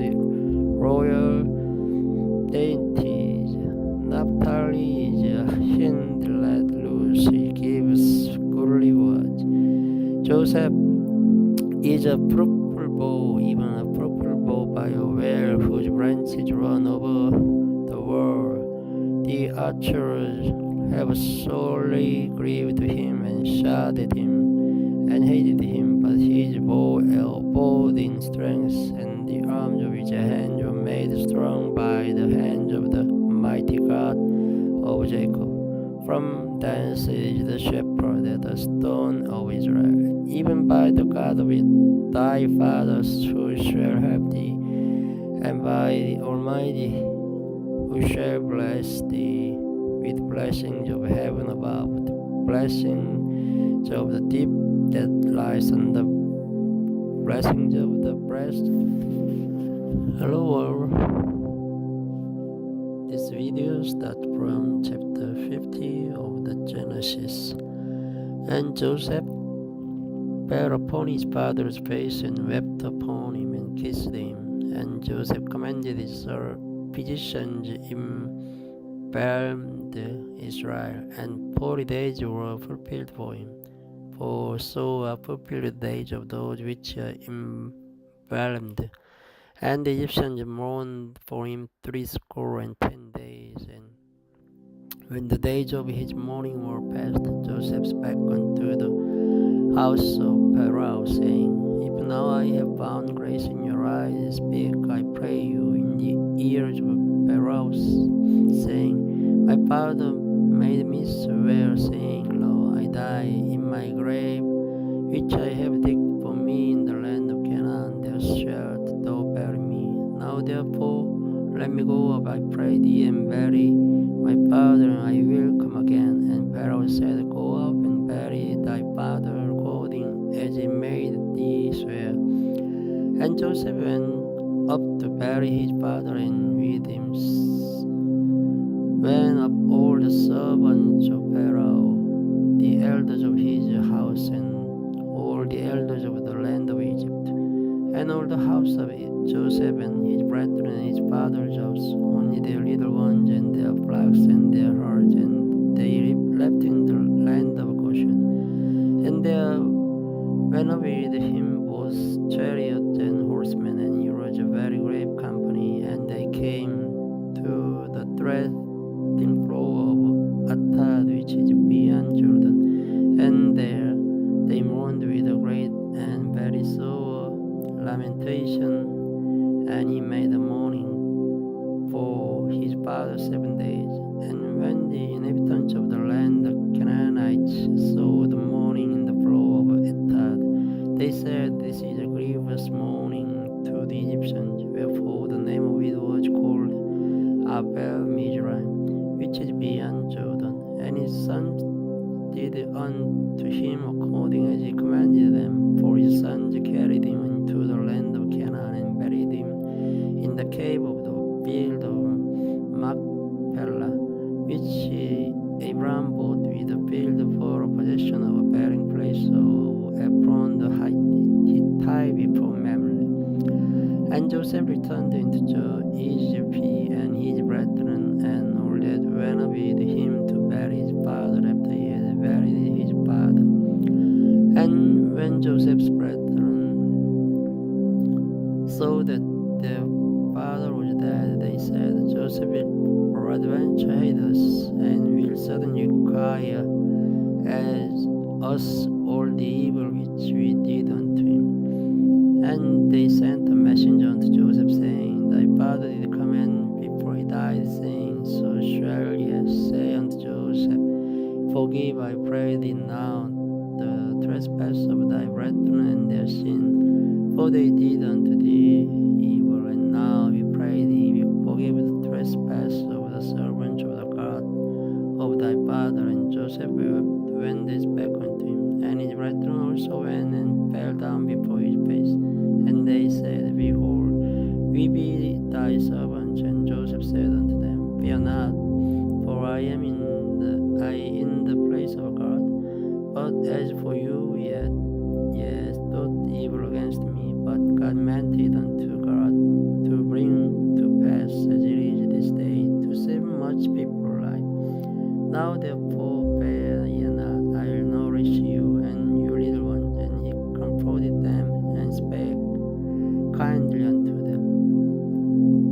Joseph dwelt in Egypt and his father's house. And Joseph lived 110 years, and Joseph saw Ephraim, the children of the third generation. The children also Makar, the son of Manasseh, were brought up upon Joseph's knees. And Joseph said unto his brethren, I die, and God will surely visit you, and bring you out of this land unto the land which he sware to Abraham, to Isaac, and to Jacob. And Joseph took an oath of the children of Israel, saying, God will surely visit you, and ye shall carry up my bones from hence. So Joseph died, being 110 years old, and they embalmed him, and he was put in a coffin in Egypt. This is the end of Genesis. This starts from Exodus chapter 1, the second book of Moses called Exodus chapter 1. Now these are the names of the children of Israel which came into Egypt. Every man and his household came with Jacob: Reuben, Simeon, Levi, and Judah, Issachar, Zebulun, and Benjamin, and Naphtali, Gad, and Asher. And all the souls that came out of the loins of Jacob was 70 souls. For Joseph was in Egypt already. And Joseph died, and all his brethren, and all that generation. And the children of Israel were fruitful, and increased abundantly, and multiplied, and waxed exceeding mighty. And the land was filled with them. Now there arose up a new king of Egypt, which knew not Joseph. And he said unto his people, Behold, the people of the children of Israel are more and mightier than we. Come on, let us deal wisely with them, lest ye multiply. It come to pass that when there falls out any war, they join also unto our enemies, and fight against us, and so get them up out of the land. Therefore they did set over them taskmasters to afflict them with their burdens, and they built for Pharaoh treasure cities, Pithom and Ramses. But the more they afflicted them, the more they multiplied and grew, and they were grieved because of the children of Israel. And the Egyptians made the children of Israel to serve with rigor, and they made their lives bitter with hard bondage in mortar and in brick and in all manner of service in the field. All their service wherein they made them serve was with rigor. And the king of Egypt spake to the Hebrew midwives, of which the name of the one was Shipra, and the name of the other Puah. And he said, When ye do the office of a midwife to the Hebrew woman, and see them upon the stool, if it be a son, then ye shall kill him. But if it be a daughter, then she shall live. But the midwives feared God and did not as the king of Egypt commanded them, but saved the man children alive. And the king of Egypt called forth the midwives and said unto them, Why have ye done this thing, and have saved the man children alive? And the midwives said unto Pharaoh, Because the Hebrew women are not as the Egyptian women, for they are lively and are delivered ere the midwives come in unto them. Therefore God dealt well with the midwives, and the people multiplied and waxed very mighty. And it came to pass, because the midwives feared God, that he made them houses. And Pharaoh charged all his people, saying, Every son that is born ye shall cast into the river, and every daughter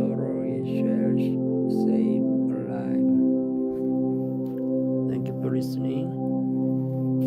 Good night.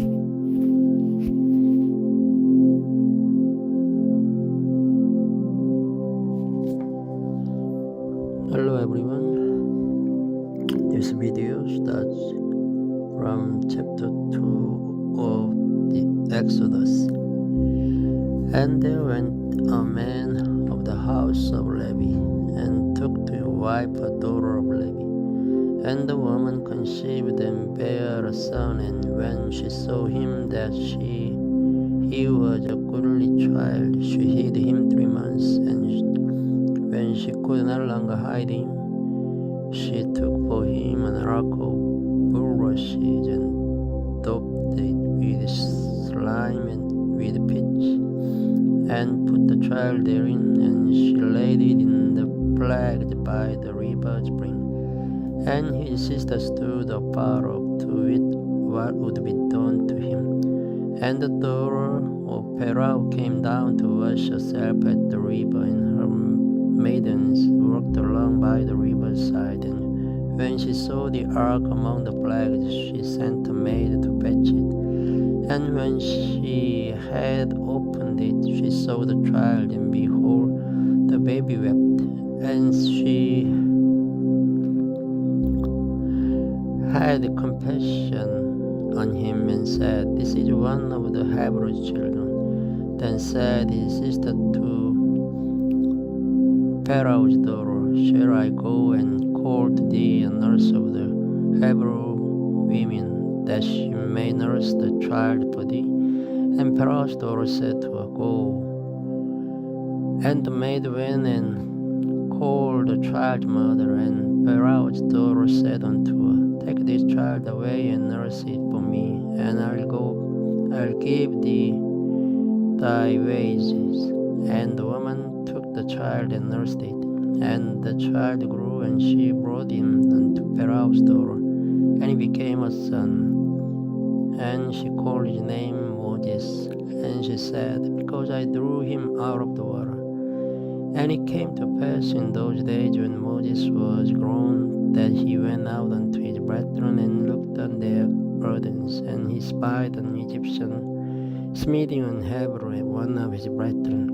And he looked this way and that way, and when he saw that there was no man, he slew the Egyptian, and hid him in the sand. And when he went out the second day, behold, the men of the Hebrews strove together, and he said to him that did the wrong, Wherefore smitest thou thy fellow? And he said, Who made thee a prince and a judge over us? Intendest thou to kill me, as thou killedst the Egyptian? And Moses feared, and said, Surely this thing is known. Now when Pharaoh heard this thing, he thought to slay Moses. But Moses fled from the face of Pharaoh, and dwelt in the land of Midian. And he sat down by a well. Now the priest of Midian had 7 daughters, and they came and drew water, and filled the troughs to water their father's flock. And the shepherds came and drove them away. But Moses stood up and helped them, and watered their flock. And when they came to roil their father, he said, How is it that ye are come so soon today? And they said, An Egyptian delivered us out of the hand of the shepherds, and also drew water enough for us, and watered the flock. And he said unto his daughters, And where is he? Why is it that ye have left the man? Call him, that he may eat bread. And Moses was content to dwell with a man, and he gave Moses Zipporah with his daughter, and she bare him a son, and he called his name Gershom, for he said, I have been a stranger in a strange land. And it came to pass in process of time that the kings of Egypt died, and the children of Israel sighed by reason of the bondage, and they cried, and their cry came up unto God by reason of the bondage. And God heard their groaning, and God remembered his covenant with Abraham, with Isaac, and with Jacob. And God looked upon the children of Israel, and God had respect unto them. Chapter 3. Now Moses kept the flock of Jethro, his father-in-law, the priest of Midian, and he led the flock to the backside of the desert, and came to the mountain of God, even to Horeb. And the angel of the Lord appeared unto him in a flame of fire out of the midst of a bush. And he looked, and behold, the bush burned with fire, and the bush was not consumed. And Moses said, I will now turn aside and see this great sight, why the bush is not burnt. And when the Lord saw that he turned aside to see, God called unto him out of the midst of the bush, and said, Moses, Moses. And he said, Here am I. And he said, Draw not nigh hither, put up thy shoes from off thy feet, for the place whereon thou standest is holy ground. Moreover, he said, I am the God of thy father, the God of Abraham, the God of Isaac, and the God of Jacob. And Moses hid his face, for he was afraid to look upon God. And the Lord said, I have surely seen the affliction of my people which are in Egypt, and have heard their cry by reason of their taskmasters. For I know their sorrows, and I am come down to deliver them out of the hand of the Egyptians, and to bring them up out of that land into a good land and a large, unto a land flowing with milk and honey, unto the place of the Canaanites, and the Hittites, and the Amorites, and the Perizzites, and the Hivites, and the Jebusites. Now therefore, behold, the cry of the children of Israel is come unto me, but I have also seen the oppression wherewith the Egyptians oppress them. Come now therefore, and I will send thee unto Pharaoh, that thou mayest bring forth my people, the children of Israel, out of Egypt.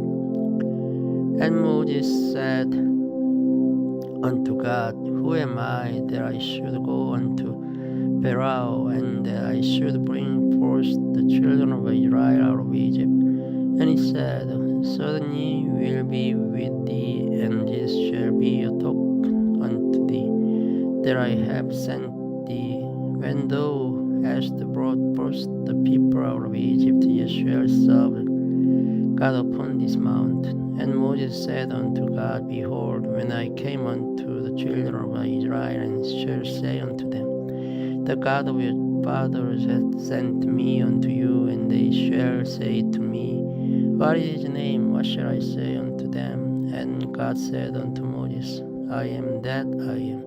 And he said, Thus shalt thou say unto the children of Israel, I am hath sent me unto you.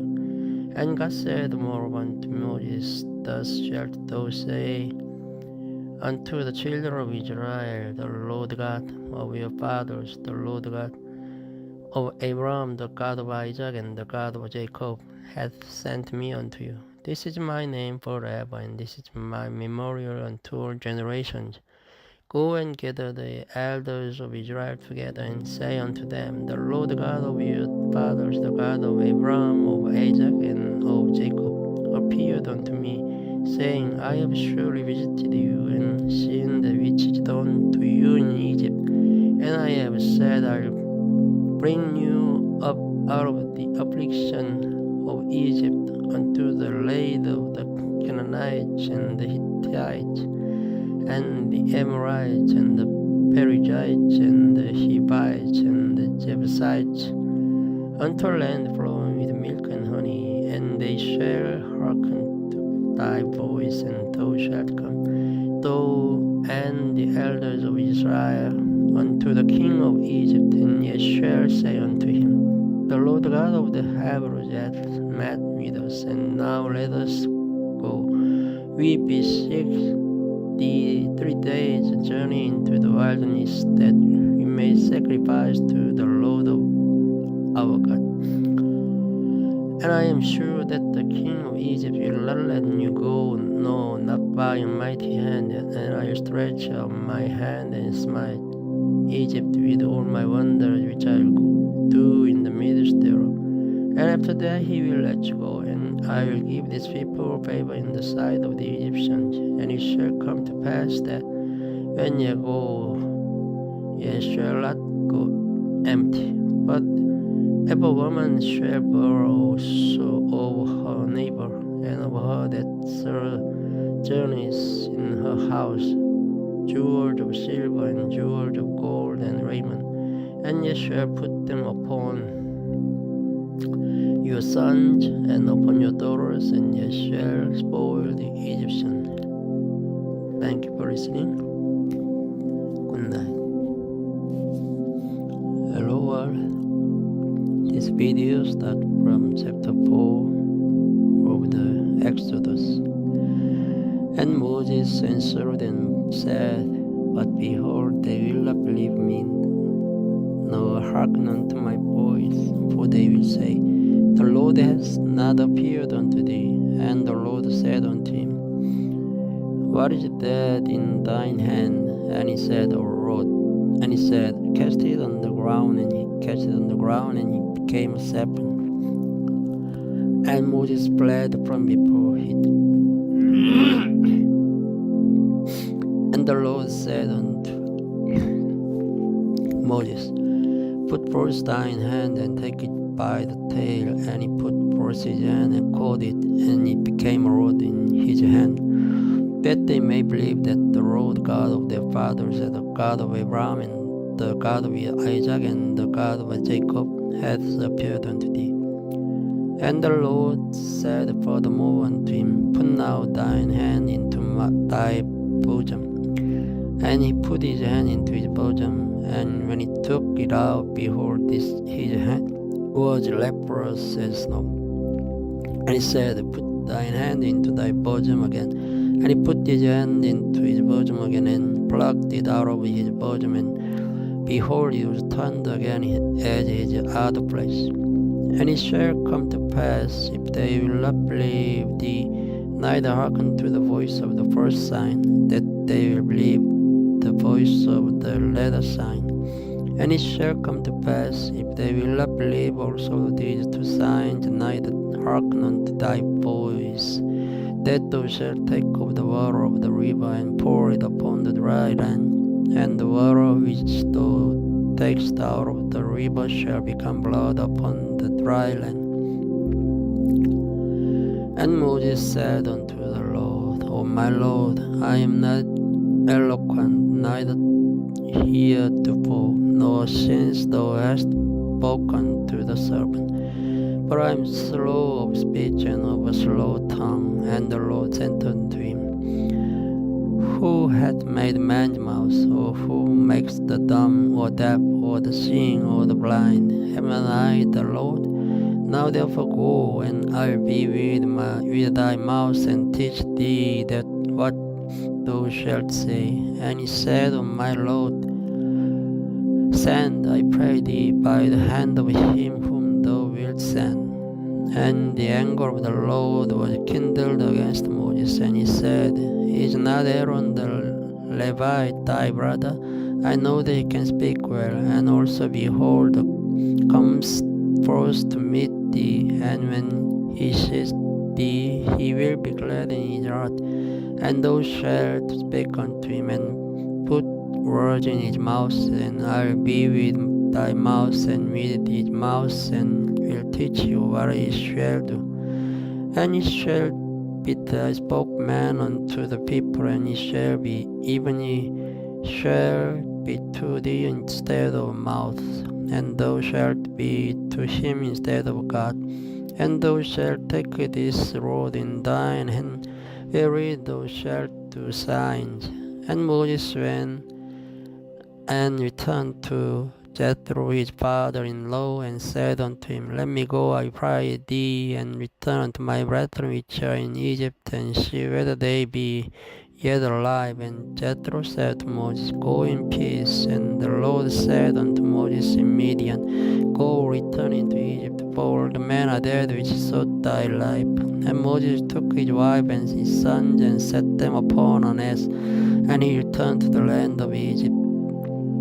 And Moses took the rod of God in his hand, and the Lord said unto Moses, When thou goest to return into Egypt, see that thou do all those wonders before Pharaoh, which I put in thine hand, but I'll harden his heart that he shall not let the people go. And thou shalt say unto Pharaoh, Thus says the Lord, Israel is my son, even my firstborn.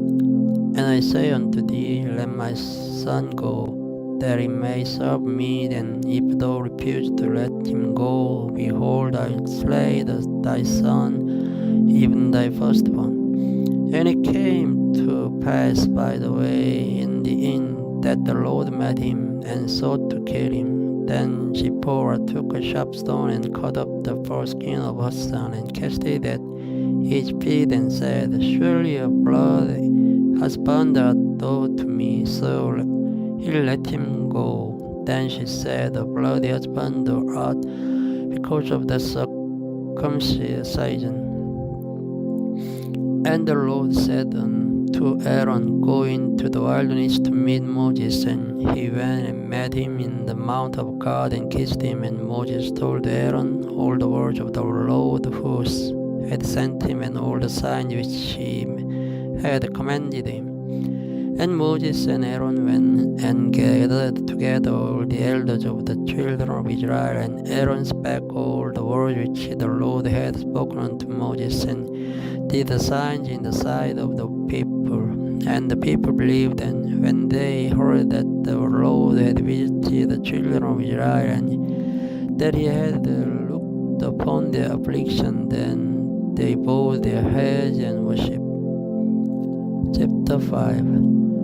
And afterward Moses and Aaron went in and told Pharaoh, Thus says the Lord God of Israel, Let my people go, that they may hold a feast unto me in the wilderness. And Pharaoh said, Who is the Lord, that I should obey his voice to let Israel go? I know not the Lord, neither will I let Israel go. And they said, The God of the Hebrews has met with us. Let us go, we pray thee, 3 days' journey into the desert, and sacrifice unto the Lord our God, lest he pour upon us with the pestilence or with the sword. And the king of Egypt said unto them, Wherefore do ye, Moses and Aaron, let the people from their works get you unto your burden? And Pharaoh said, Behold, the people of the land now are many, and ye make them rest from their burdens. And Pharaoh commanded the same day by the taskmasters of the people and their officers, saying, Ye shall no more give the people straw to make brick as they heretofore. Let them go and gather straw for themselves, and the tale of the bricks which they did make heretofore, ye shall lay upon them. Ye shall not diminish aught therefore, for they be idle. Therefore they cry, saying, Let us go and sacrifice to our God. Let their more work be laid upon the men, that they may labor therein, and let them not regard vain hours. And the taskmasters of the people went out, and their officers, and they spake to the people, saying, Thus said Pharaoh, I will not give you straw. Go ye, can you straw there? Ye can find it, yet not all of your work shall be diminished. So the people were scattered abroad throughout all the land of Egypt to gather stubble instead of straw. And the taskmaster dashed them, saying, Fulfill your works, your daily tasks, as when there was straw. And the officers of the children of Israel, which Pharaoh's taskmasters had set over them, were beaten, and demanded, Wherefore have ye not fulfilled your task in making brick both yesterday and to say, as therefore? Then the officers of the children of Israel came and cried unto Pharaoh, saying, Wherefore dealest thou thus with thy servants? There is no store given unto thy servants. And they said to us, Make a brick, and behold, thy servants have eaten. But the fault is in thine own people. But he said, Ye are idle, ye are idle. Therefore ye say, Let us go and to sacrifice to the Lord. Go therefore now and work, for there shall no store be given you, yet shall ye deliver the tale of bricks. And the officers of the children of Israel did see that they were in evil case. After it was said, Ye shall diminish aught from your bricks of your daily tasks. And they met Moses and Aaron, who stood in the way as they came forth from Pharaoh. And they said unto them, The Lord looked upon you and judged, because ye have made our Savior to be abhorred in the eyes of Pharaoh and in the eyes of his servants, to put a sword in their hand to slay us. And Moses returned unto the Lord and said, Lord, wherefore hast thou so evil entreated these people? Why is it that thou hast sent me? For since I came to Pharaoh to speak in thy name, he has done evil to these people, neither hast thou delivered thy people at all. Thank you for listening. Good night. Hello all. This video starts from chapter 6 of the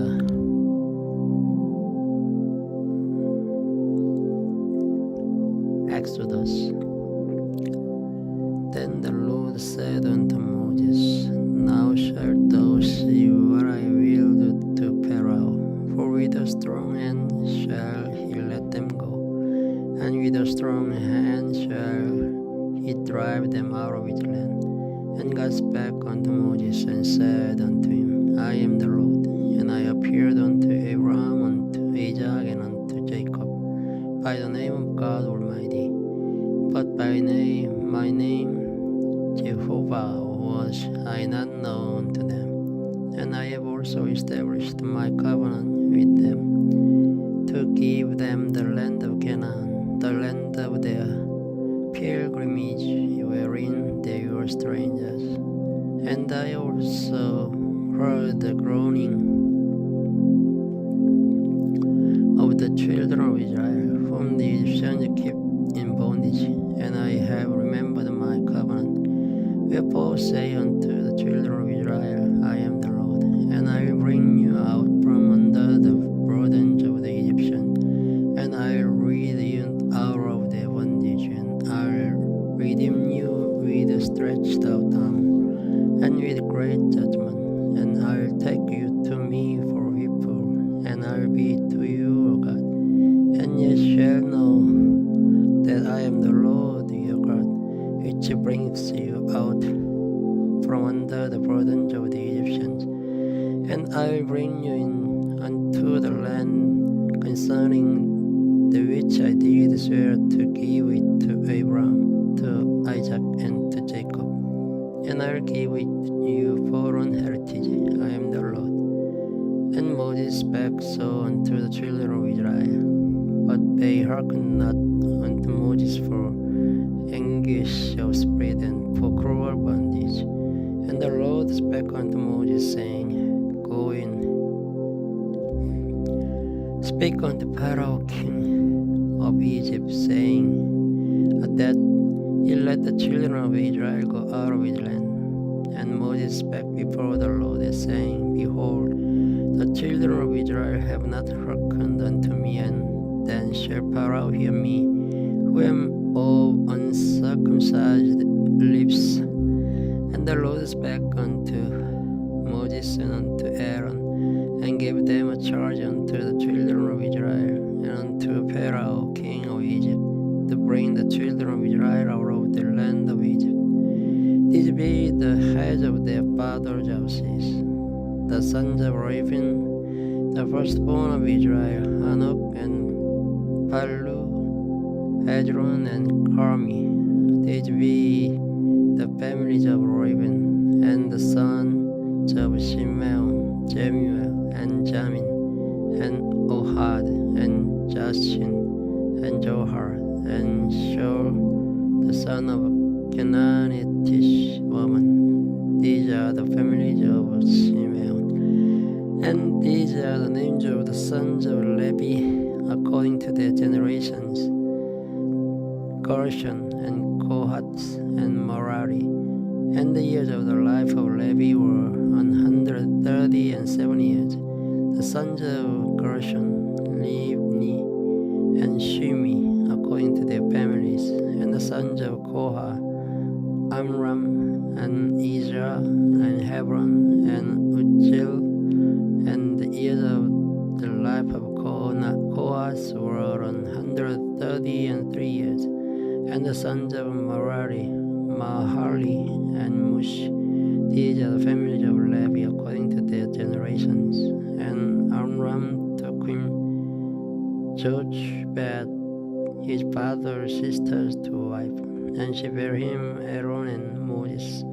And the years of the life of Amram were 130 and 7 years. And the sons of Israel, Korah, and Nepheg, and Jitri. And the sons of Uzziel, Mishael, and Eljapan, and Jithri. And Aaron took him Elisheba, daughter of Aminadab, sister of Nashon, to wife, and she bare him Nadab, and Abihu, Elijah, and Ithamar. And the sons of Korah, Eser, and Elkanah, and Abiasaph. These are the families of the Korite. And Elijah, Aaron's son, took him one of the daughters of Putiel to wife, and she bare him Phinehas. These are the heads of the fathers of the Levites, according to their families. These are the Aaron and Moses, to whom the Lord said, Bring out the children of Israel from the land of Egypt according to their army. These are they which spake to Pharaoh, king of Egypt, to bring out the children of Israel from Egypt. These are that Moses and Aaron.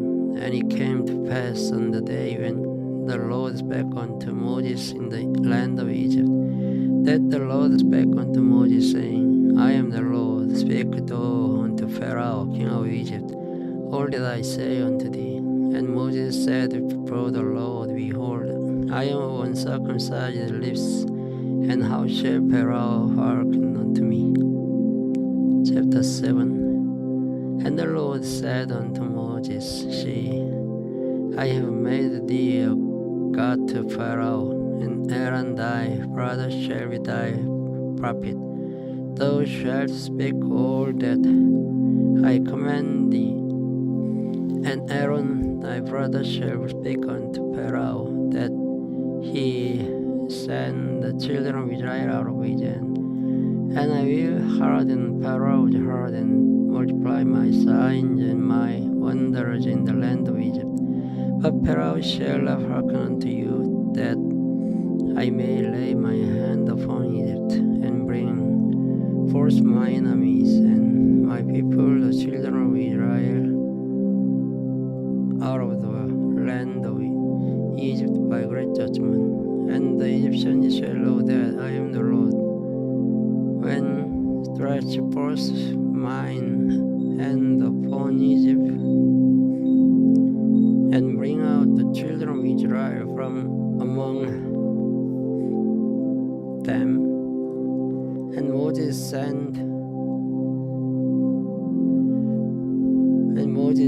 and Aaron did as the Lord commanded them. So they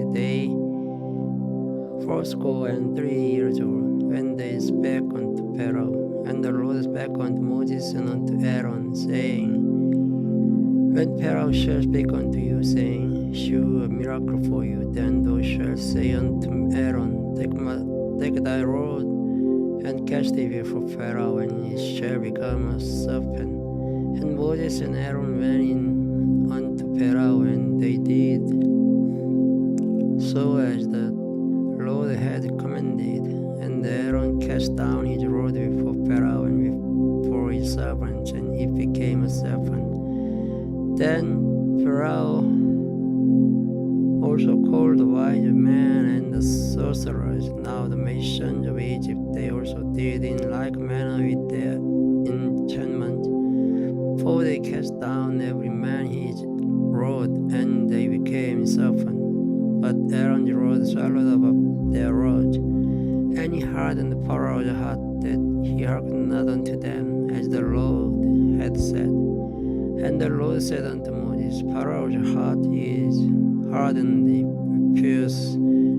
refuses to let the people go. Get thee unto Pharaoh in the morning. Lo, he goes out unto the water, and thou shalt stand by the river's brink against he come against the water, and thou shalt stand by the river's brink against it come, and the rod which was turned to a serpent shalt thou take in thine hand, and thou shalt say unto him, the Lord God of the Hebrews hath sent me unto thee, saying, let my people go, that they may serve me in the wilderness.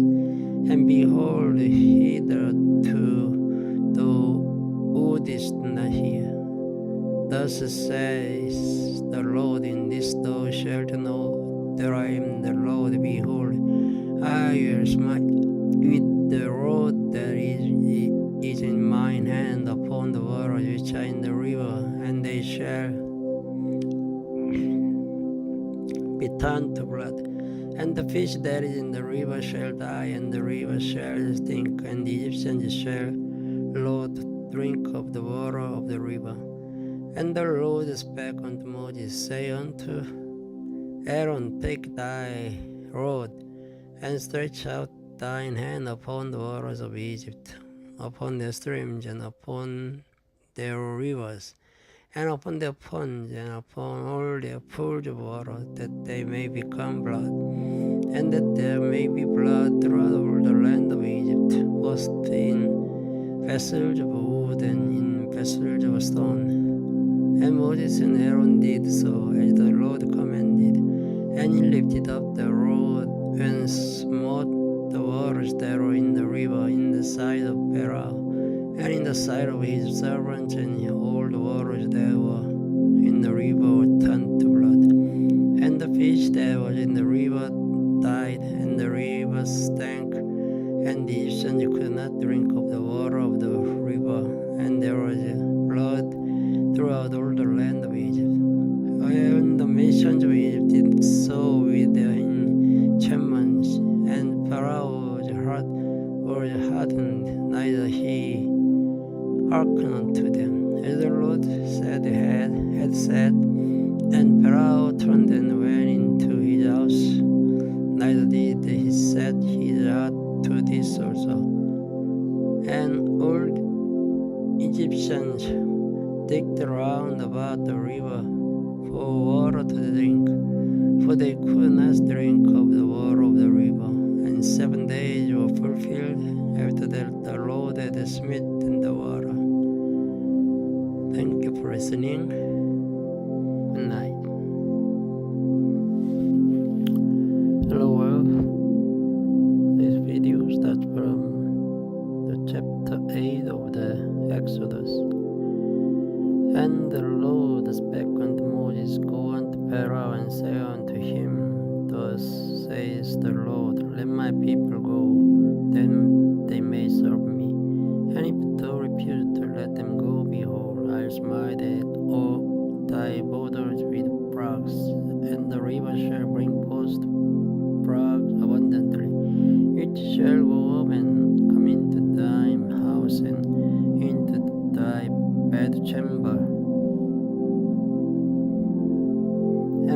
thy bed, and into the house of thy servant, and upon thy people, and into thine ovens, and into thy kneading troughs.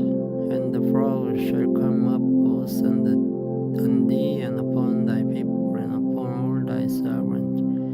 And the Lord spake unto Moses, saying unto Aaron, stretch forth thine hand with my rod over the streams, over the rivers, and over the ponds, and cause frogs to come up upon the land of Egypt. And Aaron stretched out his hand over the waters of Egypt, and the frogs came up and covered the land of Egypt. And the Egyptians did so with the enchantment, and brought up frogs upon the land of Egypt. Then Pharaoh called for Moses and Aaron, said, entreat the Lord, that he may take away the frogs from me and from my people, and I'll let the people go, that they may do sacrifice unto the Lord. And Moses said unto Pharaoh, glory over me, when shall I entreat for thee, and for thy servants, and for thy people, to destroy the frogs from thee and thy houses, that they may remain in the river only. And he said to Moro, and he said, be it according to thy word, that thou mayest know that there is none like unto the Lord our God. And the frogs shall depart from thee, and from thy houses, and from thy servants, and from thy people. They shall remain in the river only. And Moses and Aaron went up from Pharaoh, and Moses cried unto the Lord because of the frog which he had brought against Pharaoh. And the Lord did according to the word of Moses, and the frogs died out of the houses, out of the villages, and out of the fields. And they gathered them together upon heaps, and the land stank. But when Pharaoh saw that there was respite, he hardened his heart, and hearkened not unto them, as the Lord had said. And the Lord said unto Moses, say unto Aaron, stretch out thy rod, and smite the dust of the land, that it may become lice throughout all the land of Egypt. And they did so, for Aaron stretched out his hand with his rod, and smote the dust of the earth, and it became lice in man and in beast. All the dust of the land became eyes throughout all the land of Egypt. And the Egyptians did so with their enchantment to bring forth lice, but they could not. So there lies upon man and upon beast. Then the Egyptians said unto Pharaoh, this is the finger of God. And Pharaoh's heart was hardened, and he hearkened not unto them, as the Lord had said. And the Lord said unto Moses, rise up early in the morning, and stand before Pharaoh. Now he comes forth to the water, and say unto him, thus said the Lord, let my people go, and that they may serve me. Else if thou wilt not let my people go, behold, I'll send swarms of flies upon thee, and upon thy servants, and upon thy people, and into thy houses, and the houses of the Egyptians shall be full of swarms of flies, and also be ground whereon they are. And I saw in that day the land of Goshen, in which my people dwell. Then the swarms of flies shall be there, to the end thou mayest know that I am the Lord in the midst of the earth. And I put a division between my people and thy people. Tomorrow shall this sign be. And the Lord is so, and there came a grievous swarm of flies into the house of Pharaoh, and into his servant's house, and into all the land of Egypt.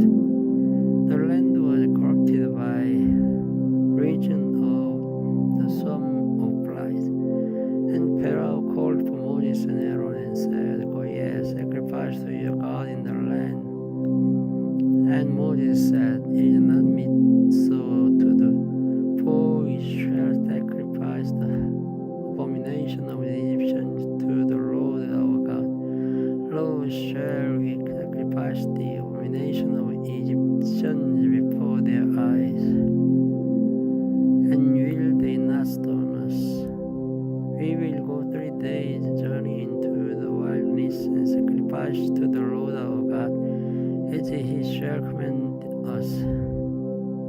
And Pharaoh said, I'll let you go, that ye may sacrifice to the Lord your God in the wilderness. Only ye shall not go very far away in trip from me.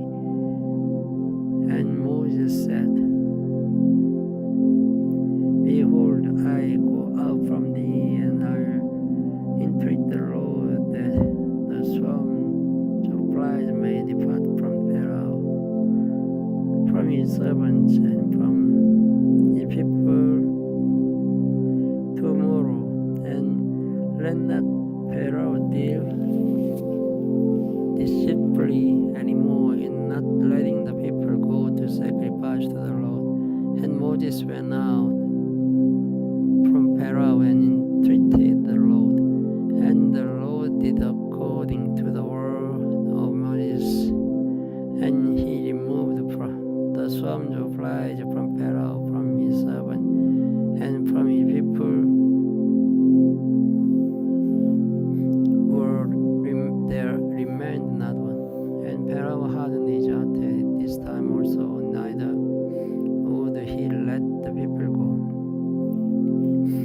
Chapter 9. Then the Lord said unto Moses, Go into Pharaoh and tell him, Thus says the Lord God of the Hebrews, Let my people go, that they may serve me. For if thou refuse to let them go, and withhold them still, behold, the land of the sea, Lord, is upon thy castle, which is in the field, upon the horses, upon the asses, upon the camels, upon the oxen, upon the sheep.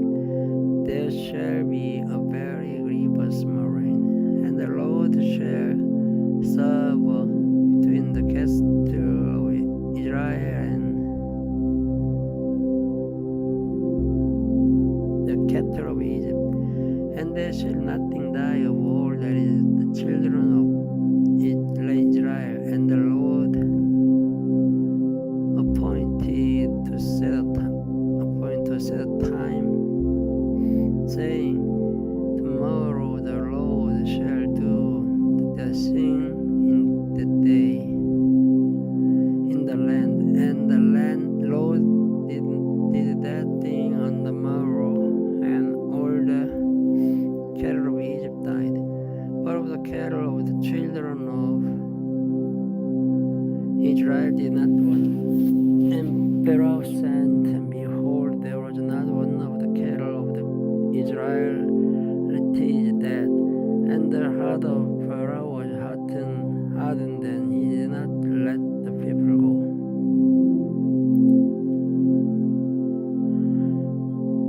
And the Lord said unto Moses and unto Aaron, Take to you a handful of ashes and the furnace, and let Moses sprinkle it toward the heaven in the sight of Pharaoh, and it shall become small dust in all the land of Egypt. Now it shall be a boil breaking forth with rains upon man and upon beast.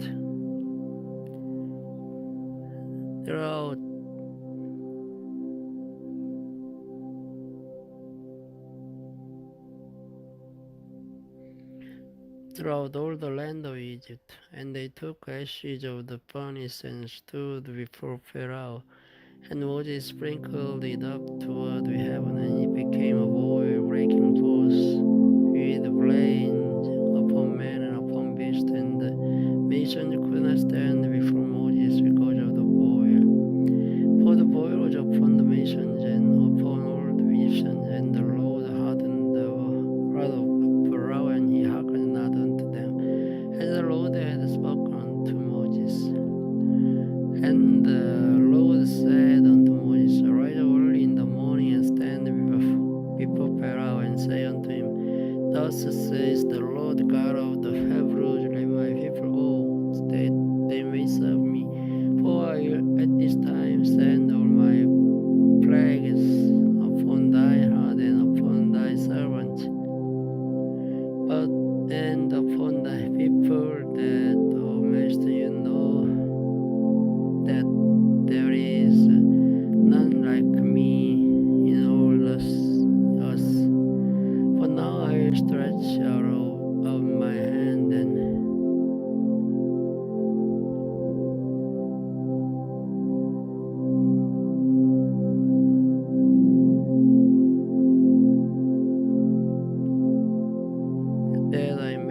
might be, and thy people with pestilence, and thou shalt be cut off from the earth. And in verity, for this cause have I raised thee up, for to shew in thee my power, and that my name may be declared throughout all the earth. As yet exaltest thou thyself against my people, that you'll not let them go.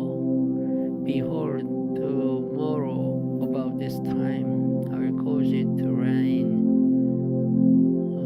a very grievous hail, such as has not been in Egypt since the foundation thereof even until now. Send therefore now, and gather thy cattle, and all that thou hast in the field. For upon every man and beast which shall be found in the field, and shall not be brought home, the hail shall come down upon them, and they shall be. He that fear the word of the Lord among the servants of Pharaoh may give his servants and his cattle flee into the houses, and he that regretful heed the word of the Lord left his servants and his cattle in the field. And the Lord said unto Moses, stretch forth thine hand toward heaven, that there may be share of the land of Egypt upon men, and upon beast, and upon every herb of the field throughout the land of Egypt. And Moses stretched forth his rod toward heaven, and the Lord sent thunder and hail, and the fire ran along upon the ground, and the Lord rained hail upon the land of Egypt. So there was hail and fire mingled with the hail, very gracious, such as there was not like in all the bed of Egypt since it became a nation. And the hail smote throughout the whole land of Egypt, for there was in the field, and break every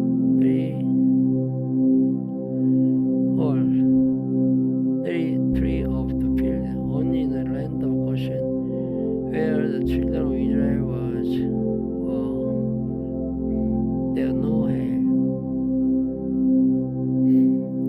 And Pharaoh sent and called for Moses and Aaron, and said unto them, I have sinned this time. The Lord is righteous, and I and my people are wicked. Instead, the Lord, for it is enough that there you go.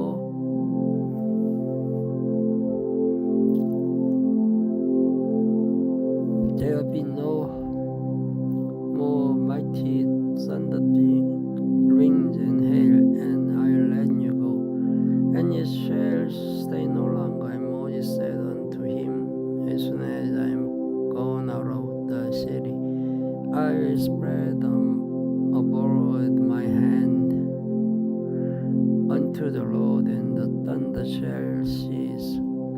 Neither shall there be any more hail, that thou mayest know how that the earth is the Lord. But as for thee and thy servants, I know that ye will not yet fear the Lord God. And the flax and the barley was smitten, for the surely was in the air, and the flax was boiled. The wheat and the rye were not smitten, for they were not grown up. And Moses went out of the city from Pharaoh, and spread abroad his hand unto the Lord. And the thunders and hail ceased, and the rain was not poured upon the earth. And when Pharaoh saw that the rain and the hail and the thunder ceased, he sinned yet more, and hardened his heart, he and also his mouth, neither his servant, and the heart of Pharaoh was hardened, neither would he let the children of Israel go, and as the Lord had spoken by Moses. Chapter 10.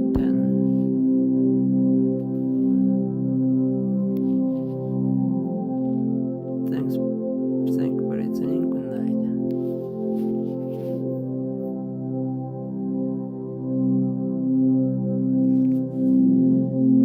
Hello all. This video starts from chapter 10 of the Exodus. And the Lord said unto Moses, Go in unto Pharaoh, for I have hardened his heart, and this the heart of his servant, that I must shew thee my sign before him, and that thou mayest tell in the ears of thy son, and of thy son's son, what things I have wrought in Egypt, and my sign which I have done among them, that ye may know how that I am the Lord. And Moses and Aaron came in unto Pharaoh, and said unto him, Thus says the Lord God of the Hebrews, How long wilt thou refuse to humble thyself before me? Let my people go, that they may serve me. Else, if thou refuse to let my people go, behold, tomorrow will I bring the locusts into thy coast, and they shall cover the face of the earth, and that one cannot be able to see the earth. And they shall eat the residue of that which is escaped, which remains unto you from the hail, and shall eat every tree which grows for you out of the field, and they shall fill thy houses, and the houses of all thy servants, and the houses of all the Egyptians, which neither thy fathers nor thy fathers' fathers have seen, since the day that they were upon the earth unto this day. And he turned himself and went out from Pharaoh. And Pharaoh's servants said unto him, How long shall this man be a snare unto us? Let the man go, that they may serve the Lord their God. Knowest thou not yet that Egypt is destroyed? And Moses and Aaron were brought again into Pharaoh, and he said unto them, Go, serve the Lord your God. But who are they that shall go? And Moses said, We will go with our young, and with our old, and with our sons, and with our daughters, with our flocks, and with our herds will we go. For we must hold a feast unto the Lord. And he said unto them, Let the Lord be so with you, as I will let you go, and your little one. Look to it, for evil is before you. Not so. Go now yet there are men, and serve the Lord, for that yet is desire. And they were driven out from Pharaoh's presence. And the Lord said unto Moses, Stretch out thine hand over the land of Egypt for the locusts, that they may come up upon the land of Egypt, and eat every herb of the land, even all that the hail hath left. And Moses stretched forth his rod for the land of Egypt, and the Lord brought an east wind upon the land of all that day, and all that night, and even when it was morning, the east wind brought the locust, and the locust went up over the land of Egypt, and rested in all the coast of Egypt. Very grievous were they. Before them there were no such locusts as they, neither after them shall be such. For they covered the face of the whole earth, so that the land was darkened, and they did eat every herb of the land, and all the fruit of the trees which the hail had left. And there remained not any green thing in the trees or in the herbs of the field throughout all the land of Egypt. Then Pharaoh called for Moses and Aaron in haste, and he said, I have sinned against the Lord your God, and against you. Now therefore forgive, I pray thee, my sin only this once, and entreat the Lord your God, and that he may take away from me these debts only. And he went up from Pharaoh and entreated the Lord. And the Lord turned a mighty strong west wind, which took away the locusts, and cast them into the Red Sea. There remained not one locust in all the coast of Egypt. But the Lord hardened Pharaoh's heart, so that he would not let the children of Israel go. And the Lord said unto Moses, Stretch out thine hand toward heaven, that there may be darkness over the land of Egypt, even darkness which may be felt. And Moses stretched forth his hand toward heaven, and there was a thick darkness in all the land of Egypt 3 days. They saw not one another, neither rose any from his place for 3 days. But all the children of Israel had light in their dwellings. And Pharaoh called unto Moses and said, Go, ye serve the Lord, only let your flocks and your herds be stayed. Let your little ones also go with you. And Moses said, Thou must give us also sacrifices and burnt offerings, that we may sacrifice unto the Lord our God. Our cattle and also shall go with us. There shall not an hoof be left behind. For thereof must we take to serve the Lord our God. Only know not we but we must serve the Lord until we come thither.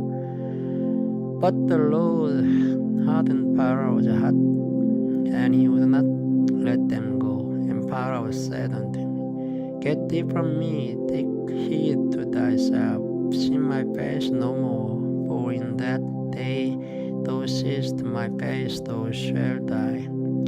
And Moses said, Thou hast spoken well, I'll see thy face again no more. Chapter 11. And the Lord said unto Moses, Yet will I bring one plague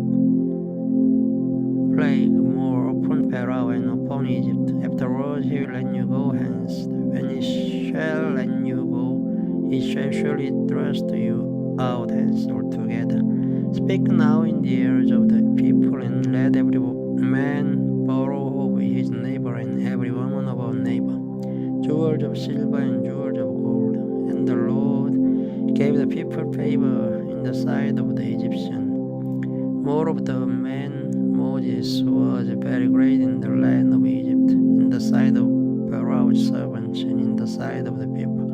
And Moses said, Thus says the Lord, About midnight will I go out into the midst of Egypt, and all the firstborn in the land of Egypt shall die, from the firstborn of Pharaoh that sitteth upon his throne, even unto the firstborn of the maidservant that is behind the mill, and all the firstborn of beasts. And there shall be a great cry throughout all the land of Egypt, such as there was none like it, nor shall be like it any more.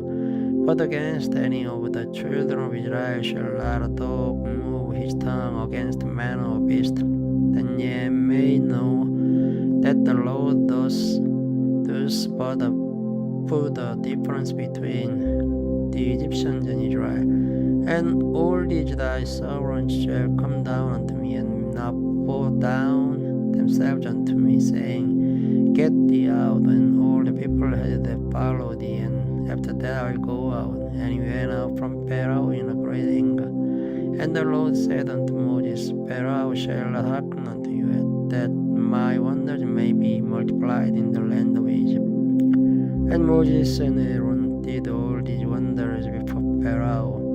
And the Lord hardened Pharaoh's heart, so that he would not let the children of Israel go out of his land.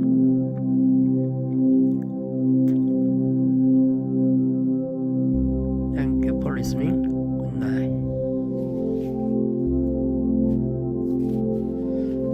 Hello world. This video starts from chapter 12 of the Exodus. And the Lord spake unto Moses and Aaron in the land of Egypt, saying, This month shall be unto you the beginning of the months. It shall be the first month of the year to you. Speak ye unto all the congregation of Israel, saying, In the 10th day of this month they shall take to them every man a lamb, according to the house of their fathers, a lamb for an house. And if the household be too little for the lamb, let him and his neighbor next unto his house take it according to the number of the souls.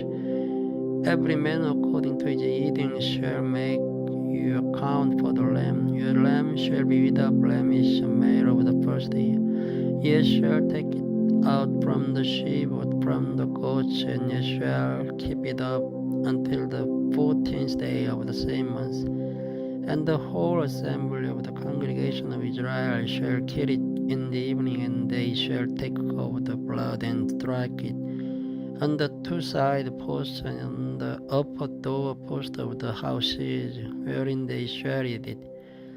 And they shall eat the flesh in the night, roast with fire and unleavened bread, and with bitter herbs they shall eat it. Eat not with raw, nor sodden at all with water, but roast with fire, his head with his legs, and with the purtenance thereof. And ye shall let nothing of it remain until the morning, and that which remains of it until the morning ye shall burn with fire. And thus shall ye eat it, with your loins girded, your shoes on your feet, and your staff in your hand. And ye shall eat in it haste. It is the Lord's Passover. For I will pass through the land of Egypt this night, and will smite all the firstborn in the land of Egypt, both man and beast, and against all the gods of Egypt I will execute judgment. I am the Lord, and the blood shall be to you for a token upon the houses where ye are. And when I see the blood, I will pass over you, and the plague shall not be upon you to destroy you, when I smite the land of Egypt. And this day shall be unto you for a memorial, and ye shall keep it a feast to the Lord throughout your generations. Ye shall keep it a feast by an ordinance forever. 7 days shall ye eat unleavened bread, and even the first day ye shall put away leaven out of your houses. For whosoever eats leavened bread from the first day until the 7th day, that soul shall be cut off from Israel. And in the first day there shall be an unholy convocation, and in the 7th day there shall be an unholy convocation to you. No manner of work shall be done in them, save that which every man must eat, that only may be done of you. And ye shall observe the feast of unleavened bread, for in this same day have I brought your armies out of the land of Egypt. Therefore shall ye observe this day in your generation by an ordinance forever. In the first month, on the 14th day of the month at even, ye shall eat unleavened bread, until the 21st day of the month at even. 7 days shall there be no leaven found in your houses, for whosoever eats that which is leavened, even the soul shall be cut off from the congregation of Israel, whether he be a stranger or born in the land. Ye shall eat nothing leavened. In all your habitations shall ye eat unleavened bread. Then Moses called for all the elders of Israel and said unto them, Throw out and take you a lamb according to your families, and kill the Passover. And ye shall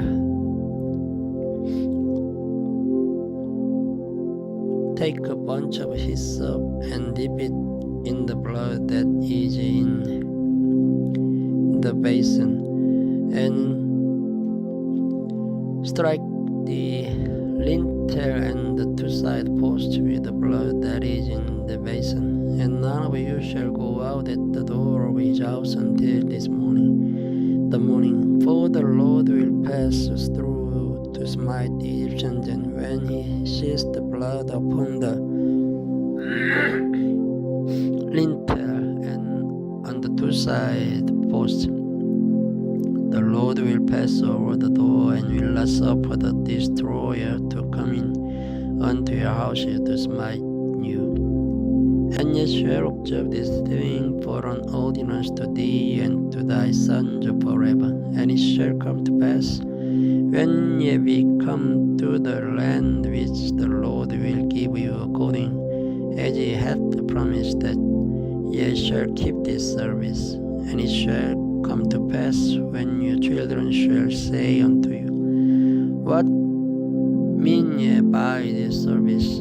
That ye shall say, It is the sacrifice of the Lord's Passover, who passed over the houses of the children of Israel in Egypt, when he smote the Egyptians and delivered our houses. And the people bowed the head and worshipped. And the children of Israel went away and did as the Lord had commanded Moses and Aaron, so did they. And it came to pass that at midnight the Lord smote all the firstborn in the land of Egypt, from the firstborn of Pharaoh that sat on his throne unto the firstborn of the captive that was in the dungeon, and all the firstborn of cattle. And Pharaoh rose up in the night, he and all his servants and all the Egyptians, and there was a great cry in Egypt, for there was not a house where there was not one dead. And he called for Moses and Aaron by night, and said, Rise up and get you forth from among my people, both ye and the children of Israel, and go serve the Lord, and as we have said. Also take your flocks and your herds, as ye have said, and be gone and bless me also. And the Egyptians were urgent upon the people that they might send them out of the land in haste. For they said, We be all dead men. And the people took their dough before it was leavened, their kneading troughs being bound up in their clothes upon their shoulders. And the children of Israel did according to the word of Moses, and they borrowed the Egyptian jewels of silver and jewels of gold and raiment. And the Lord gave the people favor in the sight of the Egyptians, so that they lent unto them such things as they required, and they spoiled the Egyptians. And the children of Israel journeyed from Ramses to Succoth, about 600,000 on foot there on men beside children. And a mixed multitude went up also with them, and flocks and herds, even very much cattle. And they baked unleavened cakes of the dough which they brought forth out of Egypt, for it was not leavened, because they were thrust out of Egypt, and could not tarry, neither had they prepared for themselves any victual. Now the sojourning of the children of Israel who dwelt in Egypt was 430 years. And it came to pass at the end of the 430 years, even the selfsame day, it came to pass that all the hosts of the Lord went up from the land of Egypt. It is a night to be much observed unto the Lord for bringing them out from the land of Egypt. This is the night of the Lord to be observed of all the children of Israel in their generation. And the Lord said unto Moses and Aaron, This is the ordinance of the Passover. There shall no stranger eat thereof, but every man's servant that is bought for money, when thou hast circumcised him, then shall be eat thereof. A foreigner and an hired servant shall not eat thereof. In an house shall it be eaten. Thou shalt not carry also of the flesh abroad out of the house, neither shall ye break a bone thereof. All the congregation of Israel shall keep it. And when a stranger shall sojourn with thee, and will keep the Passover to the Lord.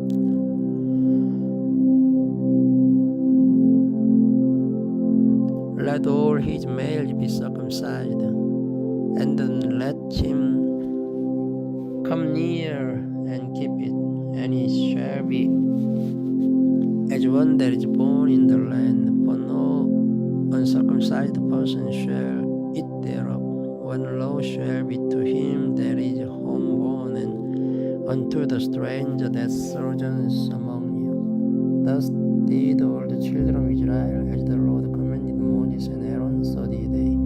And it came to pass the self-same day that the Lord did bring the children of Israel out of the land of Egypt by their armies.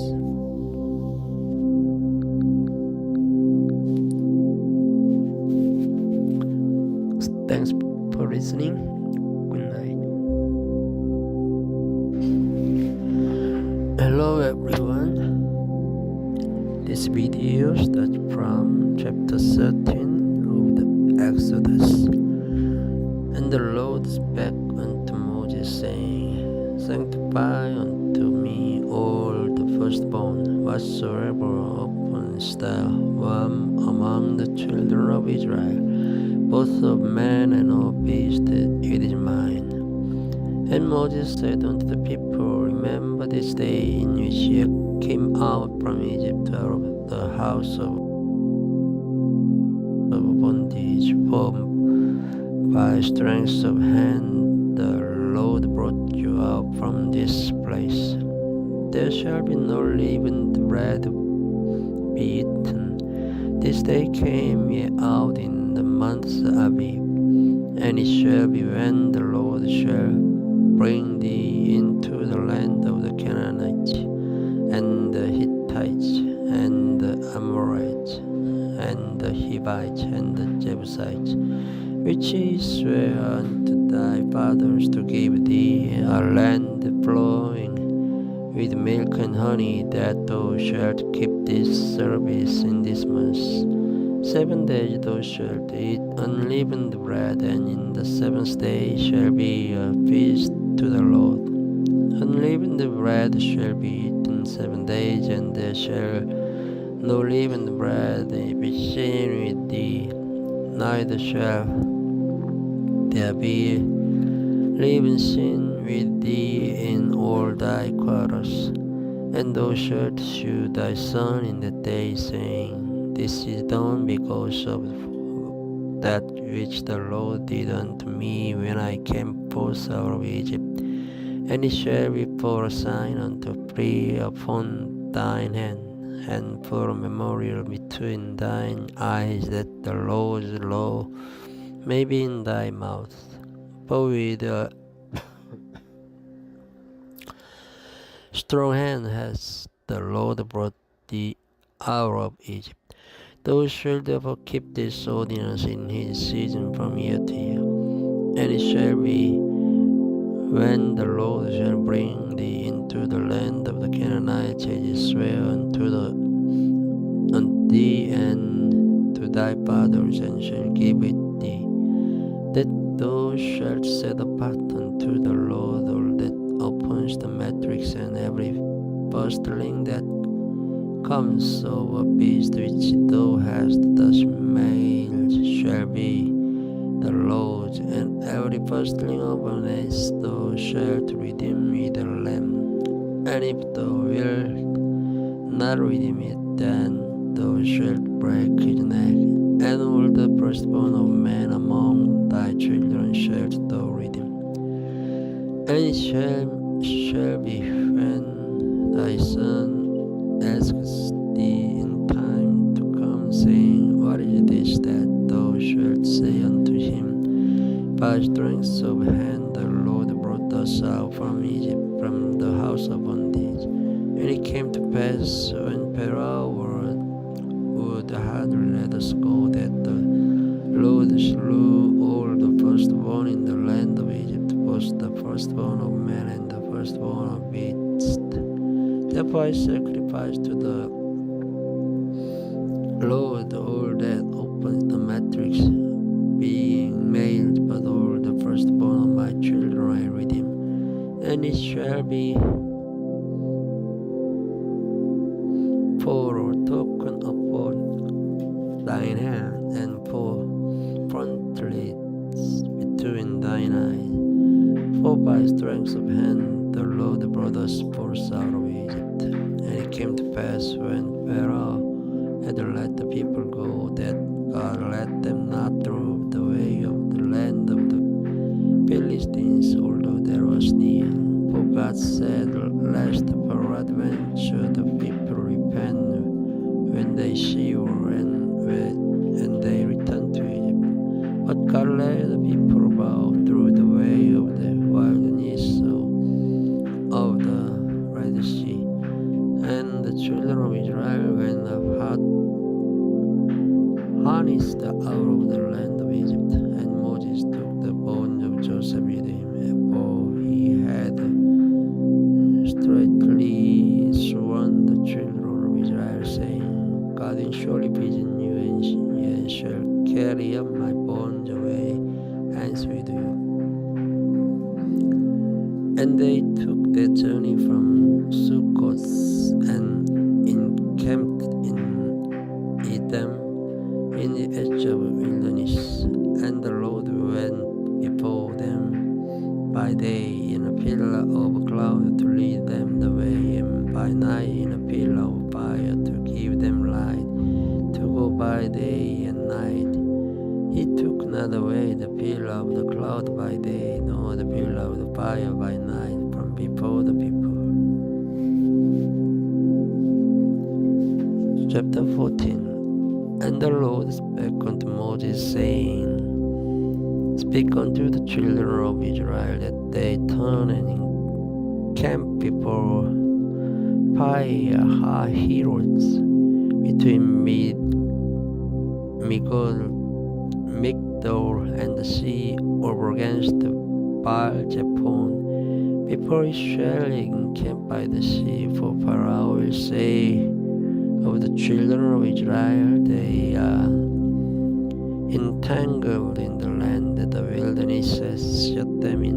And I will harden Pharaoh's heart, that he shall follow after them, and I will be honored upon Pharaoh and upon all his host, that the Egyptians may know that I am the Lord. And they did so.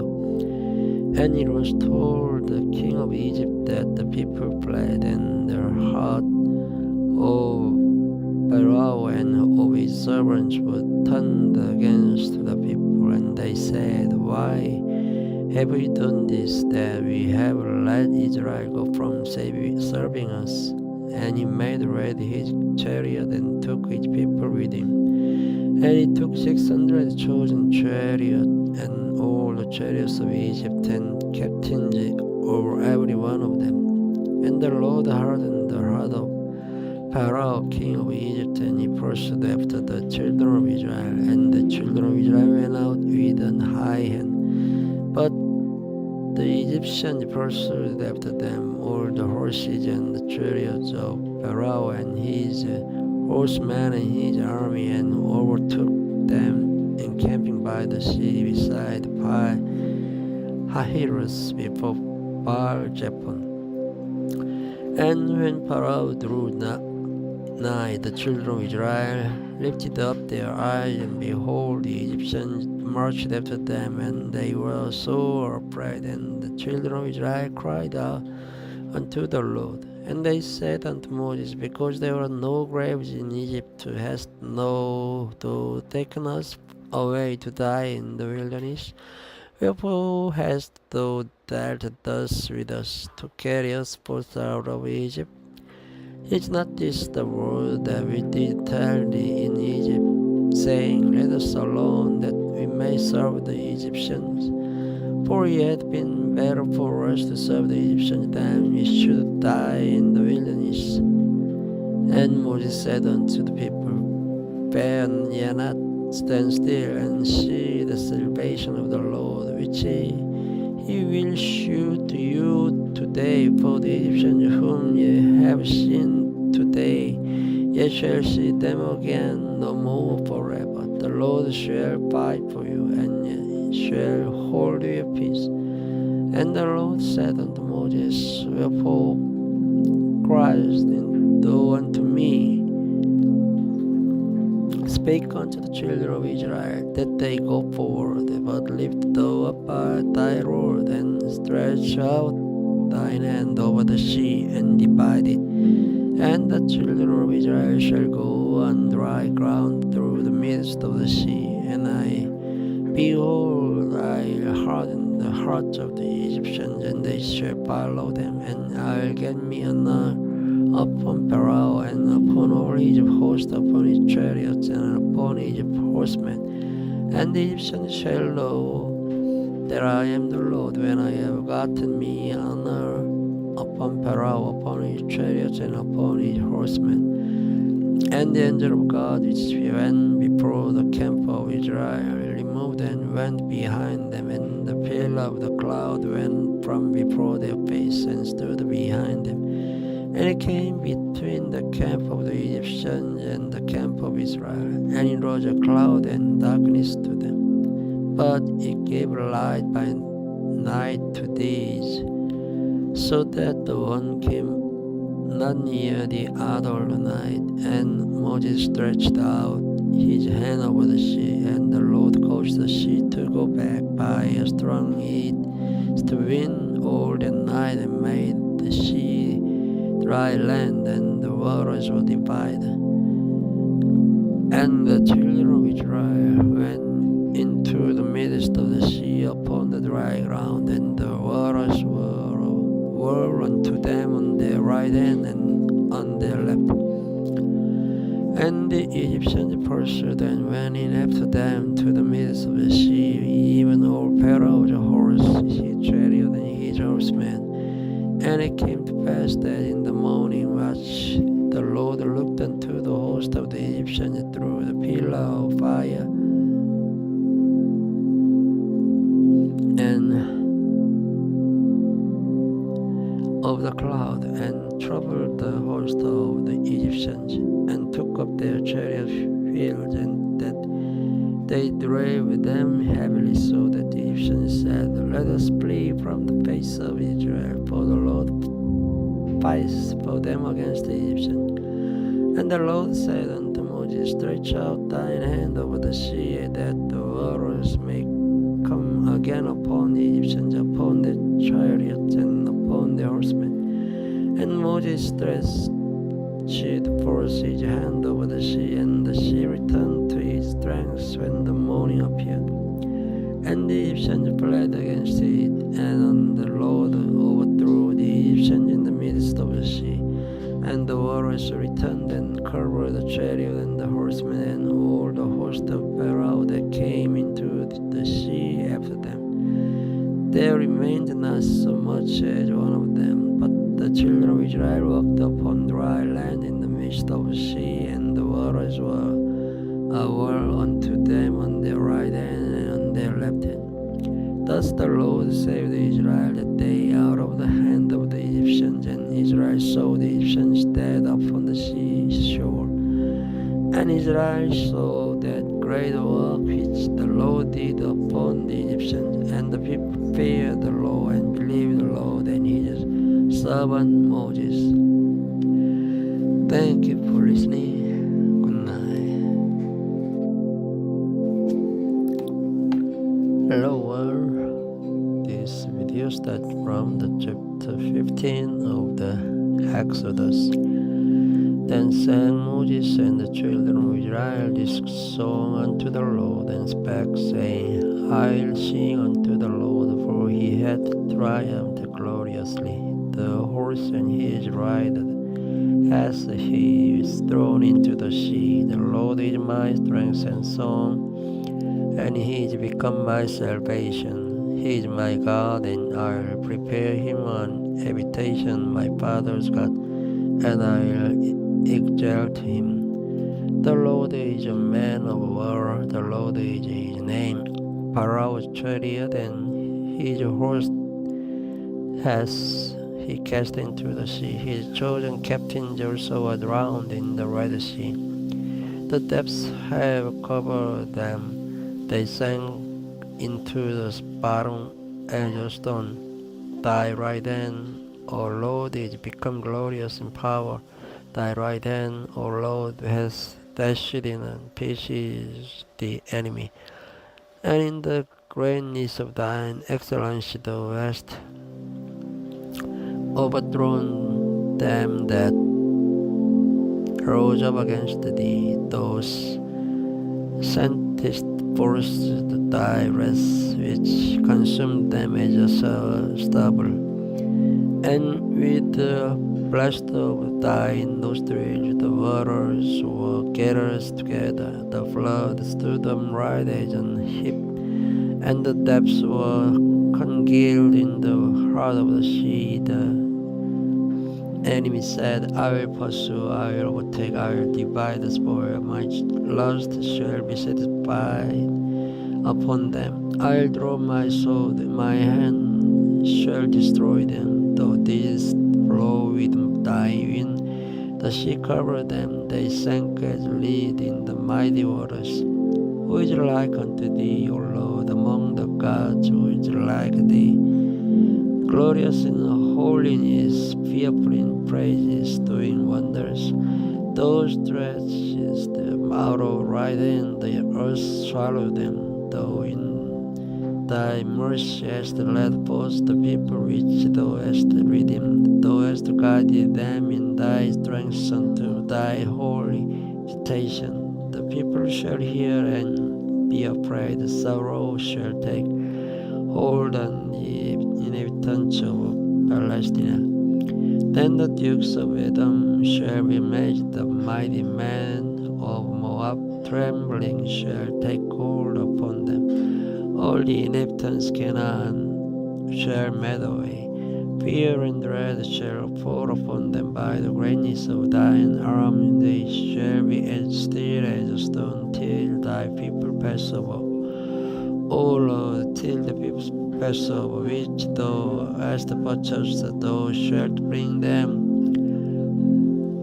in and plant them in the mountain of thine inheritance, in the place, O Lord, which thou hast made for thee to dwell in the sanctuary, O Lord, which thy hands have established. The Lord shall reign over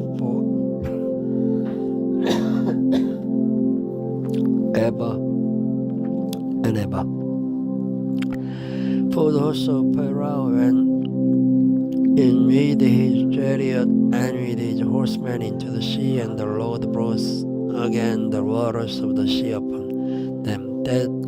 But the children of Israel went on dry land in the midst of the sea.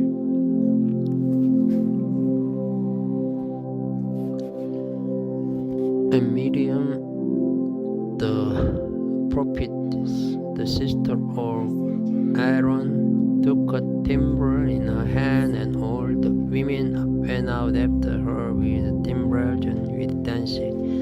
And Miriam answered them, Sing yet to the Lord, for he has triumphed gloriously. The horse and his rider has he thrown into the sea. So Moses brought Israel from the Red Sea, and they went out into the wilderness of Shur. And they went 3 days in the wilderness and found no water. And when they came to Marah, they could not drink of the waters of Marah, for they were bitter. Therefore the name of it was called Marah.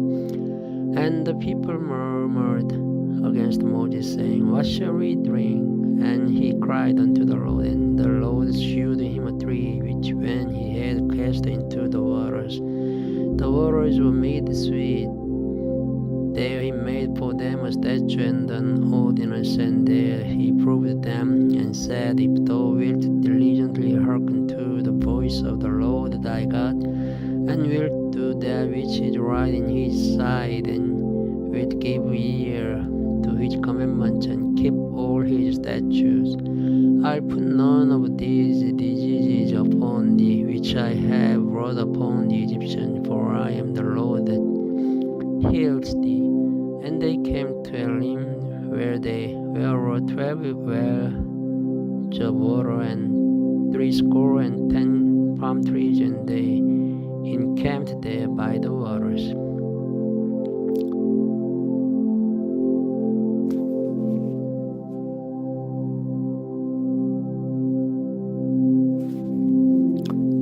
Chapter 16. And they took their journey from Elim, and all the congregation of the children of Israel came unto the wilderness of Sin, which is between Elim and Sinai, on the 15th day of the second month after their departing out of the land of Egypt. And the whole congregation of the children of Israel murmured against Moses and Aaron in the wilderness. And the children of Israel said unto them, Would to God we had died by the hand of the Lord in the land of Egypt, when he sat by the flesh pots, and when he did eat bread to the full, for ye have brought us forth into this wilderness to kill this whole assembly with hunger.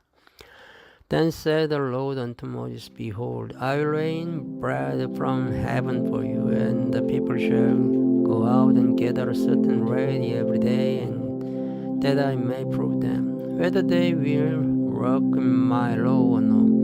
And it shall come to pass that on the 6th day they shall prepare that which they bring in, and it shall be twice as much as they gather daily.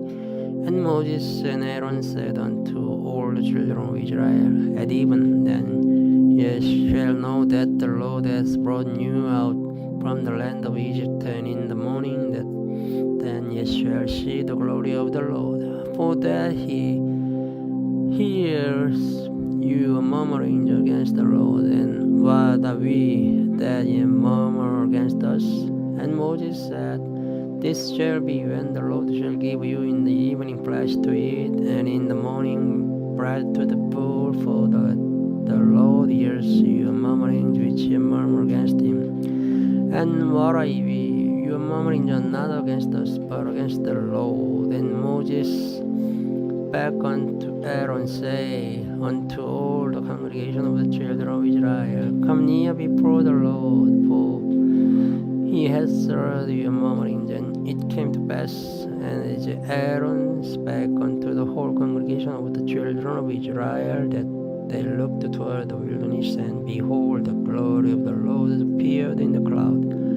And the Lord spake unto Moses, saying, I have heard the murmurings of the children of Israel. Speak unto them, saying, At even ye shall eat flesh, and in the morning ye shall be filled with bread, and ye shall know that I am the Lord your God. And it came to pass that at even the course came up and covered the camp, and in the morning the dew lay round about the host. And when the dew that lay was gone up, behold, upon the face of the wilderness there lay a small round thing, as small as the whole frost on the ground. And when the children of Israel saw it, they said one to another, It is manna, for they wist not what it was. And Moses said unto them, This is the bread which the Lord hath given you to eat.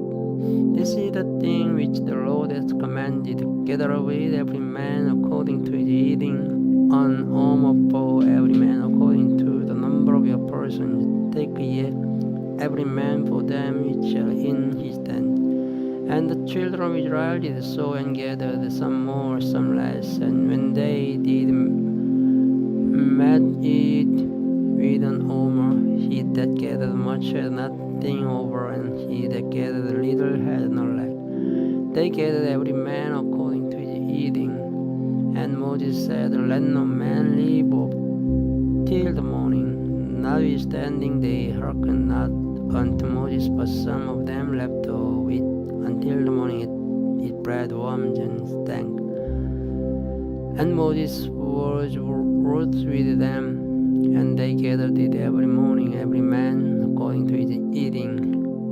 And when the sun waxed out, it melted. And it came to pass that on the 6th day they gathered twice as much bread, 2 omers for one man. And all the rulers of the congregation came and told Moses. And he said unto them, This is it, this is that which the Lord has said, Tomorrow is the rest of the holy Sabbath unto the Lord.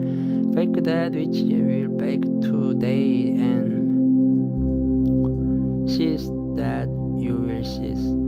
and which remains of lay up for you to be kept until the morning. And they laid it up till the morning as Moses bade, and it did not stink, neither was there any worm therein. And Moses said, Eat that today, for today is a Sabbath unto the Lord. Today ye shall not find it in the field. 6 days ye shall gather it, but on the seventh day, which is the Sabbath, in it there shall be none. And it came to pass that there went out some of the people on the seventh day for to gather, and they found none. And the Lord said unto Moses, How long refuse ye to keep my commandments and my laws? See, for that the Lord has given you the Sabbath. Therefore he gives you on the sixth day the bread of 2 days. Abide ye every man in his place, and let no man go out of his place on the seventh day.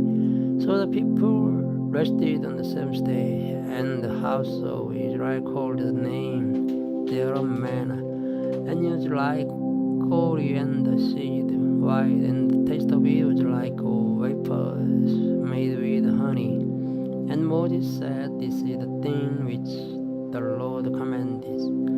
Feed no more of it to be kept for your generations, that they may see the bread wherewith I have fed you in the wilderness, and when I brought you forth from the land of Egypt. And Moses said unto Aaron, Take a spot and put an armful of manna therein, and lay it up before the Lord to be kept for your generations. As the Lord commanded Moses, so Aaron laid it up before the testimony to be kept. And the children of Israel did eat manna 40 years until they came to land inhabited. They did eat manna until they came unto the borders of the land of Canaan. Now an omer is a tenth part of an ephah. Thank you for listening. Hello everyone. This video starts from the chapter 17 of the Exodus. And all the congregation of the children of Israel journeyed from the wilderness of Sin after their journeys according to the commandment of the Lord, and pitched in Rephidim, and there was no water for the people to drink. Wherefore the people did chide with Moses, and said, Give us water that we may drink. And Moses said unto them, Why chide ye with me? Wherefore do ye tempt the Lord? And the people thirsted there for water, and the people murmured against Moses, and said, Wherefore is this that thou hast brought us up out of Egypt to kill us and our children and our cattle with thirst? And Moses cried unto the Lord, saying, What shall I do unto these people? They be almost ready to stone me. And the Lord said unto Moses, Go on before the people, and take with thee of the elders of Israel, and thy rod, wherewith thou smootest the river, take in thine hand, and go.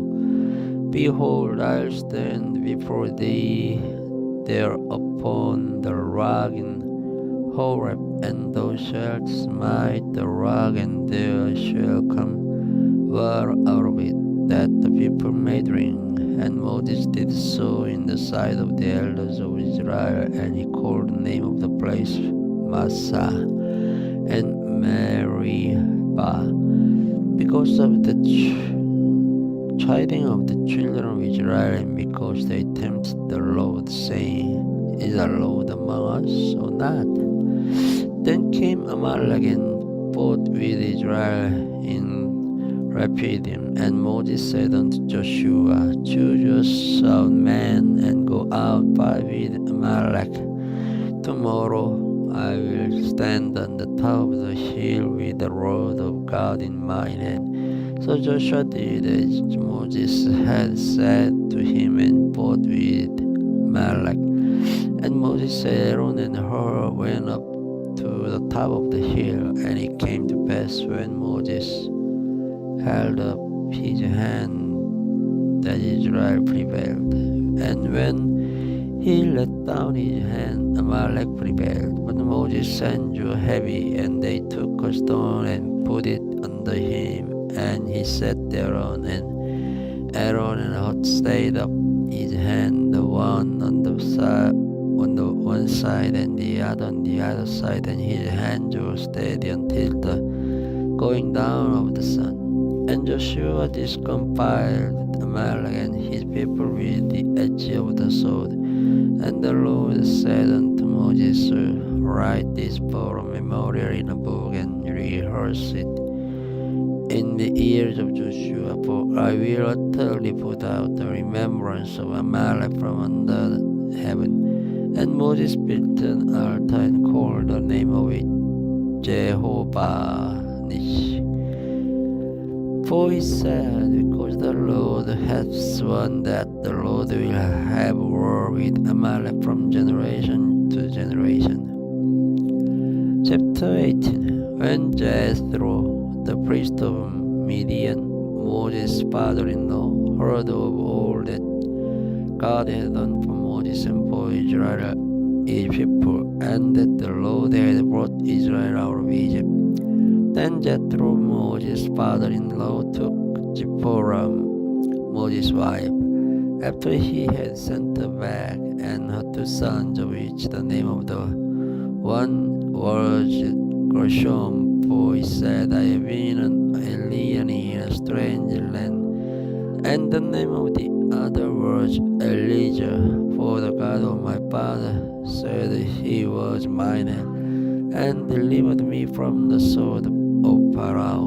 And Jethro, Moses' father-in-law, came with his sons and his wife unto Moses into the wilderness, where he encamped at the mount of God. And he said unto Moses, I thy father-in-law Jethro am come unto thee, and thy wife and her two sons with her.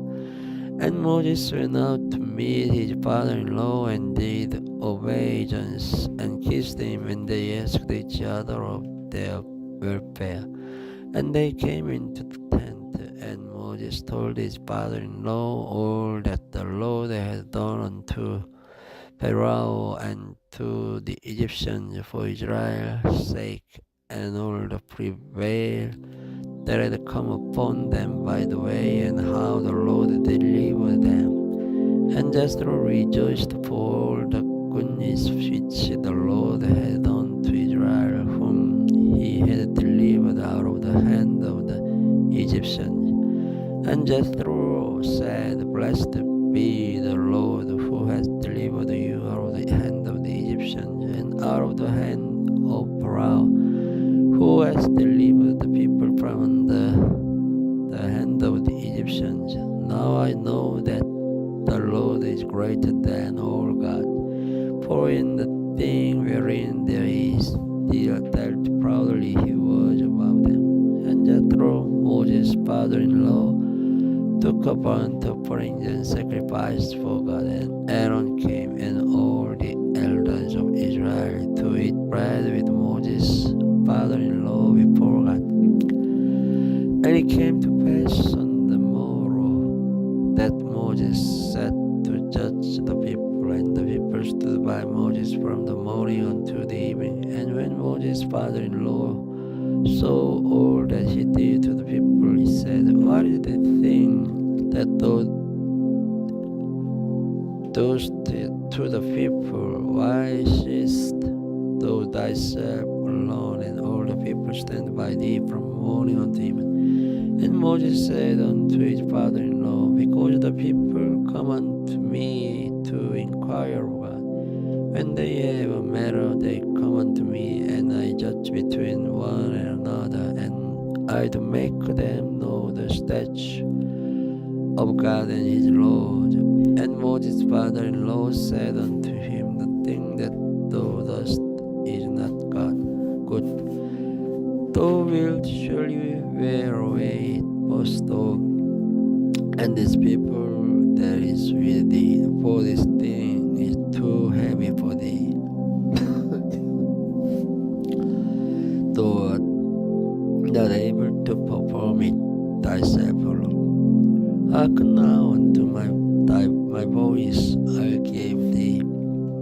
counsel, and God shall be with thee. Be thou for the people to God word, that thou mayest bring the causes unto God. And thou shalt teach them ordinances and laws, and shalt shew them the way wherein they must walk, and the work that they must do.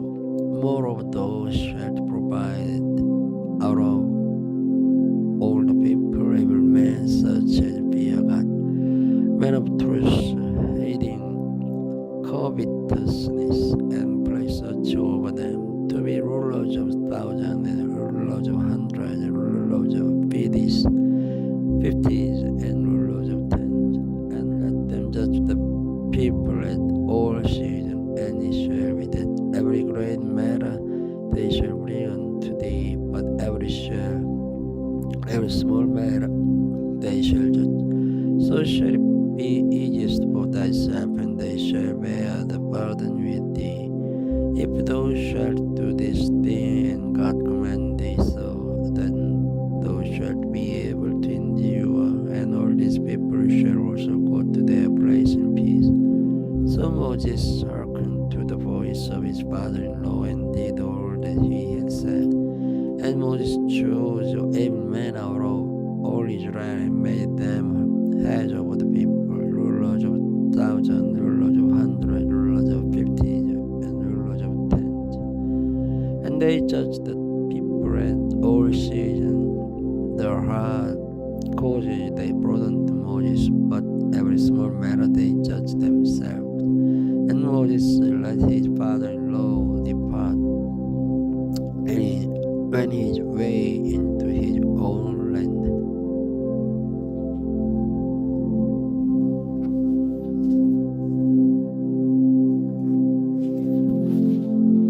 In the third month, when the children of Israel were gone forth out of the land of Egypt, the same day came they into the wilderness of Sinai.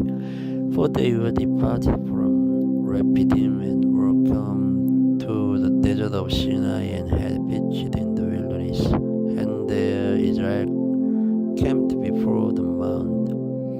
And Moses went up unto God, and the Lord called unto him out of the mountain, saying, Thus shalt thou say to the house of Jacob, and tell the children of Israel, Ye have seen what I did unto the Egyptians, and how I bare you on eagle's wings, and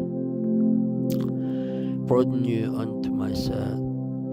Now therefore, if ye will obey my voice indeed, and keep my covenant, then ye shall be a peculiar treasure unto me above all people. For all the earth is mine, and ye shall be unto me a kingdom of priests and holy nation. These are the words which thou shalt speak unto the children of Israel. And Moses came and called for the elders of the people, and laid before their faces all these words which the Lord commanded him. And all the people answered together and said, All that the Lord hath spoken we will do. And Moses returned the words of the people unto the Lord. And the Lord said unto Moses, Lo, I come unto thee in a thick cloud, that the people may hear when I speak with thee, and believe thee forever. And Moses told the words of the people unto the Lord. And the Lord said unto Moses, Go unto the people, and sanctify them today and tomorrow, and let them wash their clothes, and be ready against the third day. For the third day the Lord will come down in the sight of all the people upon Mount Sinai, and thou shalt set bounds unto the people round about, saying, Take heed to yourselves, that ye go not up into the mount, or touch the border of it. Whosoever touches the mount shall be surely put to death. There shall not an hand touch it, but he shall surely be stoned or shot through. Whether it be beast or man, it shall not live. When the trumpet sound this long, they shall come up to the mount. And Moses went down from the mountain to the people and sanctified the people, and they washed their clothes. And he said unto the people, Be ready against the third day, come not at your wives. And it came to pass on the third day in the morning that there was thunders and lightnings, and the thick cloud upon the mountain, the voice of the trumpet exceeding loud, so that all the people that was in the camp trembled. And Moses brought forth the people out of the camp to meet with God, and they stood at the nether part of the mount. And Mount Sinai was altogether in smoke, because the Lord descended upon it in fire, and the smoke thereof ascended as the smoke of a furnace, and the whole mount quaked greatly. And when the voice of the trumpet sounded loud, and waxed louder and louder, Moses spake, and God answered him by a voice, and the Lord came down upon Mount Sinai on top of the mount. And the Lord called Moses up to the Lord of the mount, and Moses went up, and the Lord said unto Moses, Go down, judge the people, lest they break through unto the Lord to gaze, and many of them perish. And let the priests also which come near to the Lord sanctify themselves, lest the Lord break forth unto them. And Moses said unto the Lord, The people cannot come up to Mount Sinai, for thou chargest us, saying, Set bounds about the mountain, sanctify it. And the Lord said unto him, Awake, get thee down, and thou shalt come up, thou and Aaron with thee. But let not the priests and the people break through to come up unto the Lord, lest they break forth upon them. And spake unto them,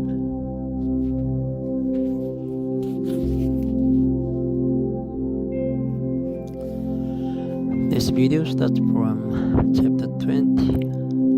And God spake all these words, saying, I am the Lord thy God, which brought thee out of the land of Egypt, out of the house of bondage. Thou shalt have no other gods before me. Thou shalt not make unto thee any graven image, or any likeness of anything that is in heaven above, or that is in the earth beneath, or that is in the water under the earth. Thou shalt not bow down thyself to them, nor serve them. For I, the Lord thy God, am a jealous God, visiting the iniquity of the fathers upon the children, upon the third and fourth generation of them that hate me, and shewing mercy unto thousands of them that love me and keep my commandments. Thou shalt not take the name of the Lord thy God in vain, for the Lord will not hold him guiltless that taketh his name in vain.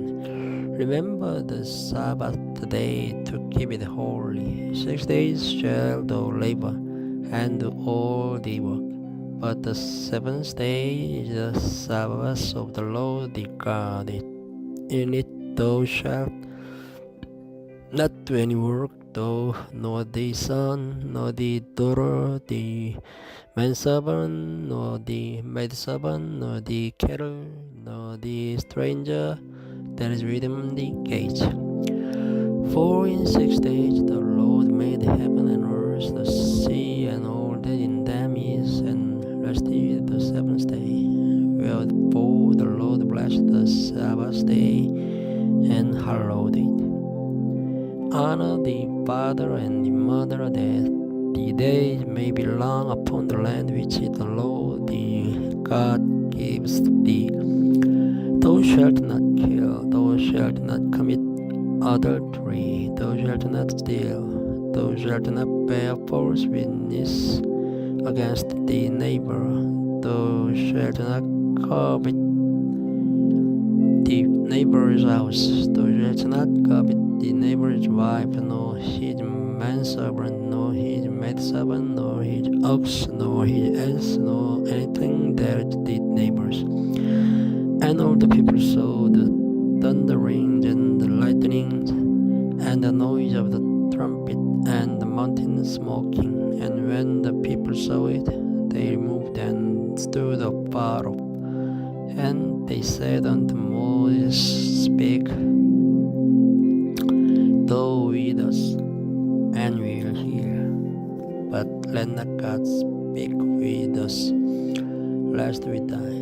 And Moses said unto the people, Fear not, for God is come to prove you, and that his fear may be before your face, that ye sin not. And the people stood afar off, and Moses drew near unto the thick darkness where God was.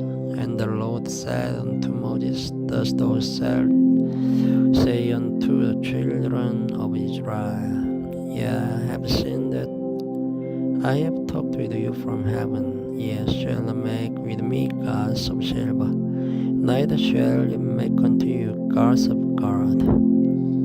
Unalterable so shalt make unto me, and shalt sacrifice thereon the burnt offerings, and the peace offering, the sheep, and the oxen. In all places where I record my name, I will come unto thee, and I will bless thee. And if thou wilt make me an altar of stone, thou shalt not build it of hewn stone. For if thou lift up the tool upon it, thou hast polluted it. Neither shalt thou go up by steps unto mine altar, that the nakedness be not discovered thereon. Chapter 21. Now these are the judgments which thou shalt set before them. If thou buy an Hebrew servant, 6 years he shall serve, and in the 7th he shall go out free for nothing. If he came in by himself, he shall go out by himself.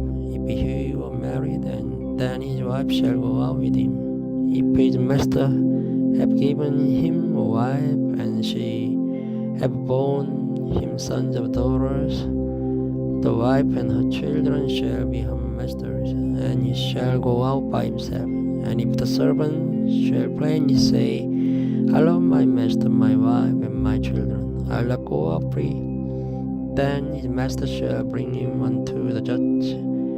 He shall also bring him to the door, or unto the doorpost, and his master shall bore his ear through with an awl, and he shall serve him forever. And if a man sell his daughter to be a maidservant, she shall not go out as the manservants do. If she please not her master, who has betrothed her to himself, then shall he let her be redeemed. To sell her unto a strange nation, he shall have no power, seeing he has dealt deceitfully with her. And if he have betrothed her unto his son, he shall deal with her after the manner of daughters. If he take him another wife, her food, her raiment, and the duty of marriage shall he not diminish. And if he do not these three unto her, then shall she go out free without money.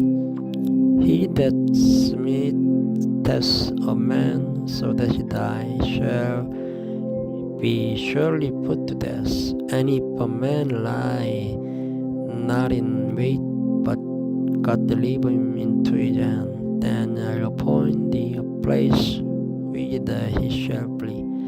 But if a man come presumptuously treacherously upon his neighbor, to slay him with guile, thou shalt take him from mine earth, that he may die. And he that smiteth his father or his mother shall be surely put to death. And he that tells a man and selleth him, or if he found in his hand, he shall surely be put to death. And he that curses his father or his mother shall surely be put to death. And if a man strive together and one smite another with a stone or with his fist, and he die not, but keeps his bed, if he rise again and walk abroad upon his step, then shall be that smote him be quiet, only he shall pay for the loss of his time, and shall cause him to be thoroughly healed. And if a man smite his servant or his maid with a rod, and he die under his hand, he shall be surely punished. Notwithstanding, if he continue a day or two, he shall not be punished, for he is his money. If a man strive and hurt a woman with child, so that her fruit depart from her, and yet no mischief follow, he shall be surely punished, according as the woman's husband will lay upon him, and he shall pay as the judge is determined. And if any mischief follow, then thou shalt give life for life, eye for eye, tooth for tooth, hand for hand, foot for foot, burning for burning, wound for wound, stripe for stripe. And if a man smite the eye of his servant or the eye of his maid, that if perish, he shall let him go free for his eye's sake. And if he smite eye of his manservant's tooth or his maidservant's tooth, he shall let him go free for his tooth's sake.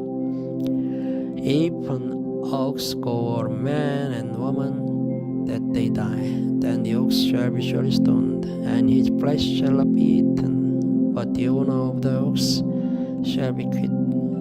But if this ox were one to push with his bone in time past, and it has been testified to his owner, and he has not kept him in, but that he has killed a man or a woman, the ox shall be stoned, and his owner also shall be put to death. If there be laid on him a sum of money, then he shall give for the ransom of his life whatsoever is laid upon him. Whether we have a gold son or have a gold daughter, according to this judgment shall it be done unto him. If the ox shall push a manservant or maidservant, he shall give unto their master 30 shekels of silver, and the ox shall be stoned. And if a man shall open a pit, or if a man shall dig a pit and not cover it, and not cover it, and an ox or an ass fall therein, the owner of the pit shall make it good, and give money unto the owner of them, and the dead shall be his. And if one man's ox hurt another's, that he die, then they shall set the live ox and divide the money of it, and the deal, and the dead ox also they shall divide. Or if it be known that the ox has used this video start from chapter 22. If a man shall steal an ox or a sheep and kill it or sell it, he shall restore 5 oxen for an ox and 4 sheep for a sheep. If a thief be found breaking up and be smitten that he die, there shall no blood be shed for him. If the sun be risen upon him, there shall be blood shed for him. For he should make full restitution. If he have nothing, then he shall be sold for his debt. If the debt be suddenly found in his hand alive, whether it be ox or ass or sheep, he shall restore double. If a man shall cause a field of vineyard to be eaten, and shall put in his beast, and shall feed in another man's field, of the best of his own field, and of the best of his own vineyard shall he make a restitution. If fire break out and catch in thorns, so that the stacks of corn or the standing corn or the field be consumed therewith, he that kindled the fire shall surely make restitution. If a man shall deliver unto his neighbor money or stuff to keep, and it be stolen out of the man's house, if the thief be found, let him be paid double. If the thieves be not found, then the master of the house shall be brought unto the judge, to see whether he have put his hand unto his neighbor's good. For all manner of trespass, whether it be for ox, for ass, for sheep, for raiment, or for any manner of lost thing, which another challenges to be his, the cause of both parties shall come before the judges, and whom the judges shall condemn, he shall pay double unto his neighbor. If a man deliver unto his neighbor an ass or an ox or a sheep or any beast to keep, and it die or be hurt or driven away, no man seeing it, then shall an oath of the Lord be between them both, that he has not put his hand unto his neighbor's good. And the owner of it shall accept thereof, and he shall not make it good. And if it be stolen from him, he shall make a restitution unto the owner thereof. If it be torn in pieces, then let him bring it for witness, and he shall not make good that which was torn. And if a man borrow aught of his neighbor, and it be hurt or die, the owner thereof being not with it, he shall surely make it good. But if the owner thereof be with it, he shall not make it good. If it be an hired thing, it came for his hire. And if a man entities a maid that is not fit to trust, and lie with her, he shall surely endow her to be his wife.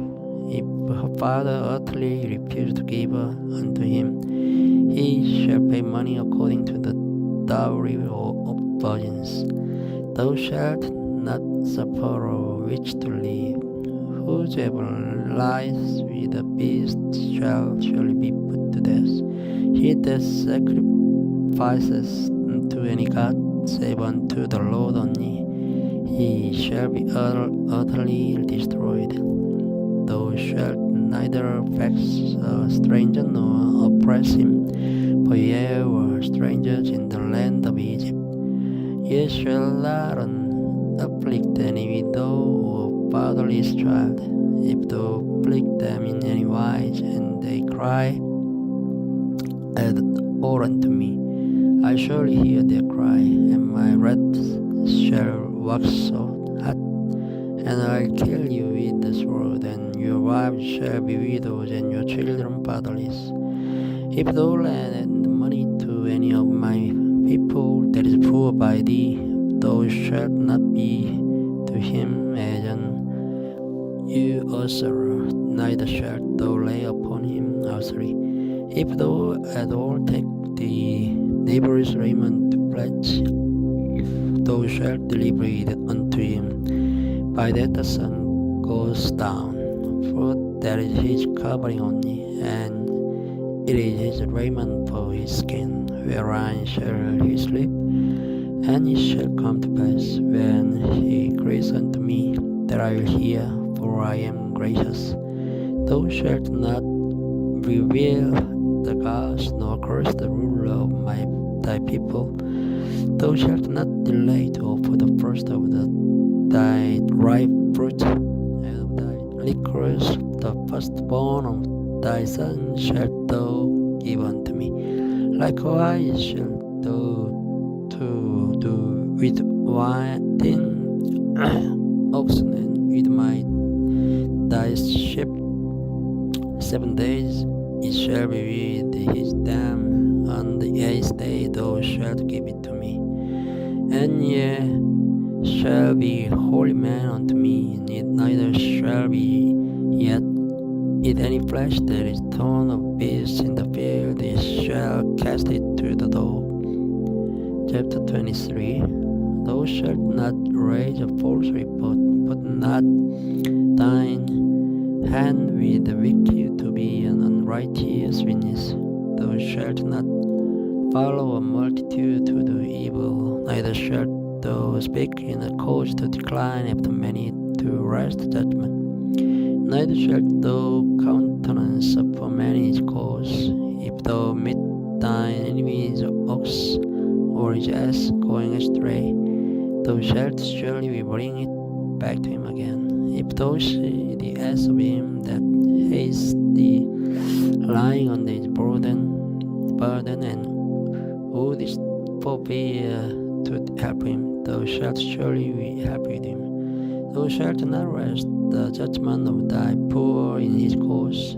Keep thee far from a false matter, and the innocent and righteous slay thou not. For I will not justify the wicked.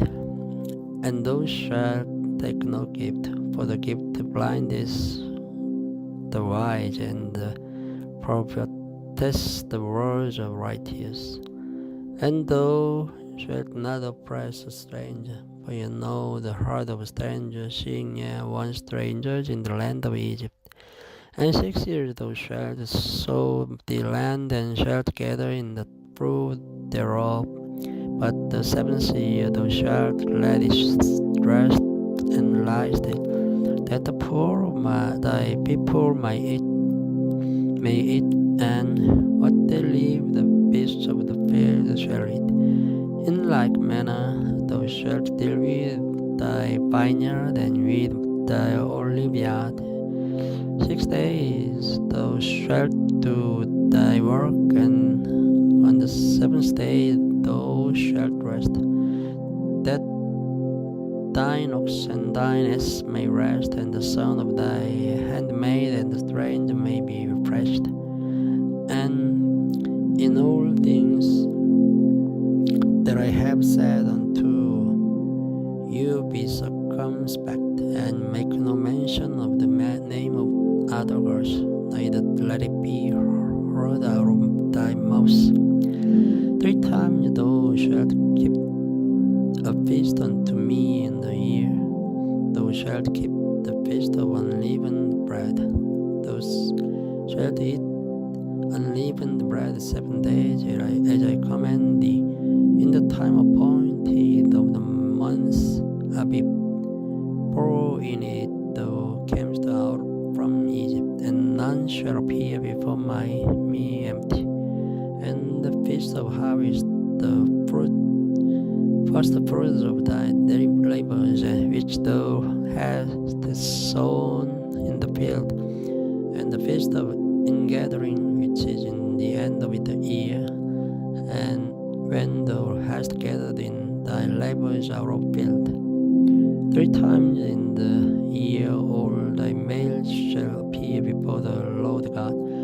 Thou shalt not offer the blood of my sacrifice with unleavened bread, neither shall the fat of my sacrifice remain until the morning. The first fruit of thy land thou shalt bring into the house of the Lord thy God. Thou shalt not seize a kid in his mother's milk. Behold, I send an angel before thee, to keep thee in the way, and to bring thee into the place which I have prepared. Beware of him, and obey his voice, provoke him not. for he will not pardon your transgressions, for my name is in him. But if thou shalt indeed obey his voice and do all that I speak, then I'll be an enemy unto thine enemies, and an adversary unto thine adversaries. For mine angel shall go before thee, and bring thee in unto the Amorites, and the Hittites, and the Perizzites, and the Canaanites, and the Hivites, and the Jebusites, and I'll cut them up. Thou shalt not bow down to their gods, nor serve them, nor do after their works, but thou shalt utterly overthrow them, and quite break down their images, and ye shall serve the Lord. This video starts from chapter 24. And he said unto Moses, Come up unto the Lord, thou and Aaron, Nadab and Abihu, and 70 of the elders of Israel, and worship ye afar off. And Moses alone shall come near the Lord, but they shall not come nigh, neither shall the people go up with him. And Moses came and told the people all the words of the Lord, and all the judgment. And all the people answered with one voice, and said, All the words which the Lord has said will we do. And Moses wrote all the words of the Lord, and rose up early in the morning, and built an altar under the hill, and 12 pillars, according to the 12 tribes of Israel. And he sent young men of the children of Israel, which offered burnt offerings, and sacrificed the peace offerings of oxen unto the Lord. And Moses took half of the blood, and put it in basins, and half of the blood he sprinkled on the altar. And he took the book of the covenant, and read in the audience of the people. And they said, All that the Lord has said will we do, and be obedient. And Moses took the blood and sprinkled it on the people, and said, Behold the blood of the covenant which the Lord has made with you concerning all these words. Then went up Moses and Aaron, Nadab and Abihu, and 70 of the elders of Israel, and they saw the God of Israel. And there was under his feet as it were a paved work of sapphire stone, and as it were the body of heaven in his clearness. And upon the nobles of the children of Israel he laid not his hand. Also they saw God, and did eat and drink. And the Lord said unto Moses, Come up to me into the mount, and be there, and I'll give thee tables of stone, and the law and commandments which I have written, that thou mayest teach them. And Moses rose up, and his minister Joshua. And Moses went up into the mount of God, and he said unto the elders, Tarry here for us, until we come again unto you. And behold, Aaron and Hur are with you. If any man have any matters to do, let him come unto them. And Moses went up into the mount, and the cloud covered the mount, and the glory of the Lord abode upon Mount Sinai, and the cloud covered it 6 days. And the 7th day he called unto Moses out of the midst of the cloud, and the sight of the glory of the Lord was like devouring fire on the top of the mount in the eyes of the children of Israel. And Moses went into the midst of the cloud, and got him up into the mount. And Moses was in the mount 40 days and 40 nights. Chapter 25. And the Lord spake unto Moses, saying, Speak unto the children of Israel, that they bring me an offering of every man that giveth it willingly with his heart, yet shall take my offering. And this is the offering which ye shall take of them: gold and silver and brass and blue and purple and scarlet and fine linen and goat's hair and ram skin dyed red and badgers and skins and shittim wood, oil for the light, spices for anointing oil and for sweet incense, onyx stones and stones to be set in the ephod and in the breastplate, and let them make me a sanctuary, that I may dwell among them, according to all that I shew thee,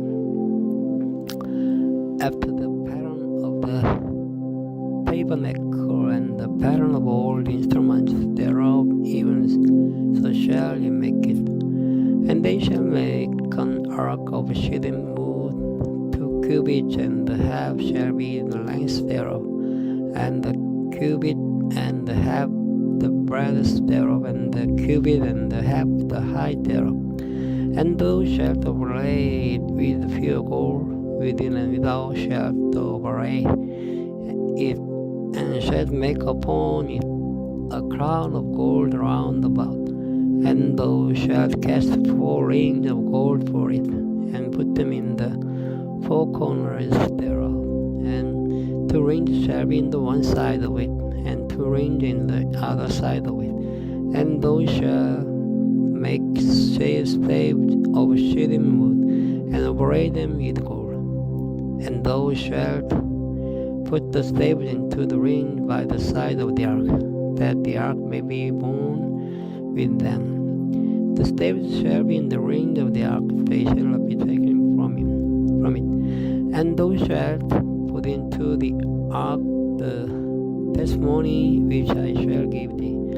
And thou shalt make a mercy seat of pure gold, 2 cubits, and the half shall be the length thereof, and the cubit and the half the breadth thereof. And thou shalt make 2 cherubims of gold of beaten work shalt thou make them in the 2 ends of the mercy seat, and make 1 cherub on the one hand, and the other cherub on the other hand, and even of the mercy seat shall ye make the cherubim on the 2 ends thereof. And the cherubim shall stretch forth their wings on high, covering the mercy seat with their wings, and their faces shall look on one to another. Toward the mercy seat shall the faces of the cherubim be. And thou shalt put the mercy seat above upon the ark, and the ark thou shalt put the testimony that I shall give thee.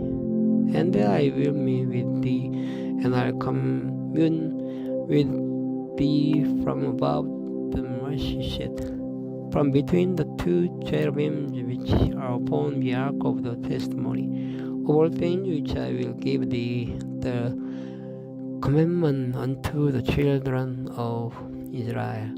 Thou shalt also make a table of shittim wood.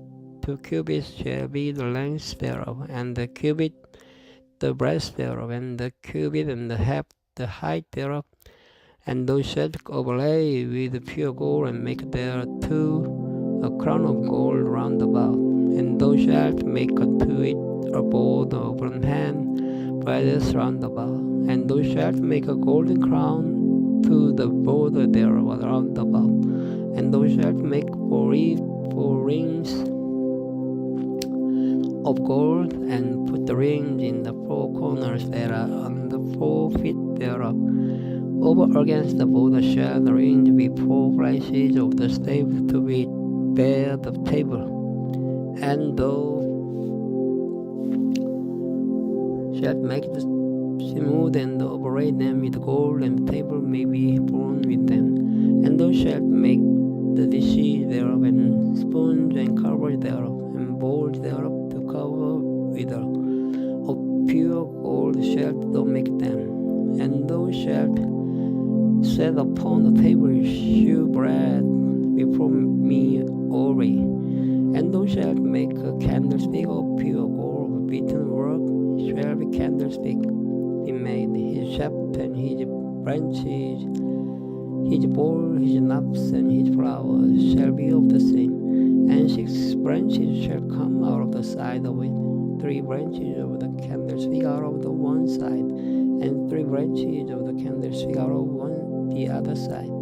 3 bowls. This video starts from chapter 26. Moreover, thou shalt make the tabernacle with 10 curtains of fine twined linen, and blue and purple and scarlet. With cherubims of cunning work shalt thou make them. The length of one curtain shall be 28 cubits, and the breadth of one curtain 4 cubits, and every one of the curtains shall have one measure. The 5 curtains shall be coupled together one to another, and other 5 curtains shall be coupled one to another. And thou shalt make loops of blue upon the edge of the one curtain from the self-edge in the coupling.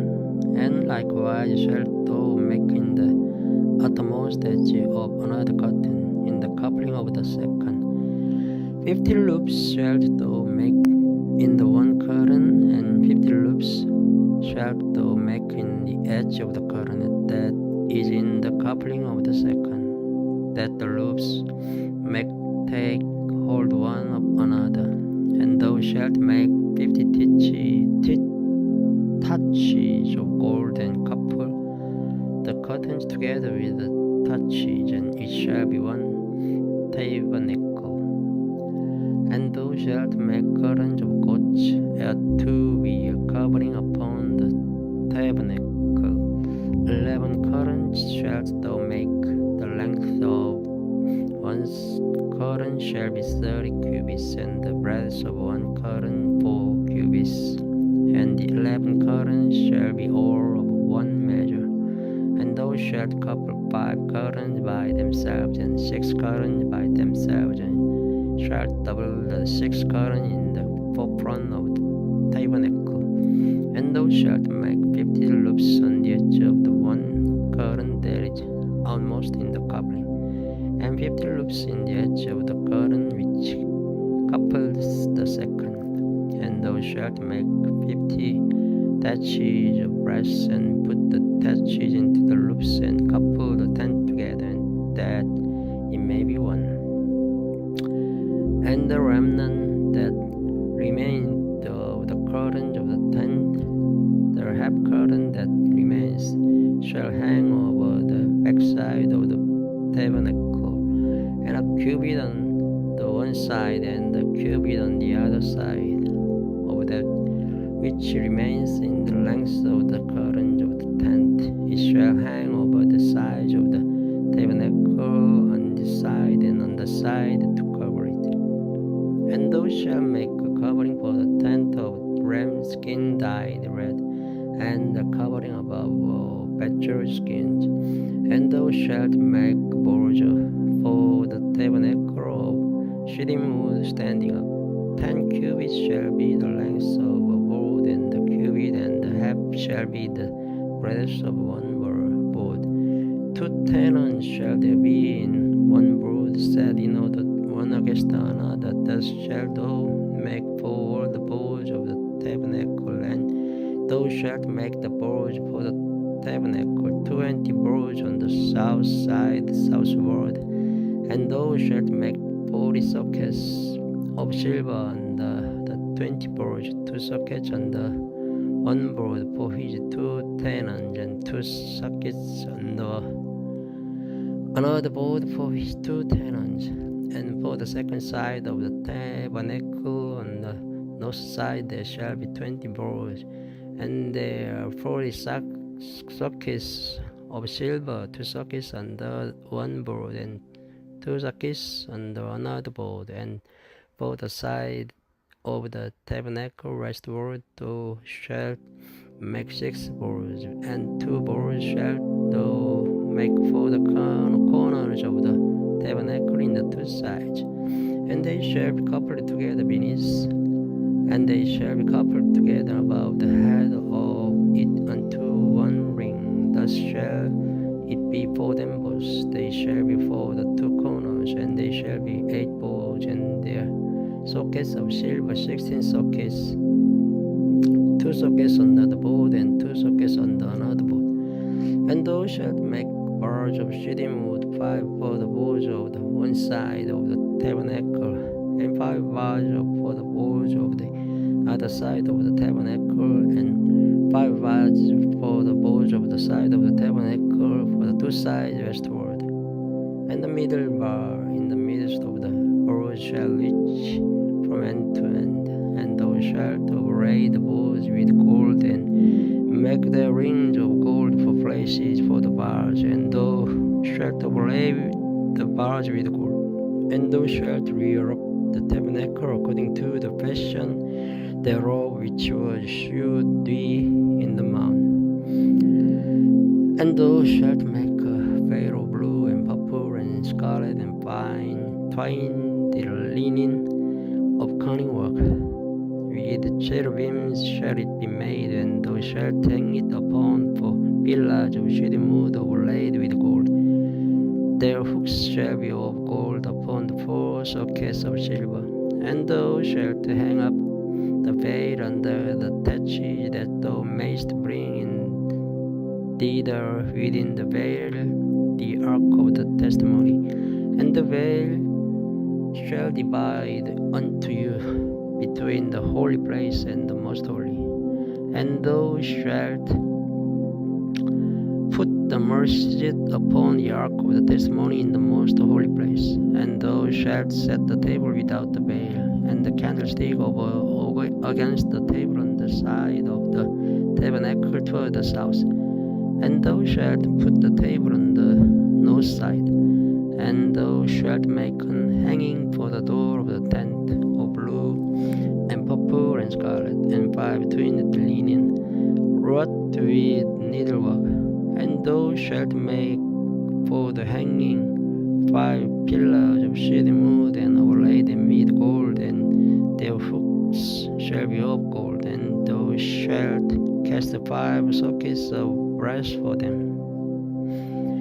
Chapter 27. And thou shalt make an altar of shittim wood, 5 cubits long and 5 cubits broad. The altar shall be 4 square, and the height thereof shall be 3 cubits. And thou shalt make the horns of it upon the 4 corners thereof. His horns shall be of the same, and thou shalt overlay it with brass. And thou shalt make his plans to receive the ashes, and his shovels, and his basins, and his flesh hooks, and his fire pans, all the vessels thereof thou shalt make of brass. And thou shalt make for it a great network of brass, and upon the net shalt thou make 4 brazen rings in the 4 corners thereof. And thou shalt put it under the compass of the altar beneath, that the net may be even to the midst of the altar. And thou shalt make staves for the altar, staves of shittim wood, and overlay them with brass. And the staves shall be put into the rings, and the staves shall be upon the 2 sides of the altar to bear it. Hollow with boards shall thou make it, as it was shewed thee in the mount, so shall they make it.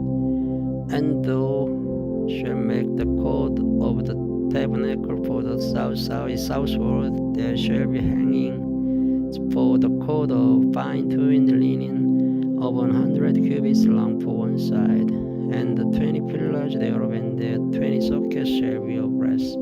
The hooks of the pillars and their fillet shall be of silver. And likewise for the north side in length there shall be hangings or 100 cubits long, and its 20 pillars and their 20 sockets of brass, the hooks of the pillars and their fillets of silver.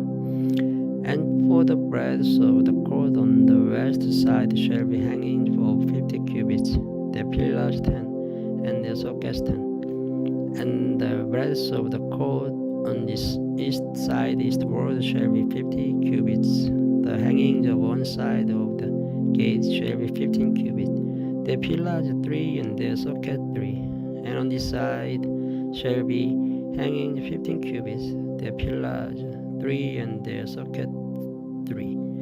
And for the gate of the court shall be an hanging of 20 cubits of blue and purple and scarlet, and fine twinned linen, wrought with net needlework. And their pillars shall be 4 and their sockets 4. And the pillars round about the court shall be filleted with silver. Their hooks shall be of silver.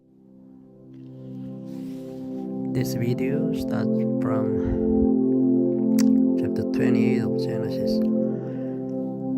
And take thou unto thee Aaron, the brother, and his sons with him from among the children of Israel, that he may minister unto me in the priest's office, even Aaron, Nadab, and Abihu, Eleazar, and Ithamar, Aaron's sons.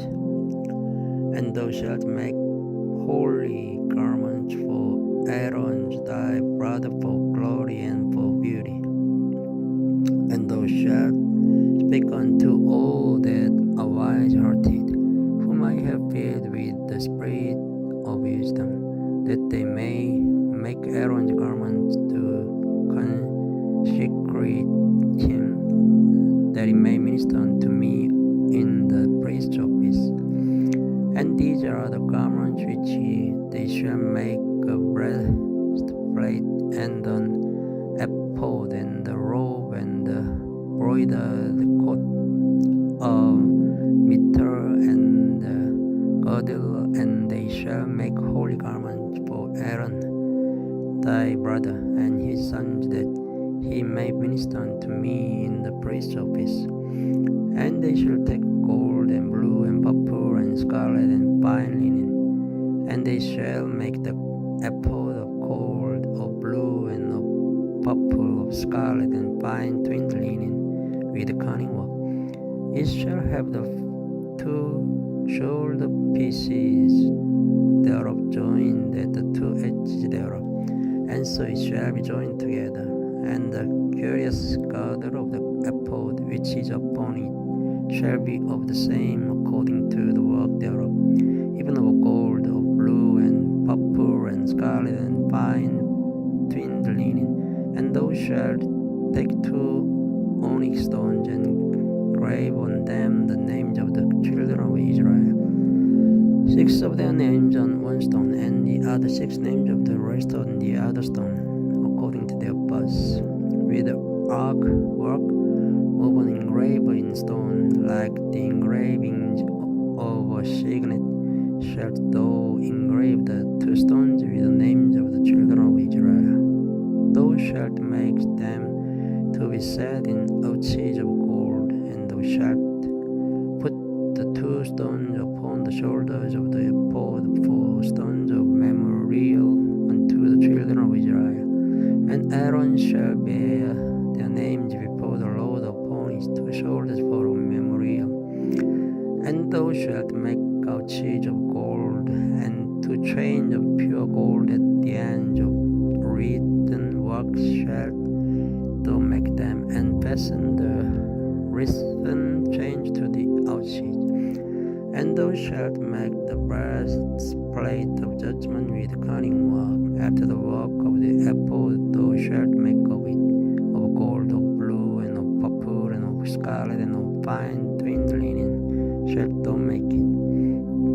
40 it shall be, being double 10. A span shall be the length thereof, and the span shall be the breadth thereof. And thou shalt set in its settings of stone.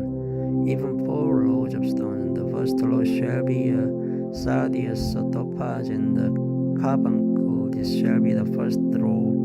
And the second row shall be an emerald, a sapphire, and a diamond. And the third row a lekker, and an agate, and an amethyst. And the fourth row a beryl, and an onyx, and a jasper. They shall be set in gold in their enclosings, and the stones shall be with the names of children of Israel, 12 according to their names, like the engravings of a signet. Everyone with his name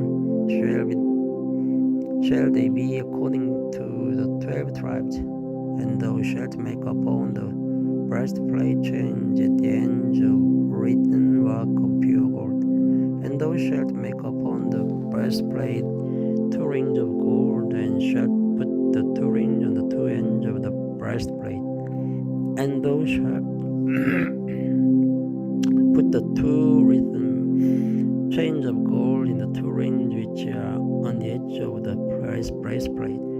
And the other 2 ends of the 2 written chains thou shalt fasten in the 2 ouches, and put them on the shoulder pieces of the ephod before it. And thou shalt make 2 rings of gold, and thou shalt put them upon the 2 ends of the breastplate in the border thereof, which is in the side of the ephod inward. And 2 other rings of gold thou shalt make, and shalt put them on the 2 sides of the ephod underneath, towards the forepart thereof, over against the other coupling thereof, above the cuirass girdle of the ephod. And they shall bind the breastplate by the rings thereof unto the rings of the ephod with a lace of blue, that it may be above the cuirass girdle of the ephod, and that the breastplate be not loosed from the ephod. And Aaron shall bear the names of the children of Israel in the breastplate of judgment upon his heart, when he goes in unto the holy place for a memorial before the Lord continually. And thou shalt put in the breastplate of judgment the Urim and the Thummim, and they shall be upon Aaron's heart when he goes in before the Lord. And Aaron shall bear the judgment of the children of Israel upon his heart before the Lord continually. And thou shalt make the roof of the pot all of blue, and there shall be an hole in the top of it in the midst thereof. It shall have a binding of woven work round about the hole of it, as you read the whole of an habergeon, that it be not rent. And beneath upon the hem of it thou shalt make pomegranate of blue, and of purple, and of scarlet round about the hem thereof, and bells of gold between them round about, a golden bell and the pomegranate, a golden bell and the pomegranate upon the hem of the road round about. And it shall be upon Aaron to minister, and his sound shall be heard when he goes in unto the holy place before the Lord. And when he comes out, and he die not. And thou shalt make a plate of pure gold, and engrave upon it, like the engravings of a signet, holiness to the Lord. And thou shalt put it on a blue lace, that it may be upon the mitre, upon the forefront of the mitre it shall be. And it shall be upon Aaron's forehead, that Aaron may bear the iniquity of the holy things, which the children of Israel shall hallow in all their holy gifts. And it shall be always upon his forehead, that they may be accepted before the Lord. And thou shalt embroider the coat of fine linen, and thou shalt make the mitre of fine linen, and thou shalt make the girdle of needlework. And for Aaron's sons thou shalt make coats, and thou shalt make for them girdles, upon it shalt thou make for them for glory and for beauty, and thou shalt put them upon Aaron thy brother and his sons with ever unto him, and his seed after him. Chapter 29. And this is the thing that thou shalt do unto them, to hallow them, to minister unto me in the priest's office. Take one young bullock and 2 rams without blemish, and unleavened bread and cakes unleavened, tempered with oil, and wafers unleavened, anointed with oil. Wheaten flour shalt thou make them, and thou shalt put them into one basket, and bring them in the basket. With the bullock and the 2 rams, and Aaron and his sons thou shalt bring unto the door of the tabernacle of the congregation, and shalt wash them with water. And thou shalt take the garments and put upon Aaron the coat and the robe of the ephod, and the ephod and the breastplate, and gird him with the curious girdle of the ephod. And thou shalt put the mitre upon his head, and put the holy crown upon the mitre. Then shalt thou take the anointing oil, and pour it upon his head, and anoint him. And thou shalt bring his sons, and put coats upon them. And thou shalt gird them with girdles, Aaron and his sons, and put the bonnets on them. And the priest's office shall be theirs for a perpetual statute. And thou shalt consecrate Aaron and his sons, and thou shalt cause a bullock to be brought before the tabernacle of the congregation. And Aaron and his sons shall put their hands upon the head of the bullock. And thou shalt kill the bullock before the Lord by the door of the tabernacle of the congregation. And thou shalt take of the blood of the bullock, and put it upon the horns of the altar with thy finger, and pour all the blood beside the bottom of the altar. And thou shalt take all the fat that covers in the inwards, and the caul that is above the liver, and the 2 kidneys, and the fat that is upon them, and burn them upon the altar. But the flesh of the bullock, and his skin, and his tongue shalt thou burn with fire without the camp. It is a sin offering. Thou shalt also take 1 ram, and Aaron and his son shall put their hands upon the head of the ram. And thou shalt slay the ram, and thou shalt take his blood, and sprinkle it round about upon the altar. And thou shalt cut the ram in pieces, and wash the inwards of him, and his leg, and put them unto his pieces, and unto his head. And thou shalt burn the whole ram upon the altar. It is a burnt offering unto the Lord. It is a sweet savor, an offering made by fire unto the Lord. And thou shalt take the other ram, and Aaron and his sons shall put their hands upon the head of the ram. Then shalt thou kill the ram, and take of its blood, and put it upon the tip of the right ear of Aaron, and upon the tip of the right ear of his sons, and upon the thumbs of their right hand, and upon the great toe of their right foot, and sprinkle the blood upon the altar round about. And thou shalt take of the blood that is upon the altar, and of the anointing oil, and sprinkle it upon Aaron, and upon his garments, and upon his son, and upon the garments of his sons with him. And it shall be hallowed, and his garments, and his sons' garments with him. Also thou shalt take of the ram the fat, and the rump, and the fat covers the inwards, and the caul above the liver, and the 2 kidneys, and the fat that is upon them, and the right shoulder. For it is a ram of consecration, and 1 loaf of bread and 1 cake of all the bread and 1 wafer out of the basket of the unleavened bread that is before the Lord.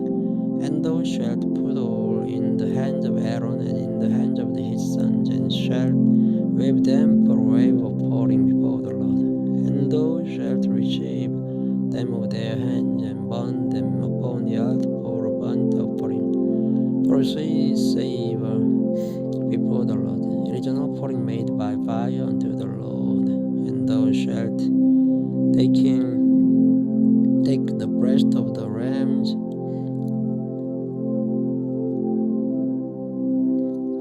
ram of Aaron's consecration, and wave it for a wave offering before the Lord, and it shall be thy part.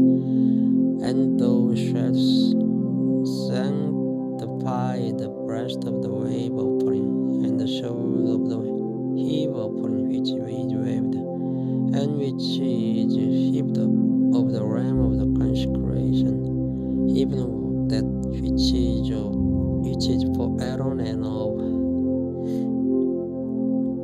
that which is for his sons, and it shall be Aaron's and his sons by a statute forever from the children of Israel. For it is an heave offering, and it shall be an heave offering from the children of Israel of the sacrifice of their peace offerings, even their heave offering unto the Lord. And the holy garments of Aaron shall be his sons after him, to be anointed therein, and to be consecrated of them in them. And the son that is priest in his stead shall put them on 7 days, when he comes into the tabernacle of the congregation to minister in the holy place. And thou shalt take the ram of the consecration and seest his flesh in the holy place, and Aaron and his sons shall eat the flesh of the ram and the bread that is in the basket by the door of the tabernacle of the congregation. And they shall eat those things wherewith the atonement was made, to consecrate and to sanctify them. But a stranger shall not eat thereof, because they are holy. And if aught of the flesh of the consecrations or of the bread remain unto the morning, then thou shalt burn the remainder with fire. It shall not be eaten, because it is holy. And thus shalt thou do unto Aaron and to his sons according to all things which I have commanded thee. This video starts from chapter 30 of Genesis. And thou shalt make an altar to burn incense upon. Of shittim wood shalt thou make it. A cubit shall be the length thereof, and a cubit the breadth thereof, foursquare shall it be, and the cubit shall be the height thereof. The horns thereof shall be of the same. And thou shalt overlay it with pure gold, the top thereof, and the sides thereof, round about, and the horns thereof. And thou shalt make unto it a crown of gold round about, and 2 golden rings shalt thou make to it under the crown of it, by the 2 corners thereof, and upon the 2 sides of it shalt thou make it. And they shall be for places for the staves to bear it withal. And thou shalt make the staves of shittim wood, and overlay them with gold. And thou shalt put it before the veil that is the ark of the testimony, before the mercy seat that is over the testimony, where I will meet with thee. And Aaron shall burn thereon sweet incense every morning. When he dresses the lamps, he shall burn incense upon it. And when Aaron lighteth the lamps at even, he shall burn incense upon it, a perpetual incense before the Lord throughout new generations. Yet shall offer no strange incense thereon, no burnt sacrifice, nor meat offering, neither shall ye pour drink offering thereon. And Aaron shall make an atonement upon the horns of it once in a year with the blood of the sin offering of atonement. Once in the year shall we make atonement upon it throughout your generation. It is most holy unto the Lord. And the Lord spake unto Moses, saying, When thou wilt takest the sum of the children of Israel after their number, then shall they give every man a ransom for his soul unto the Lord. When thou numberest them, that there be no plague among them, when thou numberest them, this they shall give every one that passes among them that are numbered, half a shekel after the shekel of the sanctuary. A shekel is 20 gerahs. One half shekel shall be the offering of the Lord. Everyone that passes among them that are numbered, from 20 years old and above, shall give an offering unto the Lord. The rich shall not give more, and the poor shall not give less than half a shekel.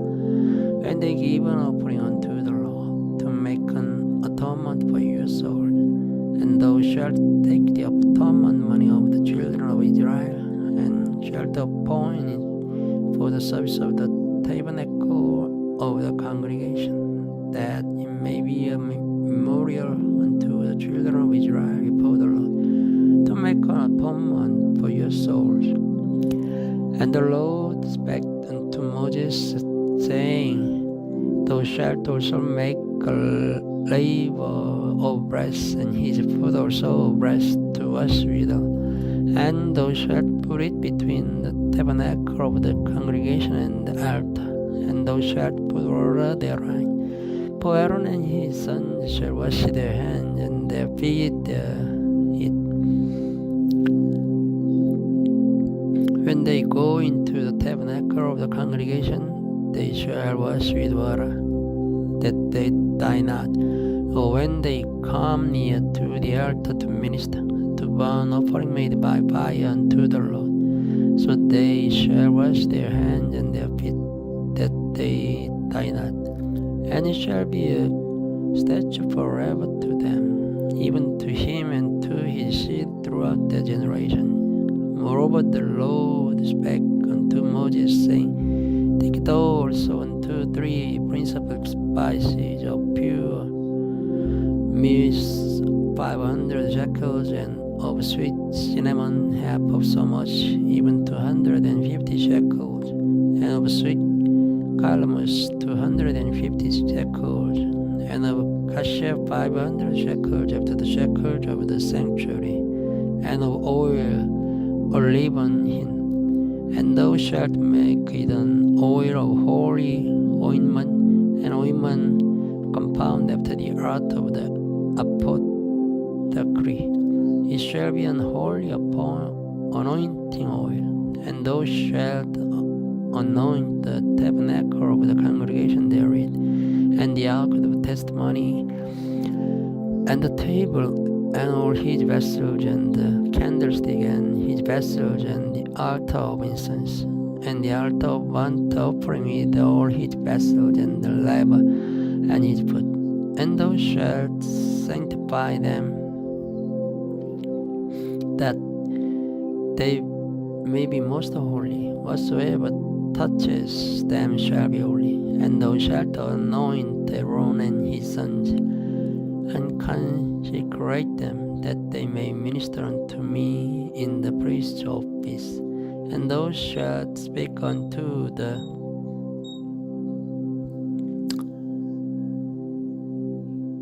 children of Israel, saying, This shall be an holy anointing oil unto me throughout your generation. Upon man's flesh shall it not be poured, and neither shall ye make any other like it. After the composition of it, it is holy, and it shall be holy unto you. Whosoever compoundeth any like it, or whosoever put release any of it upon a stranger shall even be cut off from his people.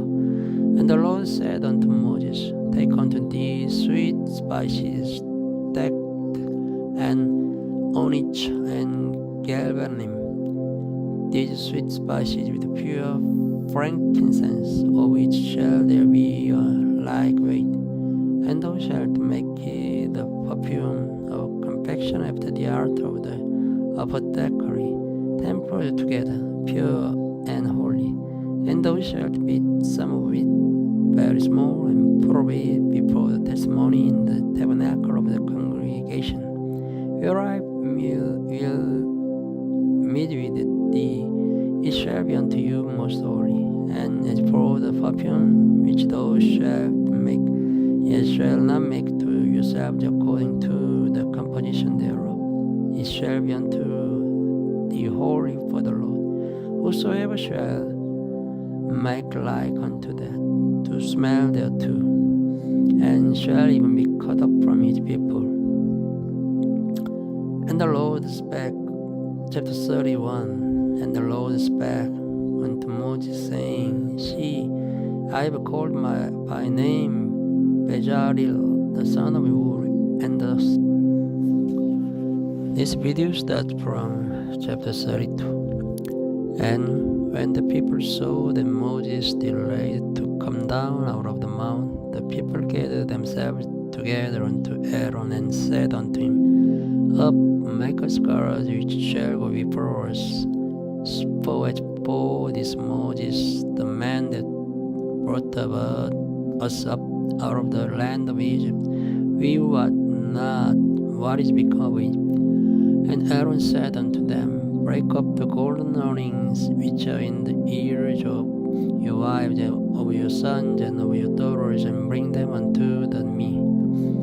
And all the people brake up the golden earrings which were in their ears, and brought them unto Aaron. And he received them at their hand, and fashioned it with a graving tool after he had made it a molten color. And they said, These be thy gods, O Israel, which we brought thee up out of the land of Egypt. And when Aaron saw it, he built an altar before it. And Aaron made a proclamation and said, Tomorrow is a feast is to the Lord. And they rose up early on the morrow, and offered burnt offering, and brought peace offering. And the people sat down to eat, and to drink, and rose up to play.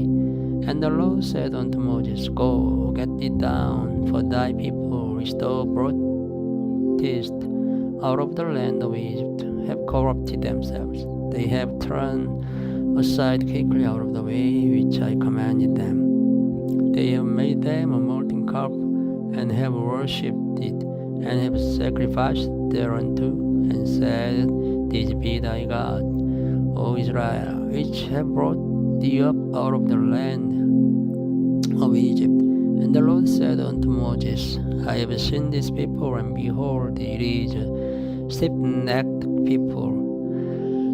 Now therefore let me alone, that my wrath may wax hot against them, and that I may consume them. And I will make of thee a great nation.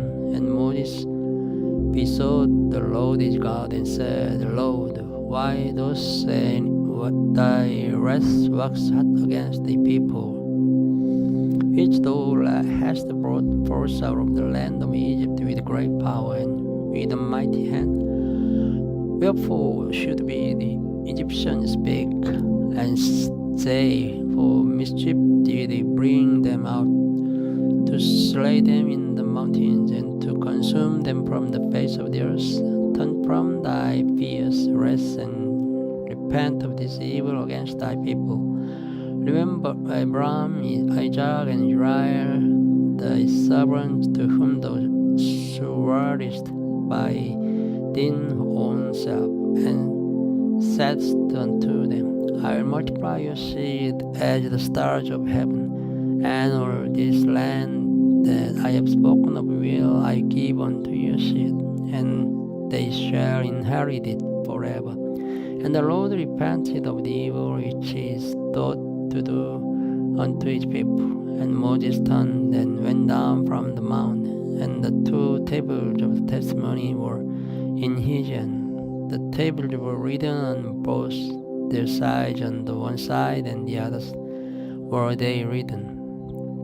And the tables were the work of God, and the writing was the writing of God, graven onto the table.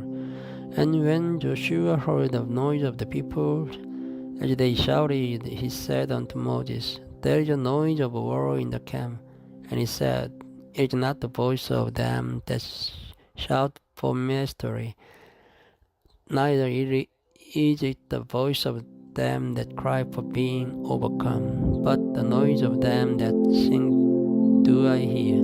And it came to pass, as soon as it came nigh unto the camp, that he saw the carp and the dancing, and Moses' anger waxed hot, and he cast the tables out of his hand and brake them beneath the mount.